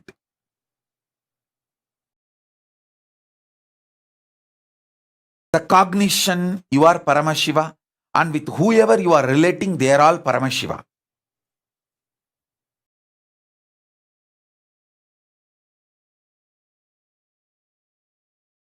And I tell you,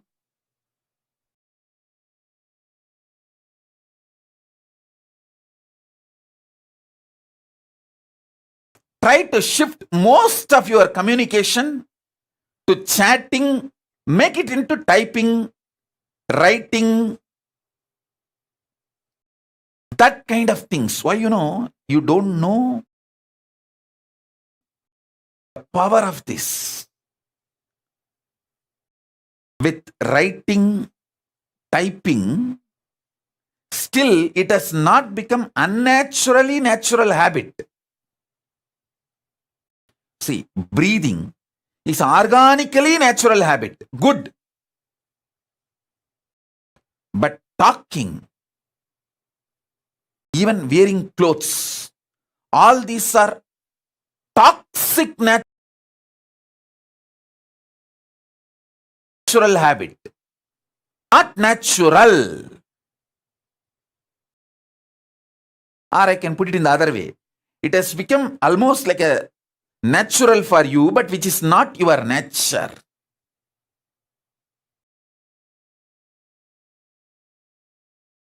Like how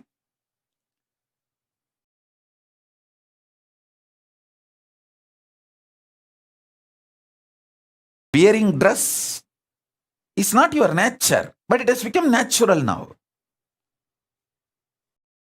Breathing is very organically natural habit. But talking is not organically natural habit. It is forced natural habit. Forced and became a natural habit.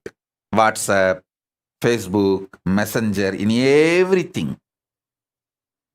Typing is okay. Chatting is okay.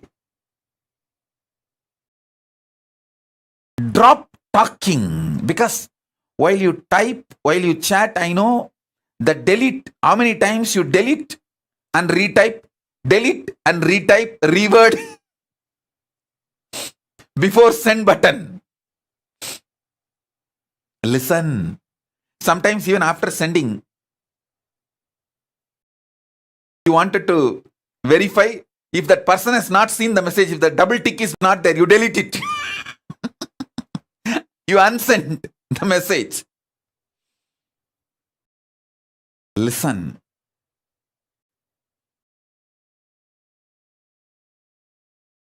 Just these 4 months, hold this cognition. You will manifest so much powers. You will see the secret of the cosmos, I tell you.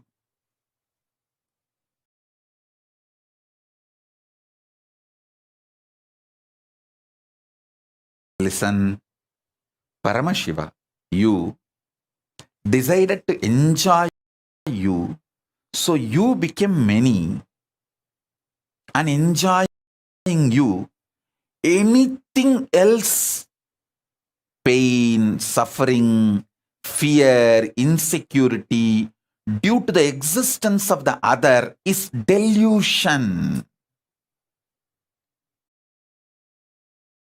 You will wake up to this reality.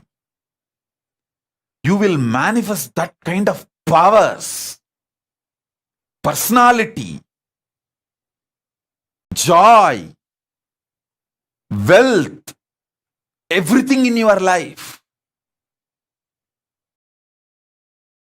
I am not giving you some technique to get 1 ton gold. I am giving you the methodology to get a planet made out of gold. I am giving you the methodology to get a planet, full planet, hill, everything is gold. That is what is Swarajya Siddhi. Understand? I am not giving you one small power, one small health. I am giving you your own consciousness. As I told you, you are not human being for me. You are a conscious being.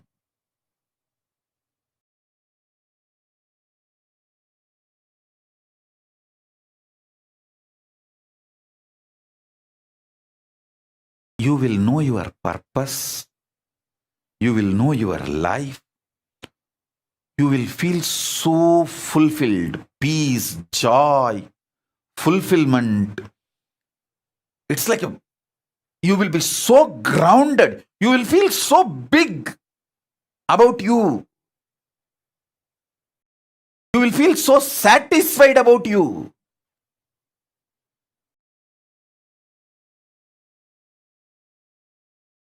$1,000 good things will happen if you just do this till Navaratri, till Vijayadashmi. That's all. I am not asking you to be in silence forever. Even in this Chaturmasya, I am not saying that you should never talk. As I gave you the exemption, whoever you are not convinced that you are my disciple and you are doing some spiritual practice, maybe your boss in the office, some of them may not have been convinced about your spiritual aspiration and practices. With them, you have to speak your survival. Those things, make it as exemption. Other than those exemption,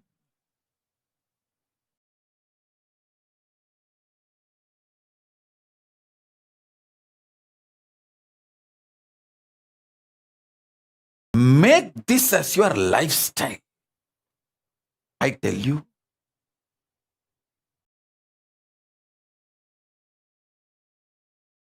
Most important truth is holding the conscious truth. You are Paramashiva,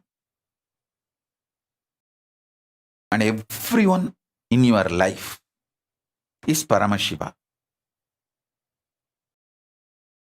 Hey, listen.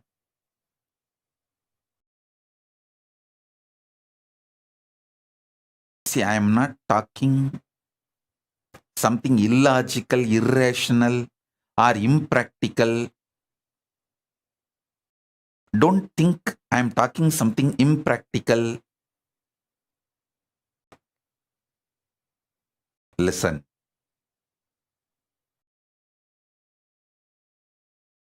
By the grace of Paramashiva,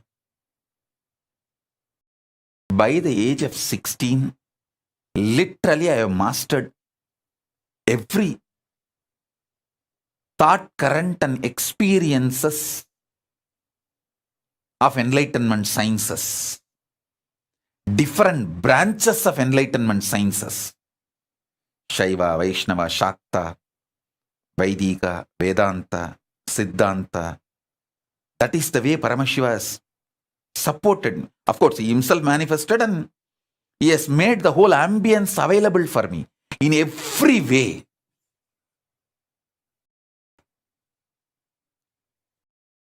He supported and made everything happen. And after that, last 27 years of my public life, from the time the Yoga Pattabhishekam is done, last 27 years,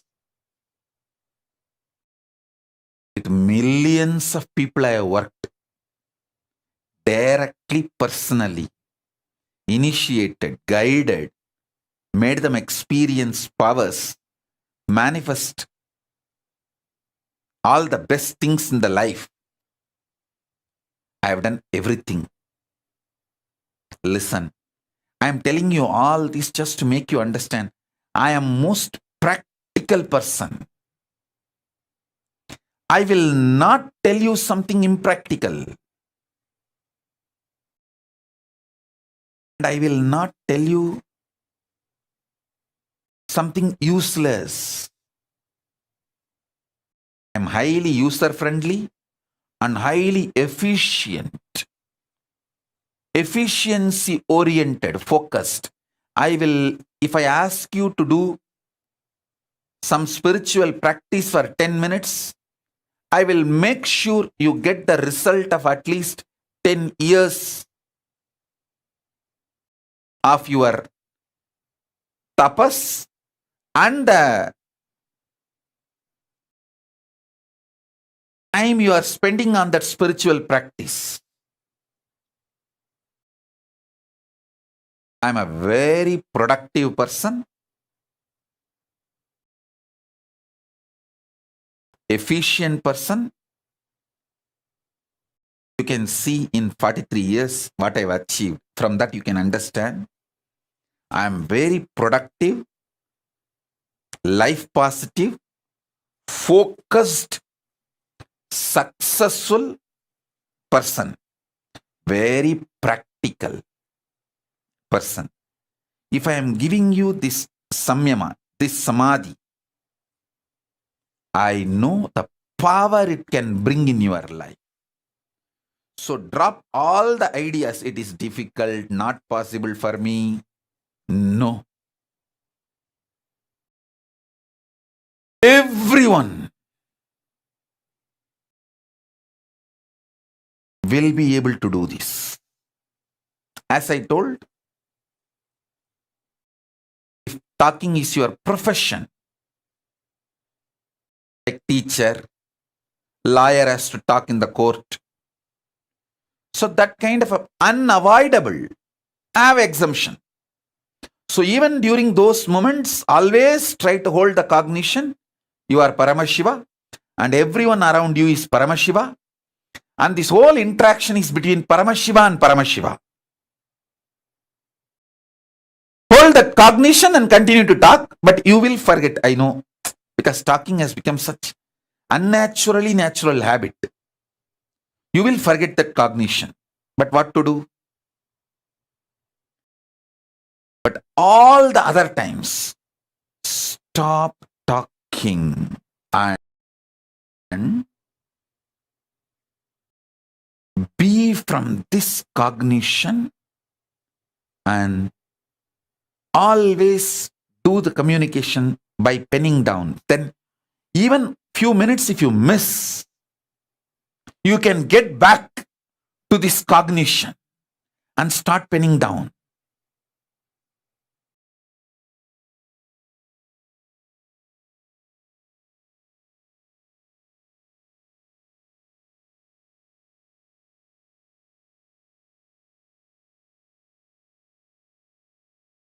Kailasa government should take up this samyama. Everyone in Kailasa. And even the people who have come for the quarantine, staying in all our campuses, you can also try. Of course, it is not a compulsion for you. You can try. Because now, these 4 months, what are you going to do? You can try.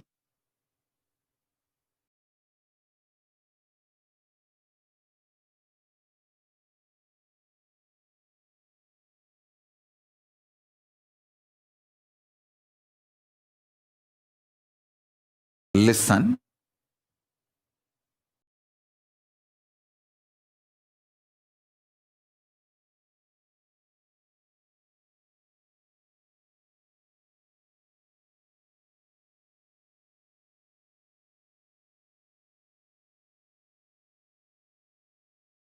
When you start trying, you will see how many things open up in you and how you beautifully organize yourself. All the 25 faces of Paramashiva manifesting in you, all the 25 states of consciousness manifesting in you,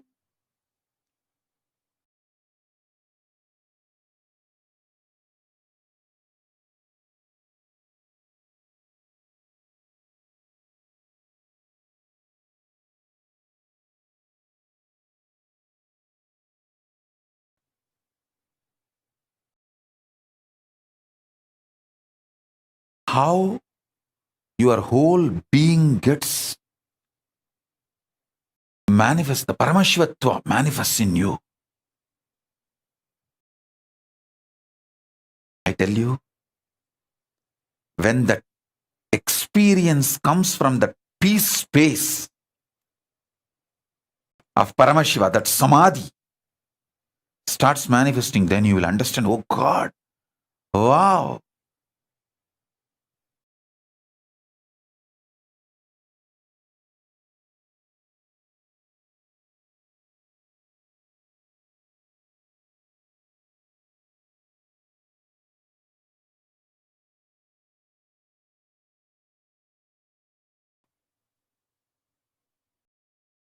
My job is to give you Shaktipada and conscious support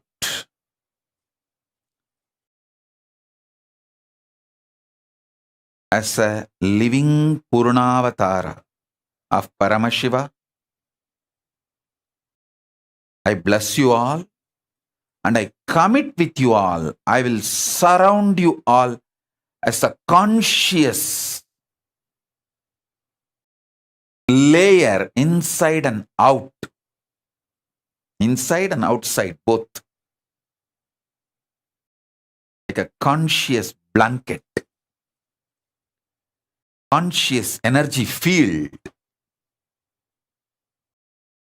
Support all of you in every possible way to manifest this great truth.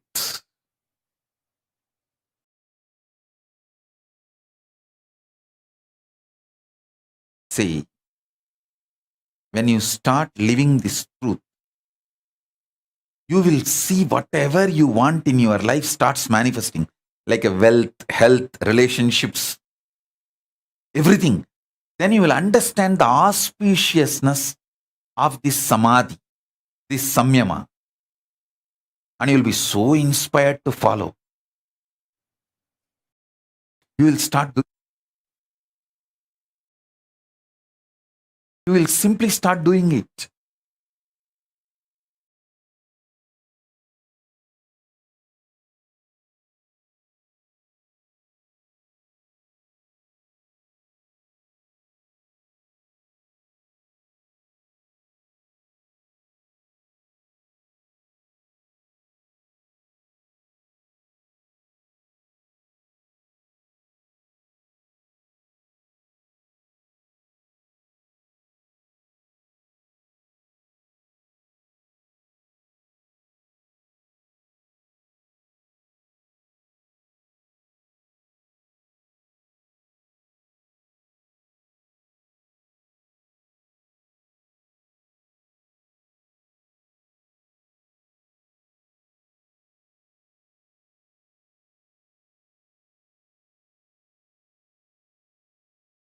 I have seen Isaki Swami constantly manifesting this samadhi.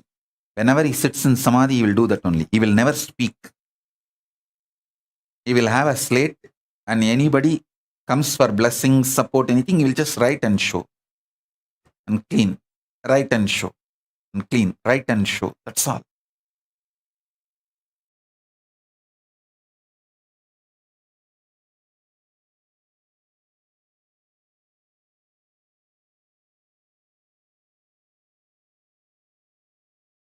Kailasa government all over the world, start practicing this and give confidence to people that it is possible to do this and be successful in all our activities.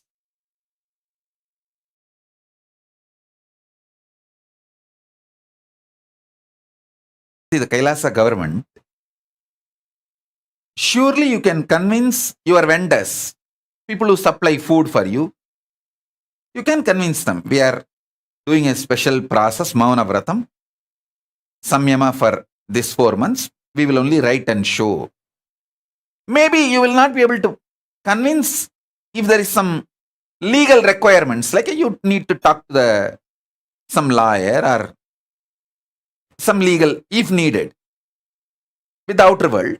You may not be able to convince them. So with them, you can communicate through words.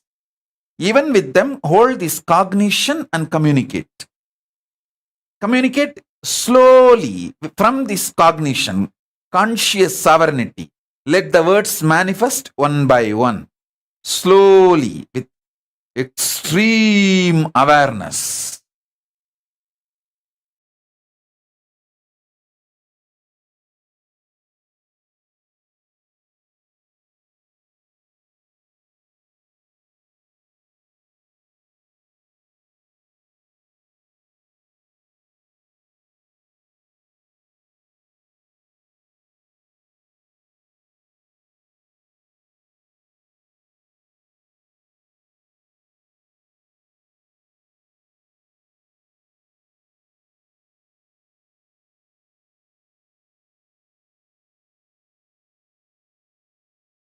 All the people who are sincere, want to manifest conscious sovereignty, powers of Paramashiva, should take up this samyama.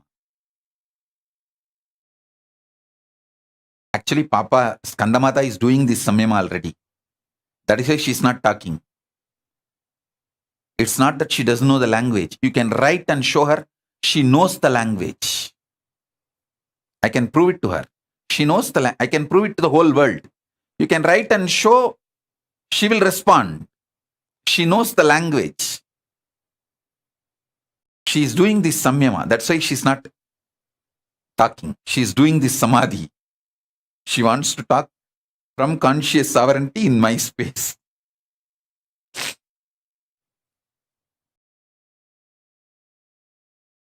I tell you, it's a very powerful samadhi, samyama.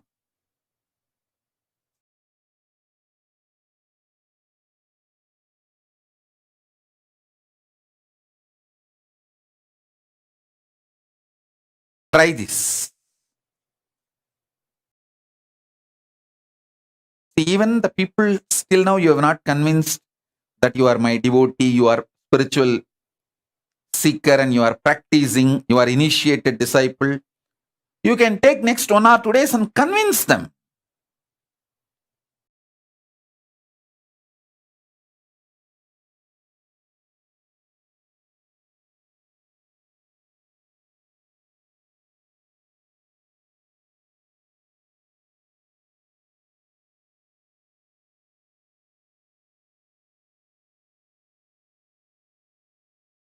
It is possible.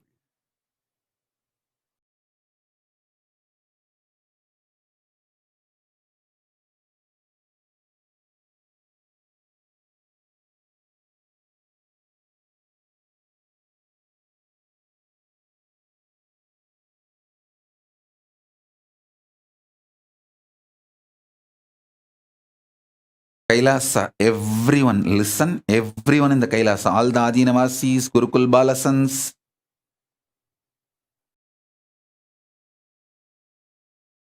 people who are in quarantine, in Biddi, in Hyderabad, all the sannyasis, all of you listen. Don't try to ask for exemption. Don't put your energy on breaking this samyama. Put your energy on making this samyama and making the whole world understand the power of this samyama. If you demonstrate it, the power,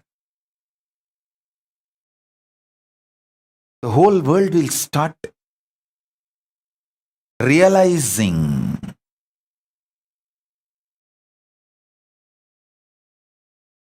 the power of Paramashiva's words. That is the best enriching you will do.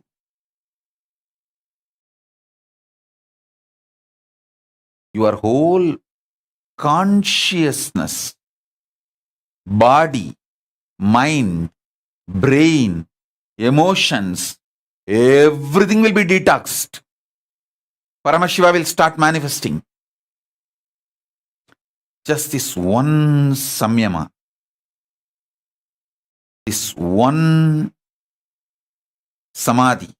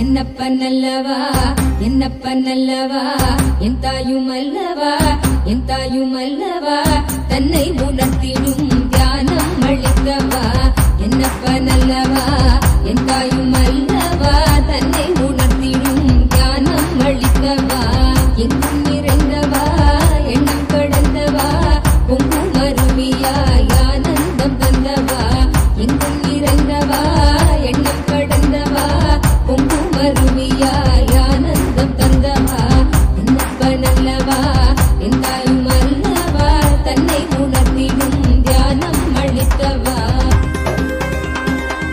ஏழாம் உடல்கள்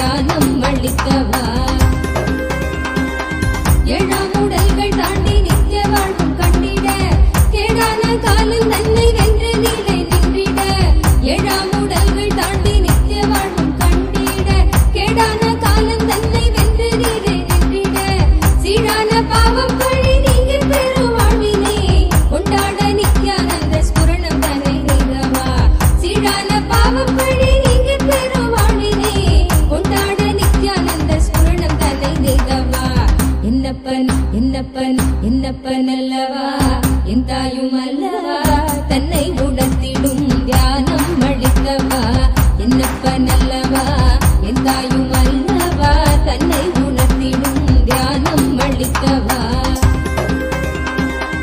ஏழாம் உடல்கள் தாண்டி நித்திய வாழ்வும் கண்டிட கேடான காலம் தன்னை வென்ற நிலை நின்றிட ஏழாம் உடல்கள் தாண்டி நித்திய வாழ்வும் கண்டிட கேடான காலம் தன்னை வென்ற நிலை நின்றிட சீரான பாவம் பழி நீங்கி பெறும் வாழ்வினை கொண்டாட நித்யானந்த ஸ்புரணம் தன்னை செய்தவா சீரான பாவம் பழி நீங்கி பெறும் வாழ்வினை கொண்டாட நித்யானந்த ஸ்புரணம் தன்னை செய்தவா என்னப்பன் அல்லவா என் தாயும் அல்லவா தன்னை உணர்த்திடும் தியானம் அளித்தவா என்னப்பன் அல்லவா என் தாயும் அல்லவா தன்னை உணர்த்திடும் தியானம் அளித்தவா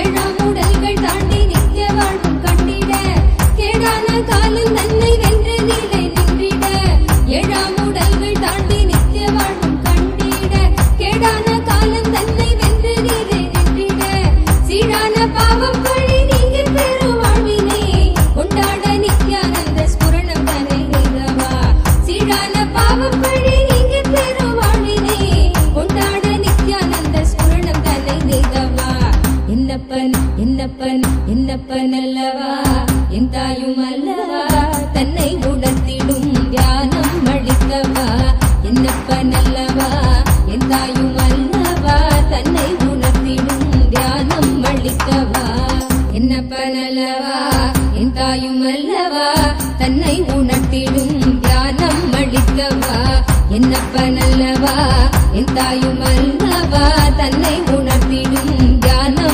அளிக்கவா எங்கும் நிறைந்தவா எண்ணம் கடந்தவா பொங்கும் அருவியாய் ஆனந்தம் தந்தவா எங்கும் நிறைந்தவா எண்ணம் கடந்தவா பொங்கும் அருவியாய் ஆனந்தம் தந்தவா என்னப்பனல்லவா என் தாயும் அல்லவா தன்னை உணர்த்திடும் தியானம் அளிக்கவா என்னப்பனல்லவா என் தாயும் அல்லவா தன்னை உணர்த்திடும் தியானம் அளிக்கவா எங்கும் நிறைந்தவா எண்ணம் கடந்தவா பொங்கும் அருவியாய் ஆனந்தம் தந்தவா எங்கும் நிறைந்தவா எண்ணம் கடந்தவா பொங்கும் அருவியாய் ஆனந்தம் தந்தவா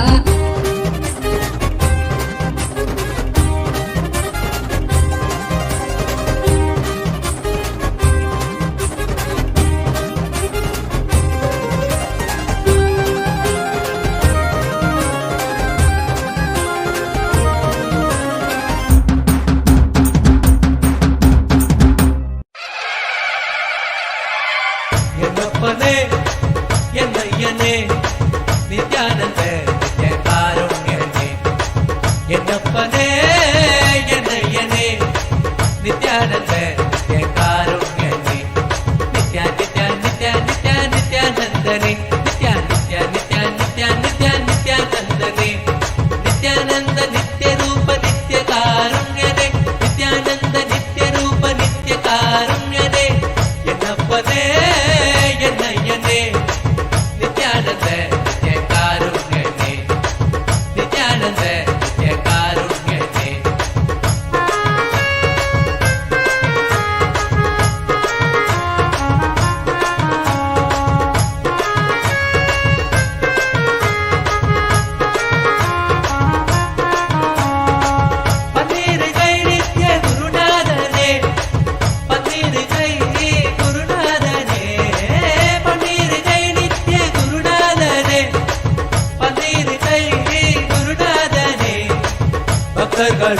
கனுகூலனே பக்தர்கள் கனுகூலனே நித்யா நித்யா நித்யா நித்யா நித்யானந்தனே நித்யா நித்யா நித்யா நித்யா நித்யா நித்யானந்தனே நித்யானந்த நித்ய ரூப நித்ய காருண்யனே நித்யானந்த நித்ய ரூப நித்ய காருண்யனே என்னப்பனே என்னையனே நித்யானந்த நித்ய காருண்யனே என்னப்பனே என்னையனே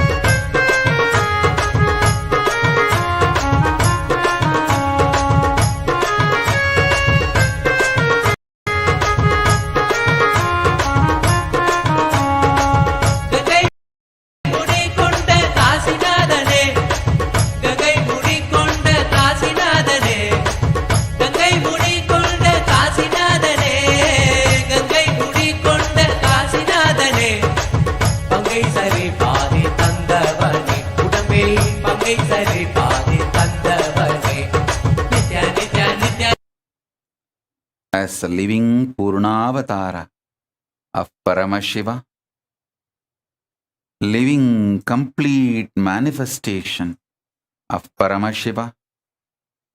I bless you all. Let this conscious sovereignty samyama, let this Swarajya Siddhi samyama, Swarajya Shakti samyama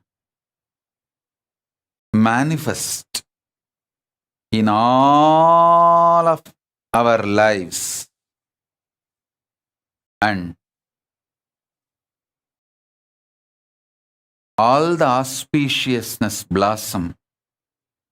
The past, present, future, all the three completely be occupied by Paramashiva. Let Paramashiva manifest in our past, present, future. Make all of us realize not only our present and future is Paramashiva, even our past is Paramashiva. There is no vase for past in the space of Paramashiva. All three, past, present, future, all is eternal. When you understand past is Paramashiva, you will understand present is Paramashiva, future is Paramashiva. All the delusions will disappear. Kala Tita, Maya Tita, Dvandva Tita, Paramashivatva manifest in all of us.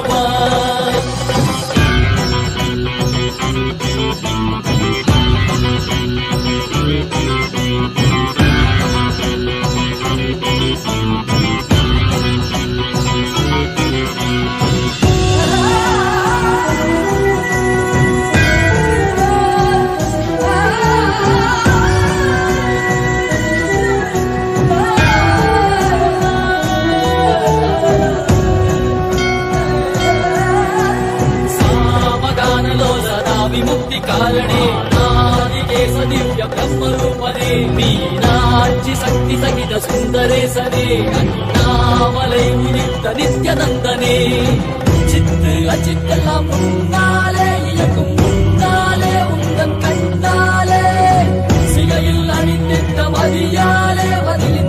Om. Listen carefully. The idea, perception, experience you carry about your past, when that starts changing, your future will start changing. This samyama, Swarajya Shakti Samadhi Samyama, will make your idea about your past change. Your life will be detoxed so much.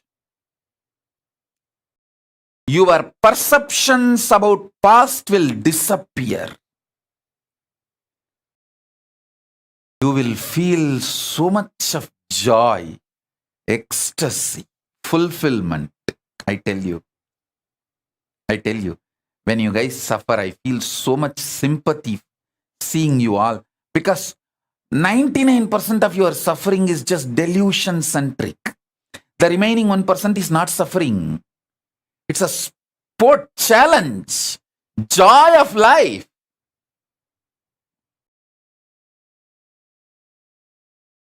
Ecstasy of life.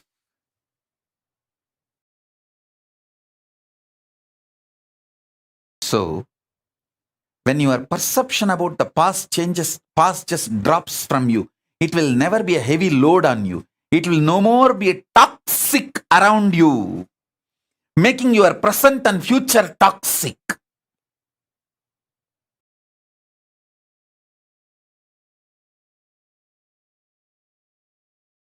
So understand?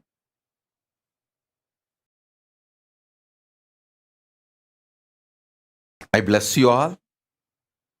The whole load of your past be detoxed. All the load of the past be cleared. Let you all be detoxed.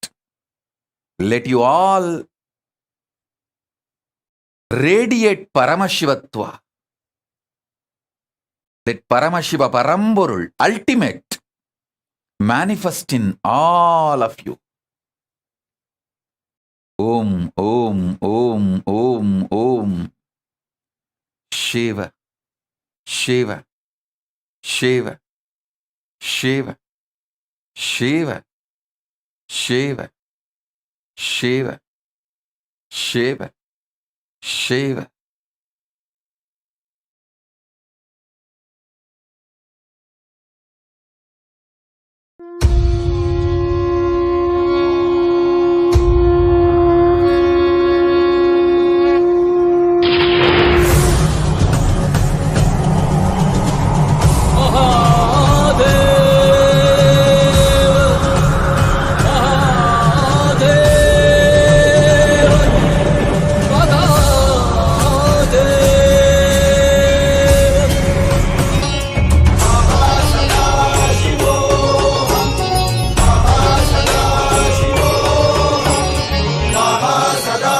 Paramashivoham, Paramashivoham.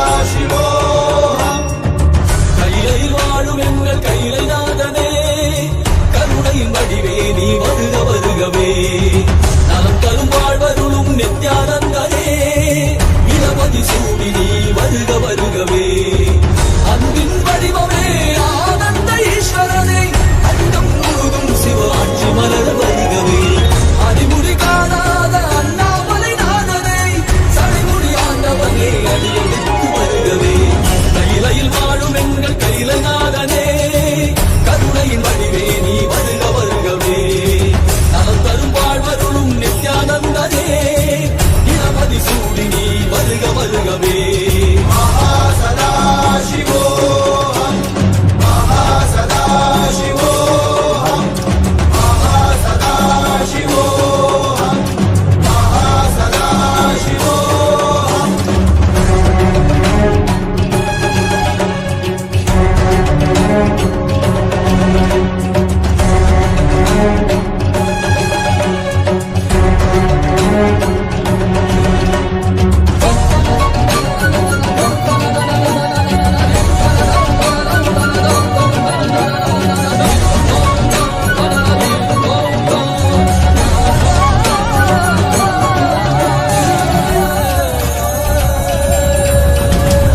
உனது பார்வையால் மாயைகள் விலக விலக பூமி எங்குமே, ஞானம் மலர மலர தேகம் எங்குமே, சுரலை சாம்பல் பூசி ஆடும் அன்னையே, பாதம் பதிய வருக திரிசடையோனே. திரிபுரம் எரிந்த அந்த தரவியோடு தீமைகள் ஒழிக்க வருக அன்பலத்திலே, நித்தம் வாழுகின்ற தாண்டவத்தையே, அகிலம் உணரவே பொங்கிடும் மங்களம் பூலோகம் எங்கிலும், கங்கையும் வெள்ளமாய் பாய்ந்தோடி வந்திடும், காலகாலனாக நீ நின்றிடும் அற்புதம் கண்டவர் யாவரும் திருவடி அது சரணடைந்திட. கைலையில் வாழும் எங்கள் கைலை நாதனே, கருணையின் வடிவே நீ வருக வருகவே. நலம் தரும் வாழ்வருளும் நித்யானந்தனே, இளமதி சூடி நீ வருக வருகவே. அன்பின் வடிவமே ஆனந்த ஈஸ்வரனே, அண்டம் முழுதும் சிவ ஆட்சி மலர வருகவே. அடிமுடி காணாத அண்ணாமலை நாதனே, சடைமுடி ஆண்டவனே அடியெடுத்து வருகவே. கைலையில் வாழும் எங்கள் கைலை நாதனே, கருணை வடிவே நீ வருக வருகவே. நலம் தரும் வாழ்வருளும் நித்யானந்தனே, இளமதி சூடி நீ வருக வருகவே. சதா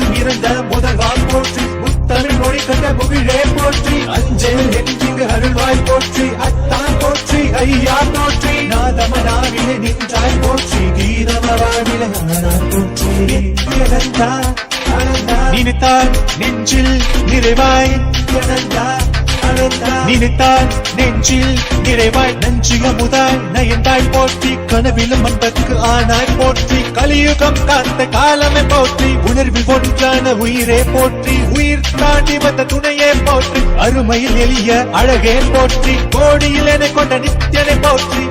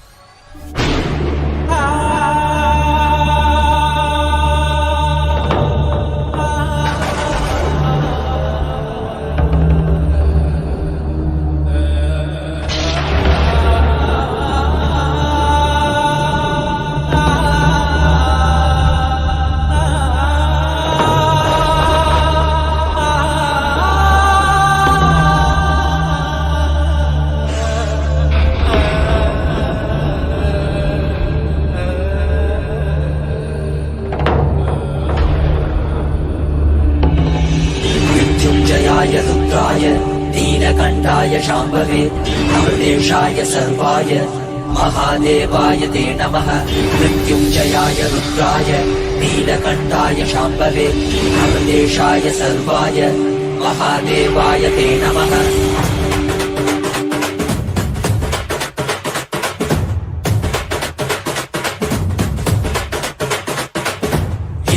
భాగ్యమురా మనది ఎంతటి మోదమురా, ఏమీ సౌఖ్యమురా మనది ఎంతటి మోక్షమురా, ఏమీ భాగ్యమురా మనది ఎంతటి మోదమురా, ఏమీ సౌఖ్యమురా మనది ఎంతటి మోక్షమురా.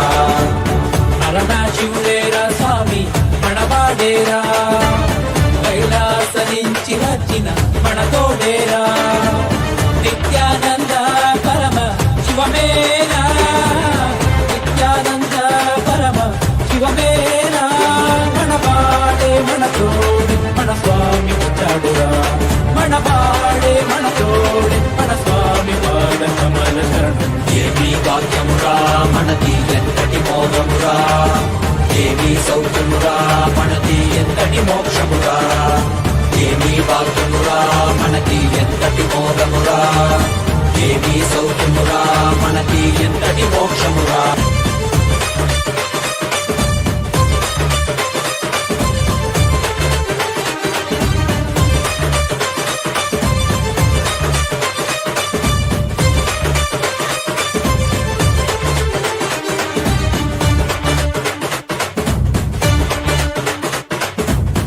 ఎంతటి కష్టమైనా మనకి స్వామి నీ తలవరా, ఏమీ లేకుండా నీకు స్వామి ఉన్నాడురా, ఎంతటి కష్టమైనా మనకి స్వామి నీ తలవరా, ఏమీ లేకుండా నీకు స్వామి ఉన్నాడురా, దర్శనమిచ్చాడురా స్వామి దివిలో నీకెళ్ళామురా, దివ్య శరీర స్వామి మన భాగ్య విధాతరా, దర్శనమిచ్చాడురా స్వామి దివిలో నీకెళ్ళామురా, దివ్య శరీర స్వామి మన భాగ్య విధాతరా, మనవాడేరా మనతోడేరా దర్శనమిచ్చాడురా, మనవాడేరా మనతోడేరా స్వామి పాద గమన శరణం. ఏమీ భాగ్యమురా మనకి ఎంతటి మోదమురా, ఏమీ సౌఖ్యమురా మనకి ఎంతటి మోక్షమురా, ఏమీ భాగ్యమురా మనకి ఎంతటి మోదమురా, ఏమీ సౌఖ్యమురా మనకి ఎంతటి మోక్షమురా.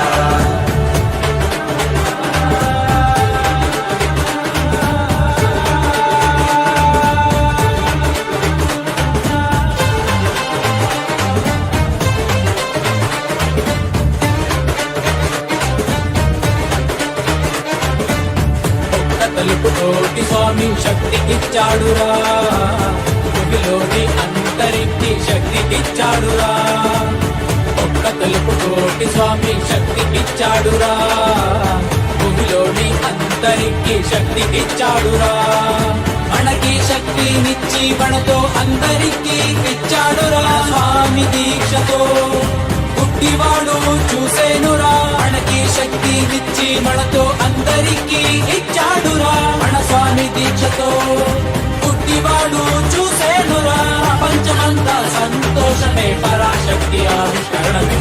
ఏమీ భాగ్యమురా మనకి ఎంతటి మోదమురా, ఏమీ సౌఖ్యమురా మనకి ఎంతటి మోక్షమురా, ఏమీ భాగ్యమురా మనకి ఎంతటి మోదమురా, ఏమీ సౌఖ్యమురా మనకి ఎంతటి మోక్షమురా.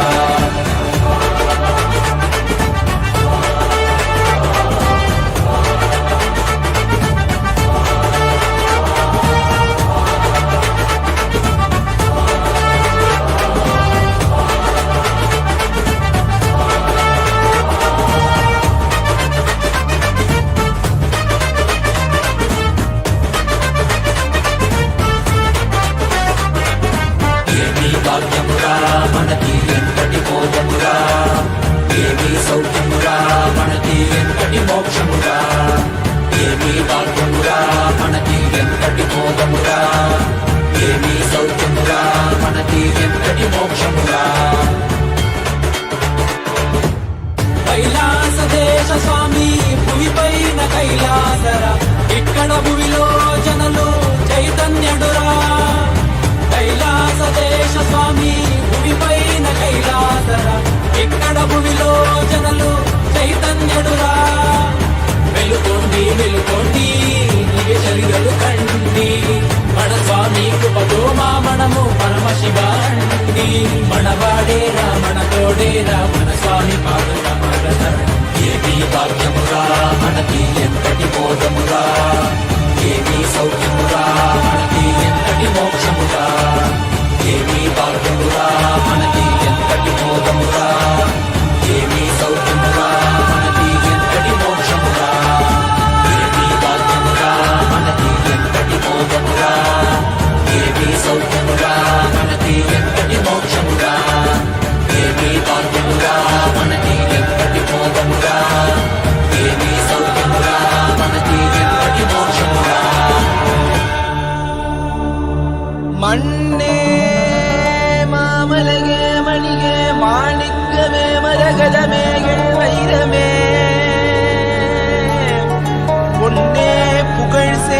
பொன்மலையே சோதி வடிவான ரூபனே என் குருநாதா என் குருநாதா என் குருநாதா அஞ்ஞான கடல் நீங்கி எனக்கு ஆத்ம ஞானம் அளிப்பாய் குருநாதா நித்யானந்தா ஆத்ம ஞானம் அளிப்பாய் நித்யா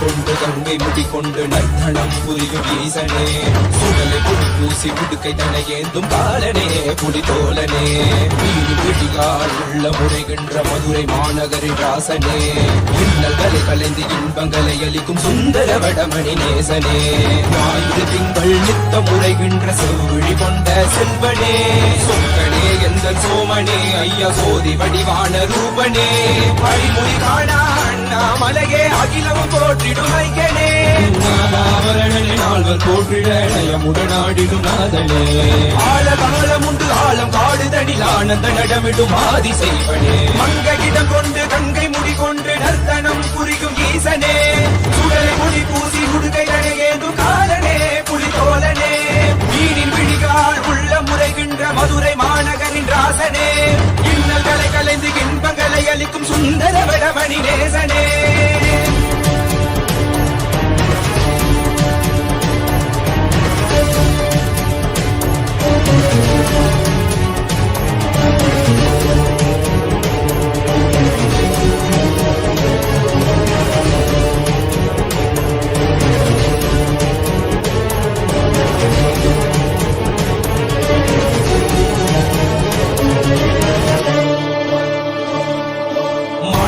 தானாடிட மங்கையவளிடம் கொண்டு நீயாடி பாடியாற்று இருவினைகள் தீர்த்தருளவே நித்யனே இடவத்தின் மேலேறிவா என்றென்றும் ஈசனை தானாடிட புவிதனில் சுந்தரனை நீயாடிவா தினமும் நீ விசும்பு தந்தருளவே நேசனே மலனே நீயாடிவா இமையோர்கள் கிண்ணலை கலந்திடும் தேவா தேவாதி தேவா சதாசிவா பாபா குருவாக வந்து திருவருள் புரிவாய் நித்யானந்தனே முக்தி தரவாவா இடதில் உரைகின்ற பிரமனே நீயாடிவா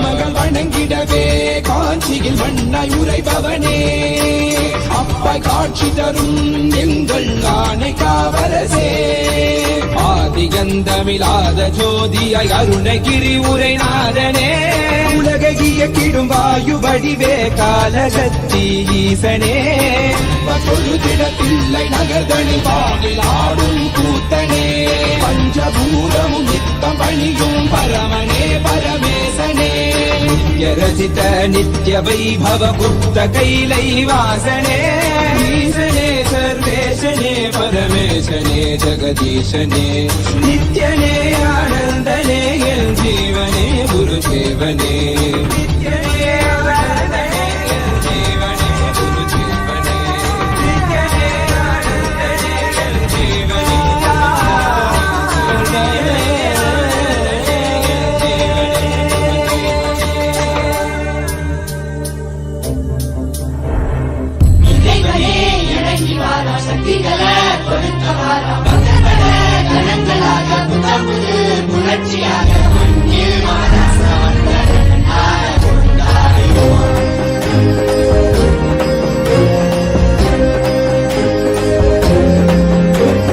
அருணையில் உதித்த அருணாச்சலனே அகிலோ தாண்டி ஆளும் அரசே நீ விழிவேது எங்களை காத்திடவே என் இரு கண்கள் போதாது உன்னை பார்க்கவே அருணையில் உதித்த அருணாச்சலனே அகிலம் தாண்டி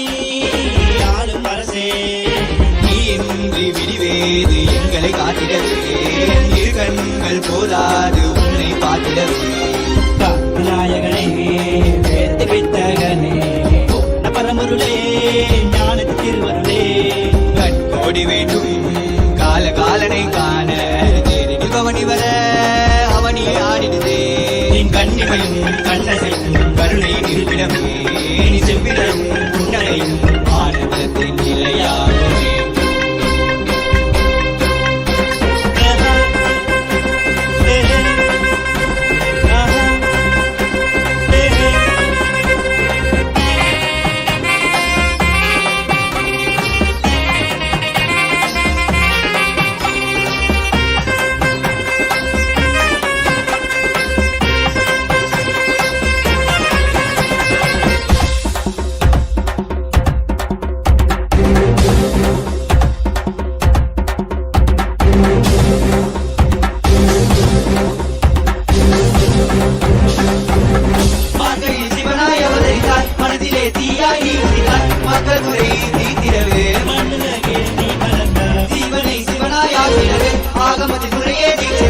ஆனந்தமாய் வாழ வைக்க ஆண்டவனே எண்ணி வந்தாய் கனியாகும் உந்தன் கருணையிலே மண்ணினாகும் உந்தன் வருகையிலே எங்கள் வேண்டுதற்காய் சிரசினை தந்தாயே எங்கள் வேண்டுதற்காய் நீ காலம் பணிந்தாயே தந்து உயிருக்கு பொருள் தந்து விளக்கினை தந்து சிவனடி சேர்ந்திட சிந்தை சித்த ஓம் ஓம் ஓம் ஓம் ஓம்.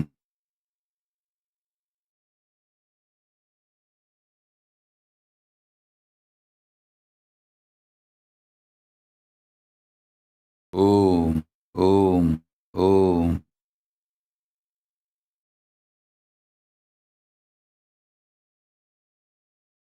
I bless you all. Let Paramashiva manifest with all the bliss, complete manifestation. It's a living Purnavatar of Paramashiva. I bless you all.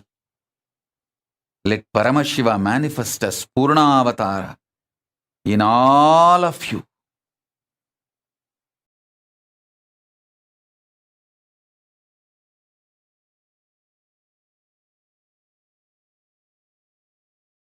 Om, Om, Om Shiva, Shiva, Shiva, Shiva, Shiva.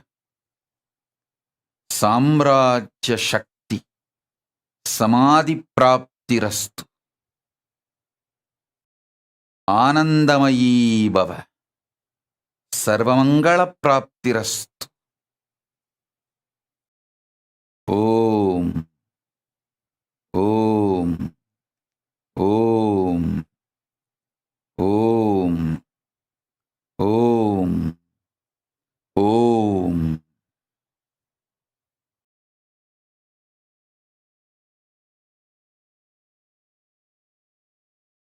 I bless you all. Let all the auspiciousness happen.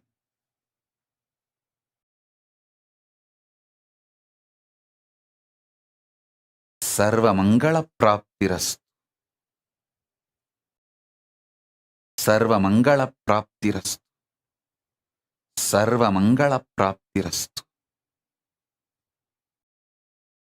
Swarajya Siddhi, Swarajya Shakti, Samadhi Praptirastu. Sayujya Mukti Praptirastu.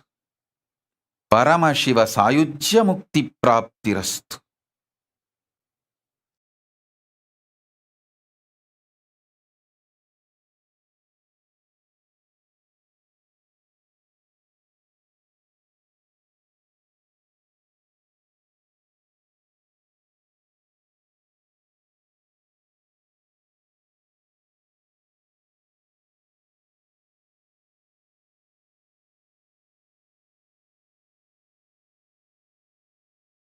Today I also have some releases Till now, we have few hundred proclamations from all over the world. Today, I am releasing first 200 to all of you and to the world. The first proclamation is from Mayor of City of San Jose, the Honorable Sam Liccardo. I thank you for this proclamation. Next is from John Billingsley, President, Hollywood Food Coalition, USA.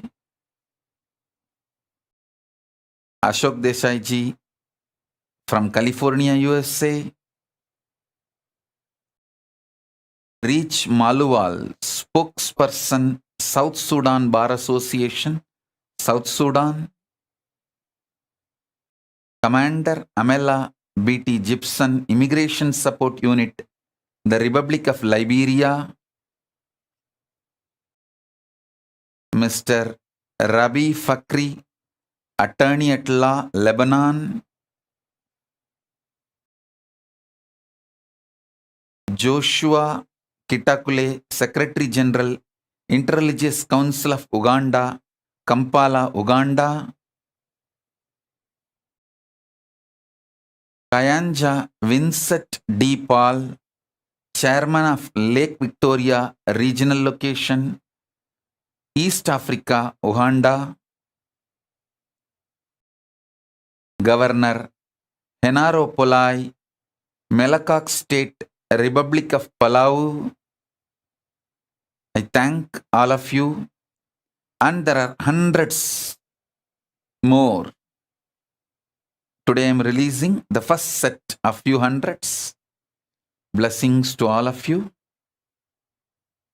And Ma Paramartha Bangaru Kutru Niku Pelirosu Subhakangshalu. Ma Paramarthananda, Ma Nitya Paramarthananda Bangaru Kutru Niku Pelirosu Subhakangshalu. Blessings. And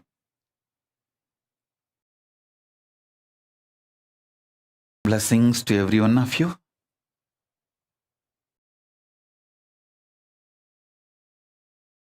To manifest successfully this Samyama, Swarajya Shakti Samyama.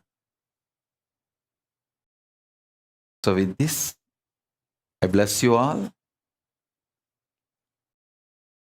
Let's all radiate with integrity, authenticity, responsibility, enriching, causing, living, collective integrity, and Paramadvaitam, Shuddhadvaita Saivam, the state, space, powers, being, superconsciousness, and Kailasa of Paramashiva, Paramashivoham, Om Nithyananda Paramashivoham, the eternal bliss, Nithyananda. Thank you. Be blissful.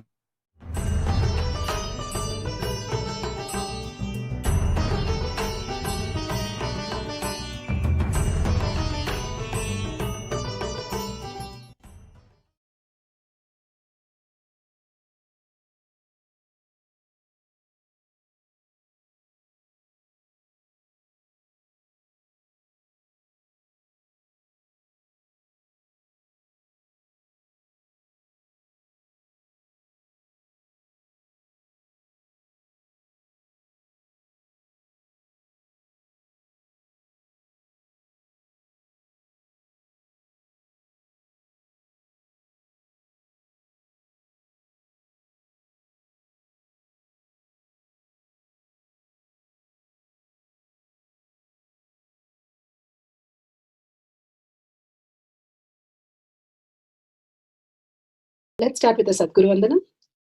Nithyanandam Paramasukadam Kevalam Jnanamurtim Dvandvatitam Gaganasadasham Tattvamasya Laksham Ekam Nityam Vimalamachalam Sarvadi Sakshi Bhutam Bhavatitam Trigunarahitam Sadgurum Tam Namami.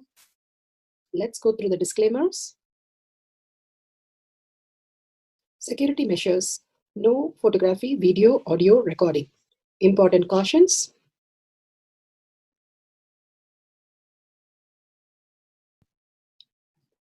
Please be aware of the important cautions.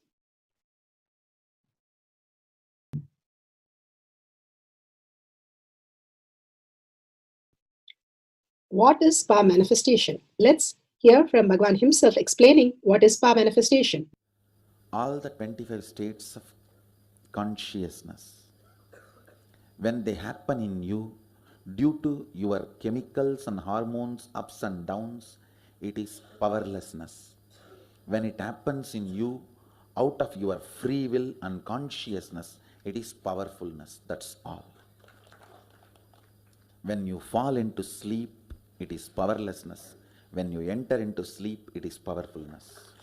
When you fall into dream, it is powerlessness. When you decide to dream, it is powerfulness. So I have added the ultimate powerfulness, Turiyatita, in your whole being and doing. Manifest all the powers. Understand, power manifestation is nothing but cognitive shift. It is not work.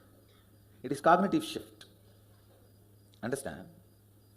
It is just cognitive shift. It's not work. Work is a 4-letter word. Power manifestation is cognitive shift. Playing with life. Playing with being alive. Beautifully, Bhagwan explained what is spa manifestation. It is a cognitive shift from what we understand as body and mind to the superconscious space of Paramashiva, as quantum, as the ultimate that we can experience. It's a science because it can be experienced by each one of us and it is repeatable. The science of power manifestation is authenticated by all the evidences listed here. The Shastra Pramana, the scriptural evidences, the eternal unchangeable truth revealed in the source scriptures, the Vedas and the Agamas, the Apta Pramana, the experience and the results of the Rishis, Munis, Ganas, Nainamas, Alvar, Siddhas, millions of them who are the authority of Hinduism, who have manifested the powers of Paramashiva. Apta Pramana, Atma Pramana, account of His Divine Holiness, Bhagwan Nithyananda Paramashivam, this millennium's avatar's personal experience of power manifestation. Bhagwan's very own Leela to showcase how a human can have a cognitive shift and experience the superconscious Paramashiva as reality. And as per the Shastra, Shakshi Pramana, the experience of the millions of disciples, devotees, followers all around the world, manifesting the powers of Paramashiva, initiated by Bhagwan himself. Bhagwan has beautifully said, all the people who come to Kailash courtyard, I myself will be there to manifest the powers of Paramashiva. Pratyaksha Pramana, the scientific study measuring the effect of being in the enlightened state. Bhagwan has beautifully said how we can experience the thoughtless space and experience the ultimate Paramashiva space, state, powers and Kailasha of Paramashiva. Let's go to the Shastra Pramana. The Shastra Pramana are the eternal, unchangeable truth revealed in the source scriptures, the Vedas and the Agamas. This is from Shivanyanottama Agama, verse 15.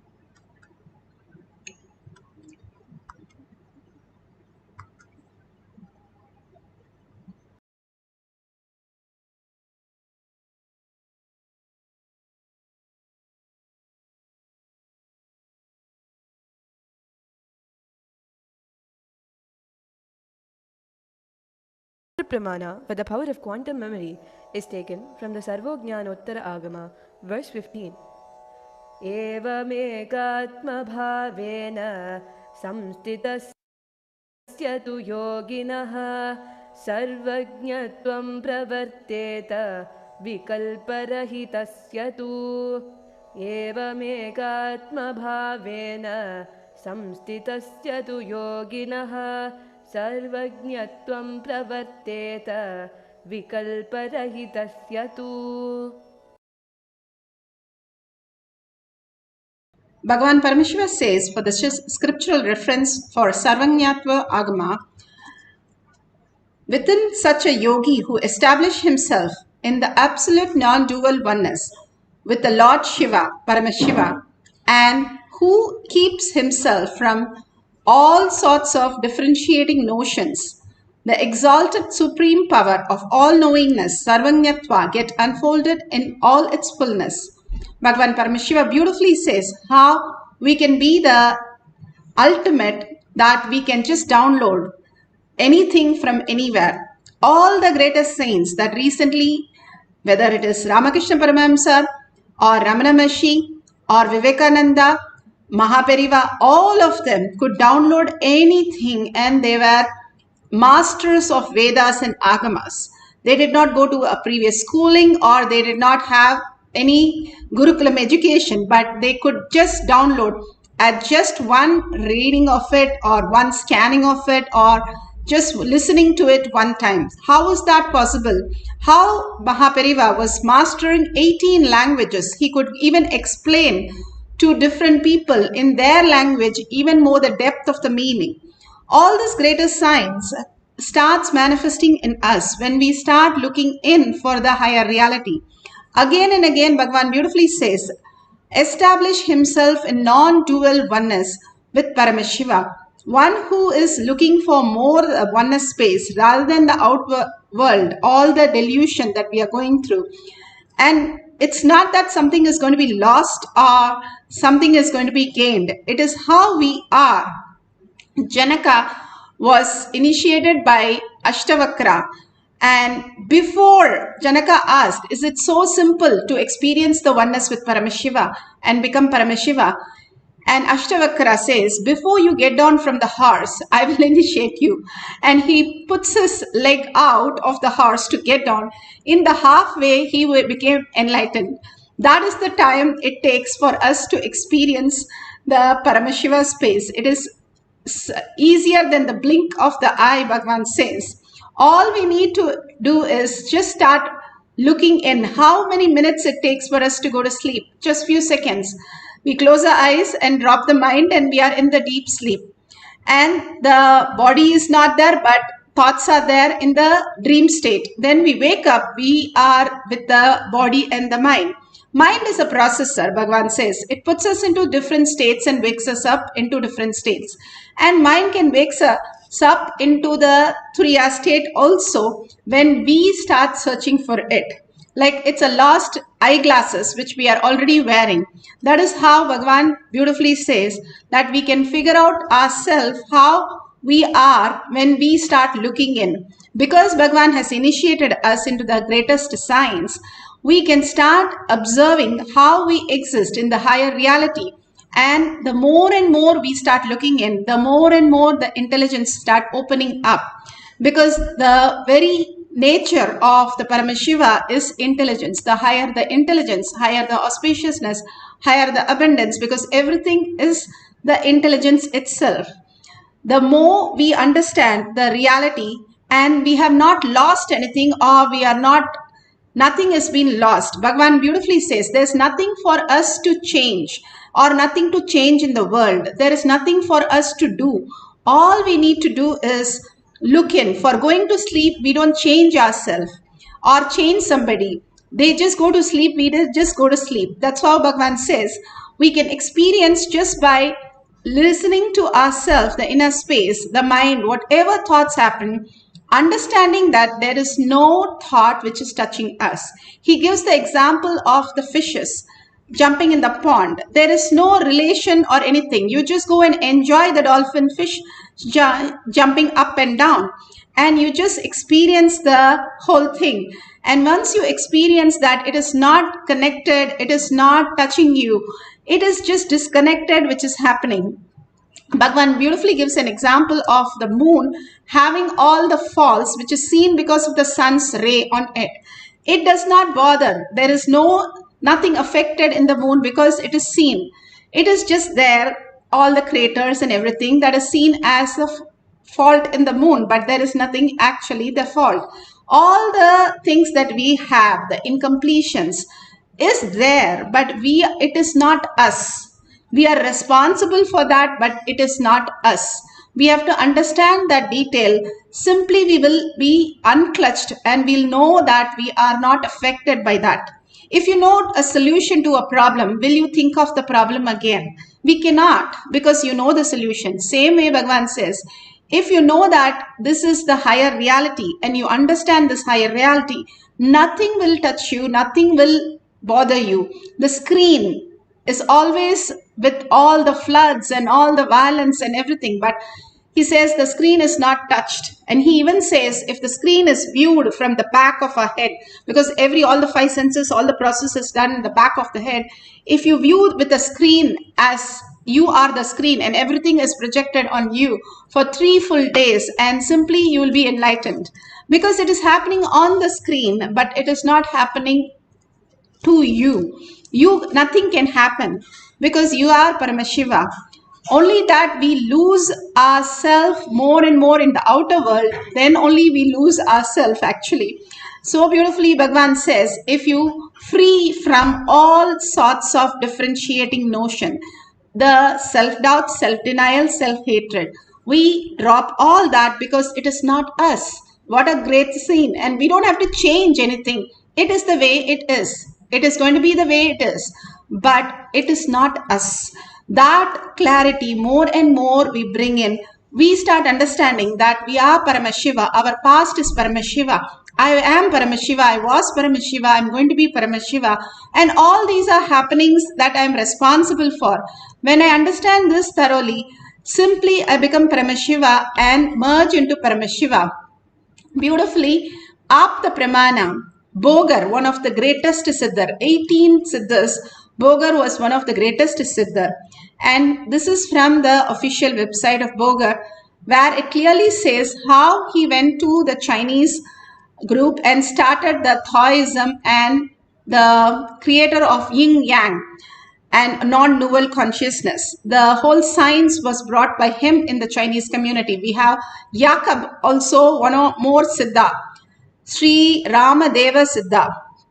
He also went to the Middle East and even spoke in their languages, and he has produced more the details of all the herbal medicines and everything, much more than all the Siddhas, just by imbibing the whole science of Paramashiva.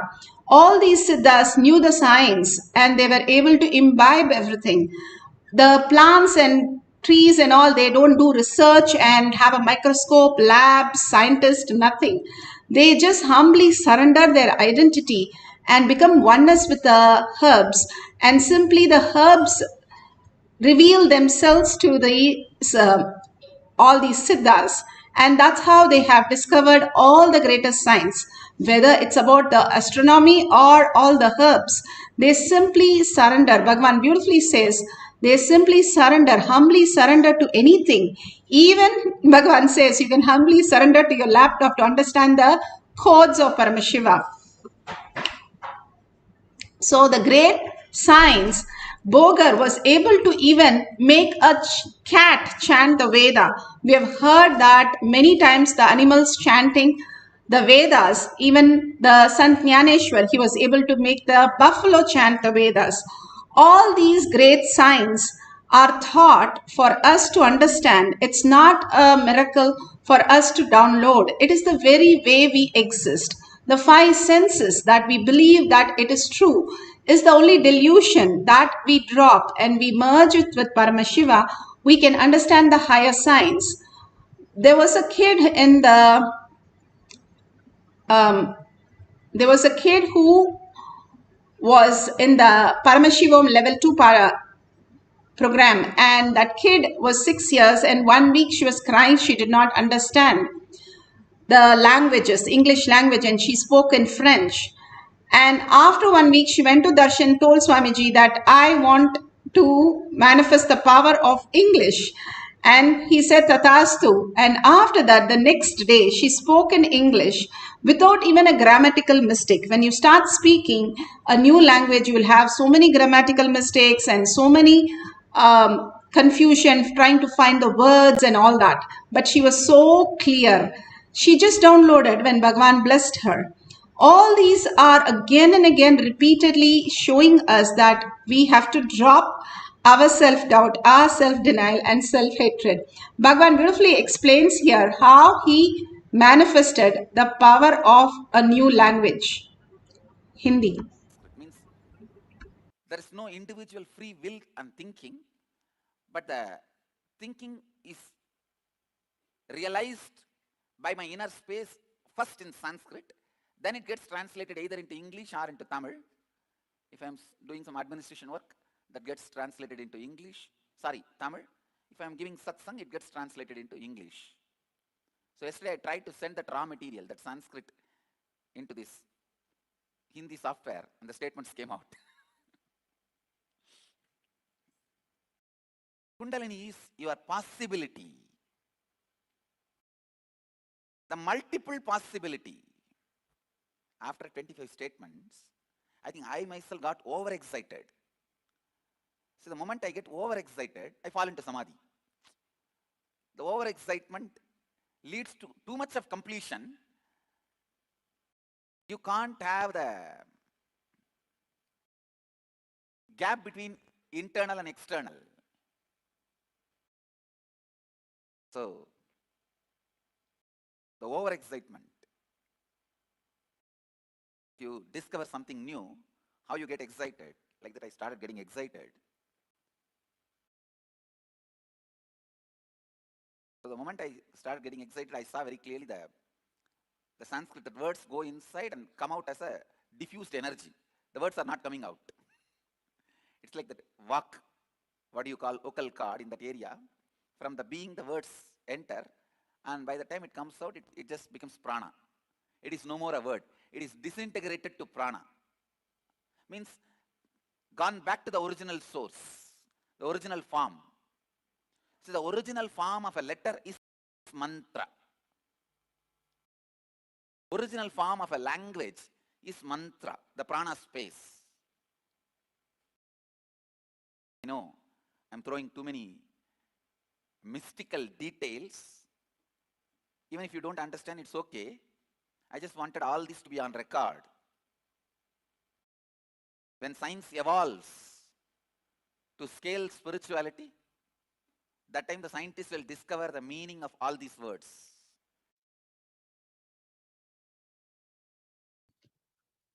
Beautiful.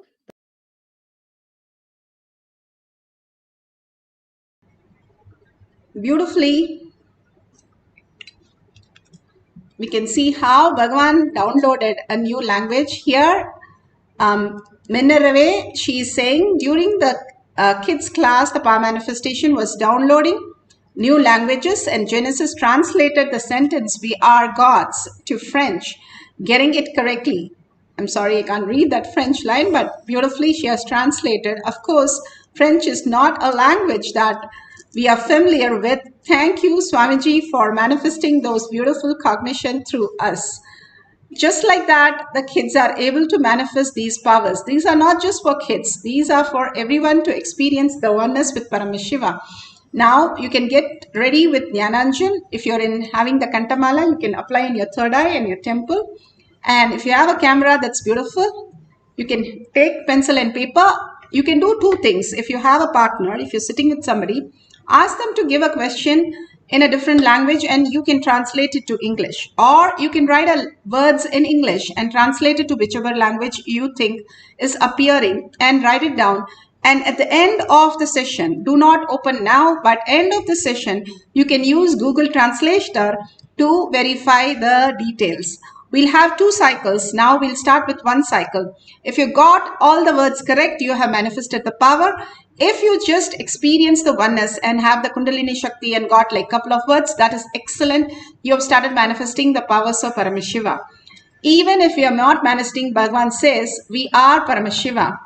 Now let's get into the deep meditation. Bhagavan has initiated us, given the powerful cognition, the samyamas. All this is making us more and more alive and aware. The more we are aware, the more we are alive, not letting the thoughts rule our life, but we taking the control, the responsibility. We will simply merge into the higher science, higher reality. consciousness. Just be with the mind. Just watch it. Do not have to do anything with it. It's like a flower. How the bee is making all the noise. And simply the minute it sits on the flower to drink the honey, every noise is gone. Same way, we can just be with the mind. Whatever appears, just see it as a beautiful flower which is blooming, and whatever thoughts are coming, just watch it. And whatever we have, keep unclutching from that. This thought is not me. This thought is not me. And I don't belong to the thought. I am not the thought. Whatever, even our body is hurt. Even today, we don't say my body is hurt. We say I am hurt. Only the delusion gets hurt. So we ourselves know very clearly it is the delusion which is sitting inside us, which is creating all this confusion. We can never be hurt because we are consciousness. Paramashiva can never be got hurt. The atoms and molecules which are vibrating in quantum space is who we are, the Paramashiva space. And we are the ultimate reality which exists and connected to everything in the universe and all the lokas. We can never be anything which is missing. We become the absolute, infinite. And we merge into the ocean itself, which is also infinite. So nothing can be taken away, nothing can be added to us. Hold that powerful space. I am Brahmanya Bahuputratam, favorite inheritance of cosmos. I am Paramashiva, I am Parashakti. Sit with 25 heads, with 75 eyes and 50 hands, beautifully in the presence of Bhagavan. You're sitting in presence of Bhagavan. The presence will take you into the deepest space. All we need to do is chant the Mahavakya, merge into the oneness space, and simply entangle with Bhagavan, who is in that space, and experience the reality as manifestation of our life. It is not just the Sarvagnyatva. Whatever blocks we have, the self-doubt, self-denial, self-hatred simply disappears in the presence of the Master. Bhagavan, God himself has come as a Guru who has given us this initiation. All we need to do is experience that. Let's start chanting the Mahavakya, write down whatever Bhagavan shows. And at the end of the session, we will verify it authentically. Now drop everything, unclutch from everything, have a complete completion. When you have, they say, the phantom leg, that even after the leg is gone, somebody feels like scratching. Bhagavan beautifully says, it is there in the mind. Your body is not there in physically that you think it is there. It is only there in the mind. Again and again, even science have proven that. Now drop the body, drop the mind, drop your gadgets. Only be in the space of Paramashiva, in the presence of Paramashiva, and chant the Mahavakya continuously.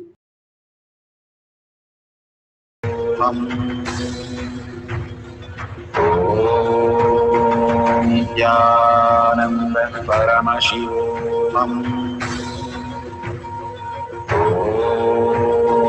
Nithyananda Paramashivoham. Nithyananda Paramashivoham. Nithyananda Paramashivoham. Nithyananda Paramashivoham.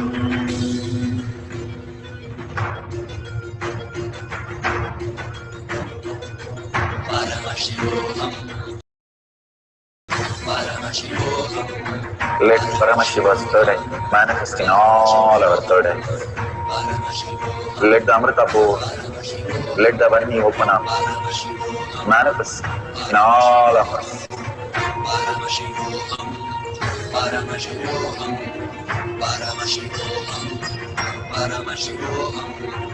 Let Paramashiva overflow, manifest the powers in all our third eyes. Om Nithyananda Paramashivoham. Om Nithyananda Paramashivoham. Om Nithyananda Paramashivoham.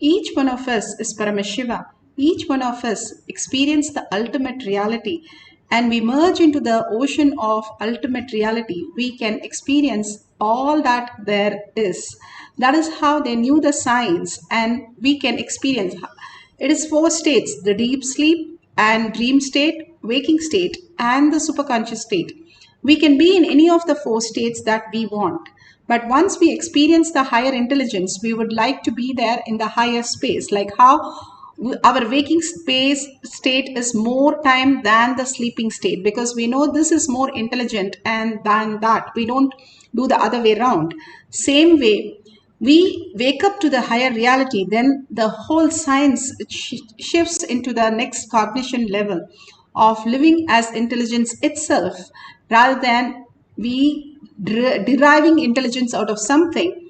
We become the intelligence itself. That whole cognition shift that needs to happen inside us, which is what Bhagavan says, Jnana, Vairagya, Bhakti. The samadhi space is dhyana, dharana, dhyana, samadhi. How a windmill works or a turbine works. There is a dam of water. It dams the water like so that it is covered and the whole area of the water is covered. And after that, they put a pipe. That is the next dharana. And then they run a turbine. And dhyana, when they do that, it simply generates electricity. When you bring yourself to that space, I am Paramashiva, and everything that is happening to us is a happening. It's a dream which is happening, but that is not us. So holding that cognition again and again inside us, and whatever we cherish, we become that. So if you are cherishing, I am Paramashiva, and all these are happening on my screen, which is the reality, which is the perception which is happening, but it does not touch me. It is happening, yes, but it is not touching me. When we are able to disconnect from whatever self-doubt, self-denial, self-hatred we have, Bhagavan says, we merge into the oneness space of Paramashiva. We surrender to Bhagavan's lotus feet. And Bhagavan simply manifests all the abundance and all the reality. He's waiting to see who can experience, who can come inside so that he can give everything, all the gifts of Paramashiva. So let's have one more cycle. Just surrender everything, especially when we talk about language. We say, oh my God, this is not my power. Third eye is easy. There is no such thing as one power is easy or one power is difficult. Bhagavan says, even if you moved a coconut, even once, I am already manifesting in you and nothing can be closed at all. As far as there is no Guru Droha, nothing can closed, and nor the chemical nor anything lifestyle can close it. It is so powerful. It's more than the, Bhagavan says, the nuclear force, how you exist as Paramashiva. So nobody can remove anything out of you. Hold that powerful space and leave your self-doubt, self-denial, self-hatred. Only that we should get doubt about. That is not us. And why are we holding on to that? The reality is I am Paramashiva. I am the ultimate. I am the consciousness. I am Paramashiva, the ultimate, who I can be. So hold that cognition, powerful space, and complete completion with all other space. Sit straight with your head, neck, and spine in a straight line. Drop all the gadgets for a few minutes. Just be in the deep meditative state and experience the oneness by chanting the Mahavakya. When you chant, the verbalization, visualization is gone. All you remember is Bhagavan's grace, Bhagavan's smile, Bhagavan's gesture, and the awesome look of Bhagavan, the blessing of Bhagavan, the words of Bhagavan, Bhagavan chanting the mantra. All this becomes your memory and continues happening inside you. And when that happens, when you allow Paramashiva to reside in your pure space by chanting the Mahavakya, he resides and he starts manifesting all your reality. He makes every connection possible, every abundance possible, every healing possible. Hold that space and experience that oneness. Let's start chanting the Mahavakya to experience the power of Sarvajñatva. Please write your questions clearly so that the answer appears and you can write down the answers in a different language.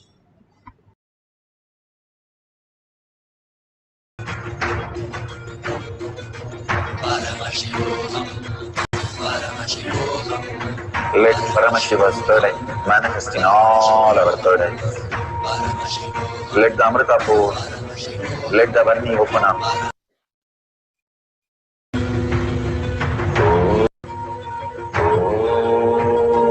Nithyananda Paramashivoham. Nithyananda Paramashivoham. Nithyananda Paramashivoham. Nithyananda Paramashivoham.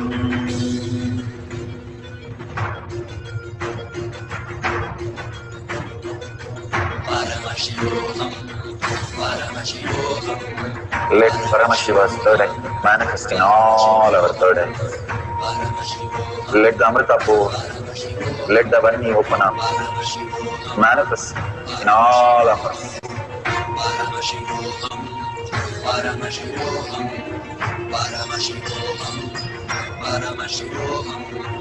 Let Paramashiva overflow, manifest the powers in all our third eyes. Om Nithyananda Paramashivoham. Om Nithyananda Paramashivoham. Om Nithyananda Paramashivoham. Om Nithyananda Paramashivoham. Om Nithyananda Paramashivoham. Om Nithyananda Paramashivoham. Om Nithyananda Paramashivoham. Om Nithyananda Paramashivoham. Om Nithyananda Paramashivoham. Om Nithyananda Paramashivoham. Om Nithyananda Paramashivoham.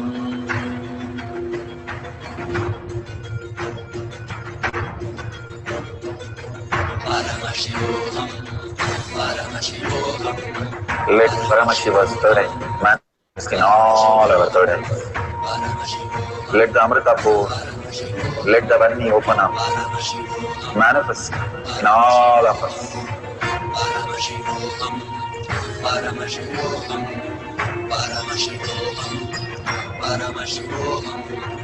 Let Paramashiva overflow, manifest the powers in all our third eyes. Om Nithyananda Paramashivoham. Om Nithyananda Paramashivoham.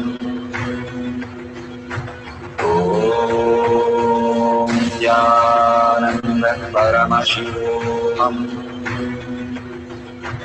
Om Nithyananda Paramashivoham. Om Nithyananda Paramashivoham. Om Nithyananda Paramashivoham. Om Nithyananda Paramashivoham. Om Nithyananda Paramashivoham. Om Nithyananda Paramashivoham. Om Nithyananda Paramashivoham. Om Paramashivoham. Om Nithyananda Paramashivoham. Om Nithyananda Paramashivoham. Om Nithyananda Paramashivoham. Om Nithyananda Paramashivoham. Om Nithyananda Paramashivoham. Om Nithyananda Paramashivoham. Om Nithyananda Paramashivoham. Om Nithyananda Paramashivoham.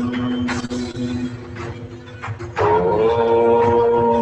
Nithyananda Paramashivoham. Paramashivoham.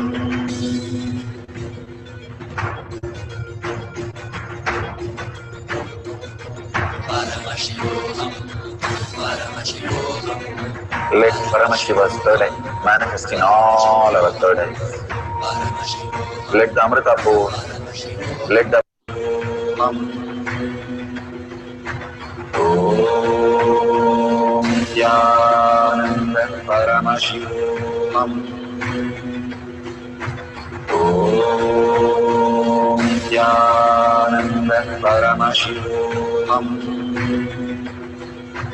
Om Nithyananda Paramashivoham. Om Nithyananda Paramashivoham.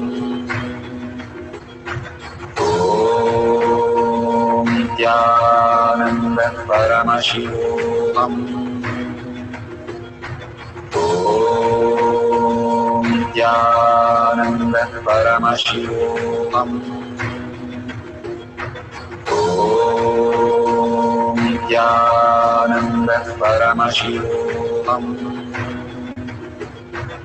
Om Nithyananda Paramashivoham. Om Nithyananda Paramashivoham. Om Nithyananda Paramashivoham.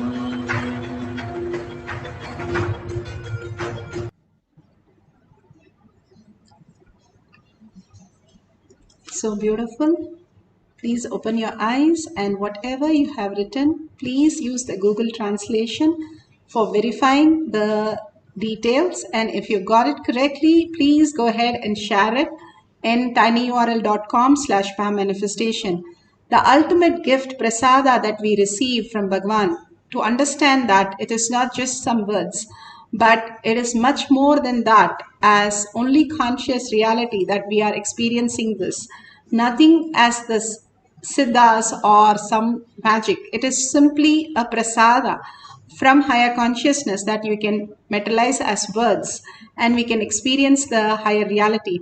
So share it with the world that I am Paramashiva and everybody is Paramashiva, and simply you'll experience more and more the Paramashiva space in all of them. Again and again, Bhagavan beautifully says that each one of us is Paramashiva, whether we believe it, whether we understand or not, whether we believe it or not. So we are Paramashiva. So please share and thank Bhagavan. Every time we are in gratitude, that is the shortest distance to our master. The shortest distance between you and the Guru is the gratitude space. When you are in deep gratitude, you are in deep surrender, because then you know that everything he says is reality. Then if he tells you that Brahma Tattvamasi, you will simply become that. Aham Brahmasmi or Tattvamasi. You simply become that. So more and more when we share, we understand the gratitude space more and more by contributing to others' life. We understand how much is contributed to our life. So go ahead and share whatever powerful cognition, or you're doing the samyama. Go ahead and share to the world that you are Paramashiva, experiencing Paramashiva in oneness with Paramashiva. And if you see the $, you can offer, contribute to Paramashiva, Kailasa, as ultimate gift. He's offering so much of gifts for all of us to experience and completely soak in that before he gives the next instruction. So offer your gratitude and contribution to Paramashiva and share and tag your friends and family. And thanking all of you for coming here and manifesting all these powers. With that deep gratitude and earning space that I am Paramashiva, let's end this session with the Purna Mantra. Om Purnamada Purnamidam Purna Purnamudashyate Purnasya Purnamataya Purnameva Vashishyate. Om Shanti Shanti Shanti. Hari Om Tat Sat Sarvam Bhagavate Shri Nithyananda Paramashivam Paduka Arpanamastu. Om Nithyanandam.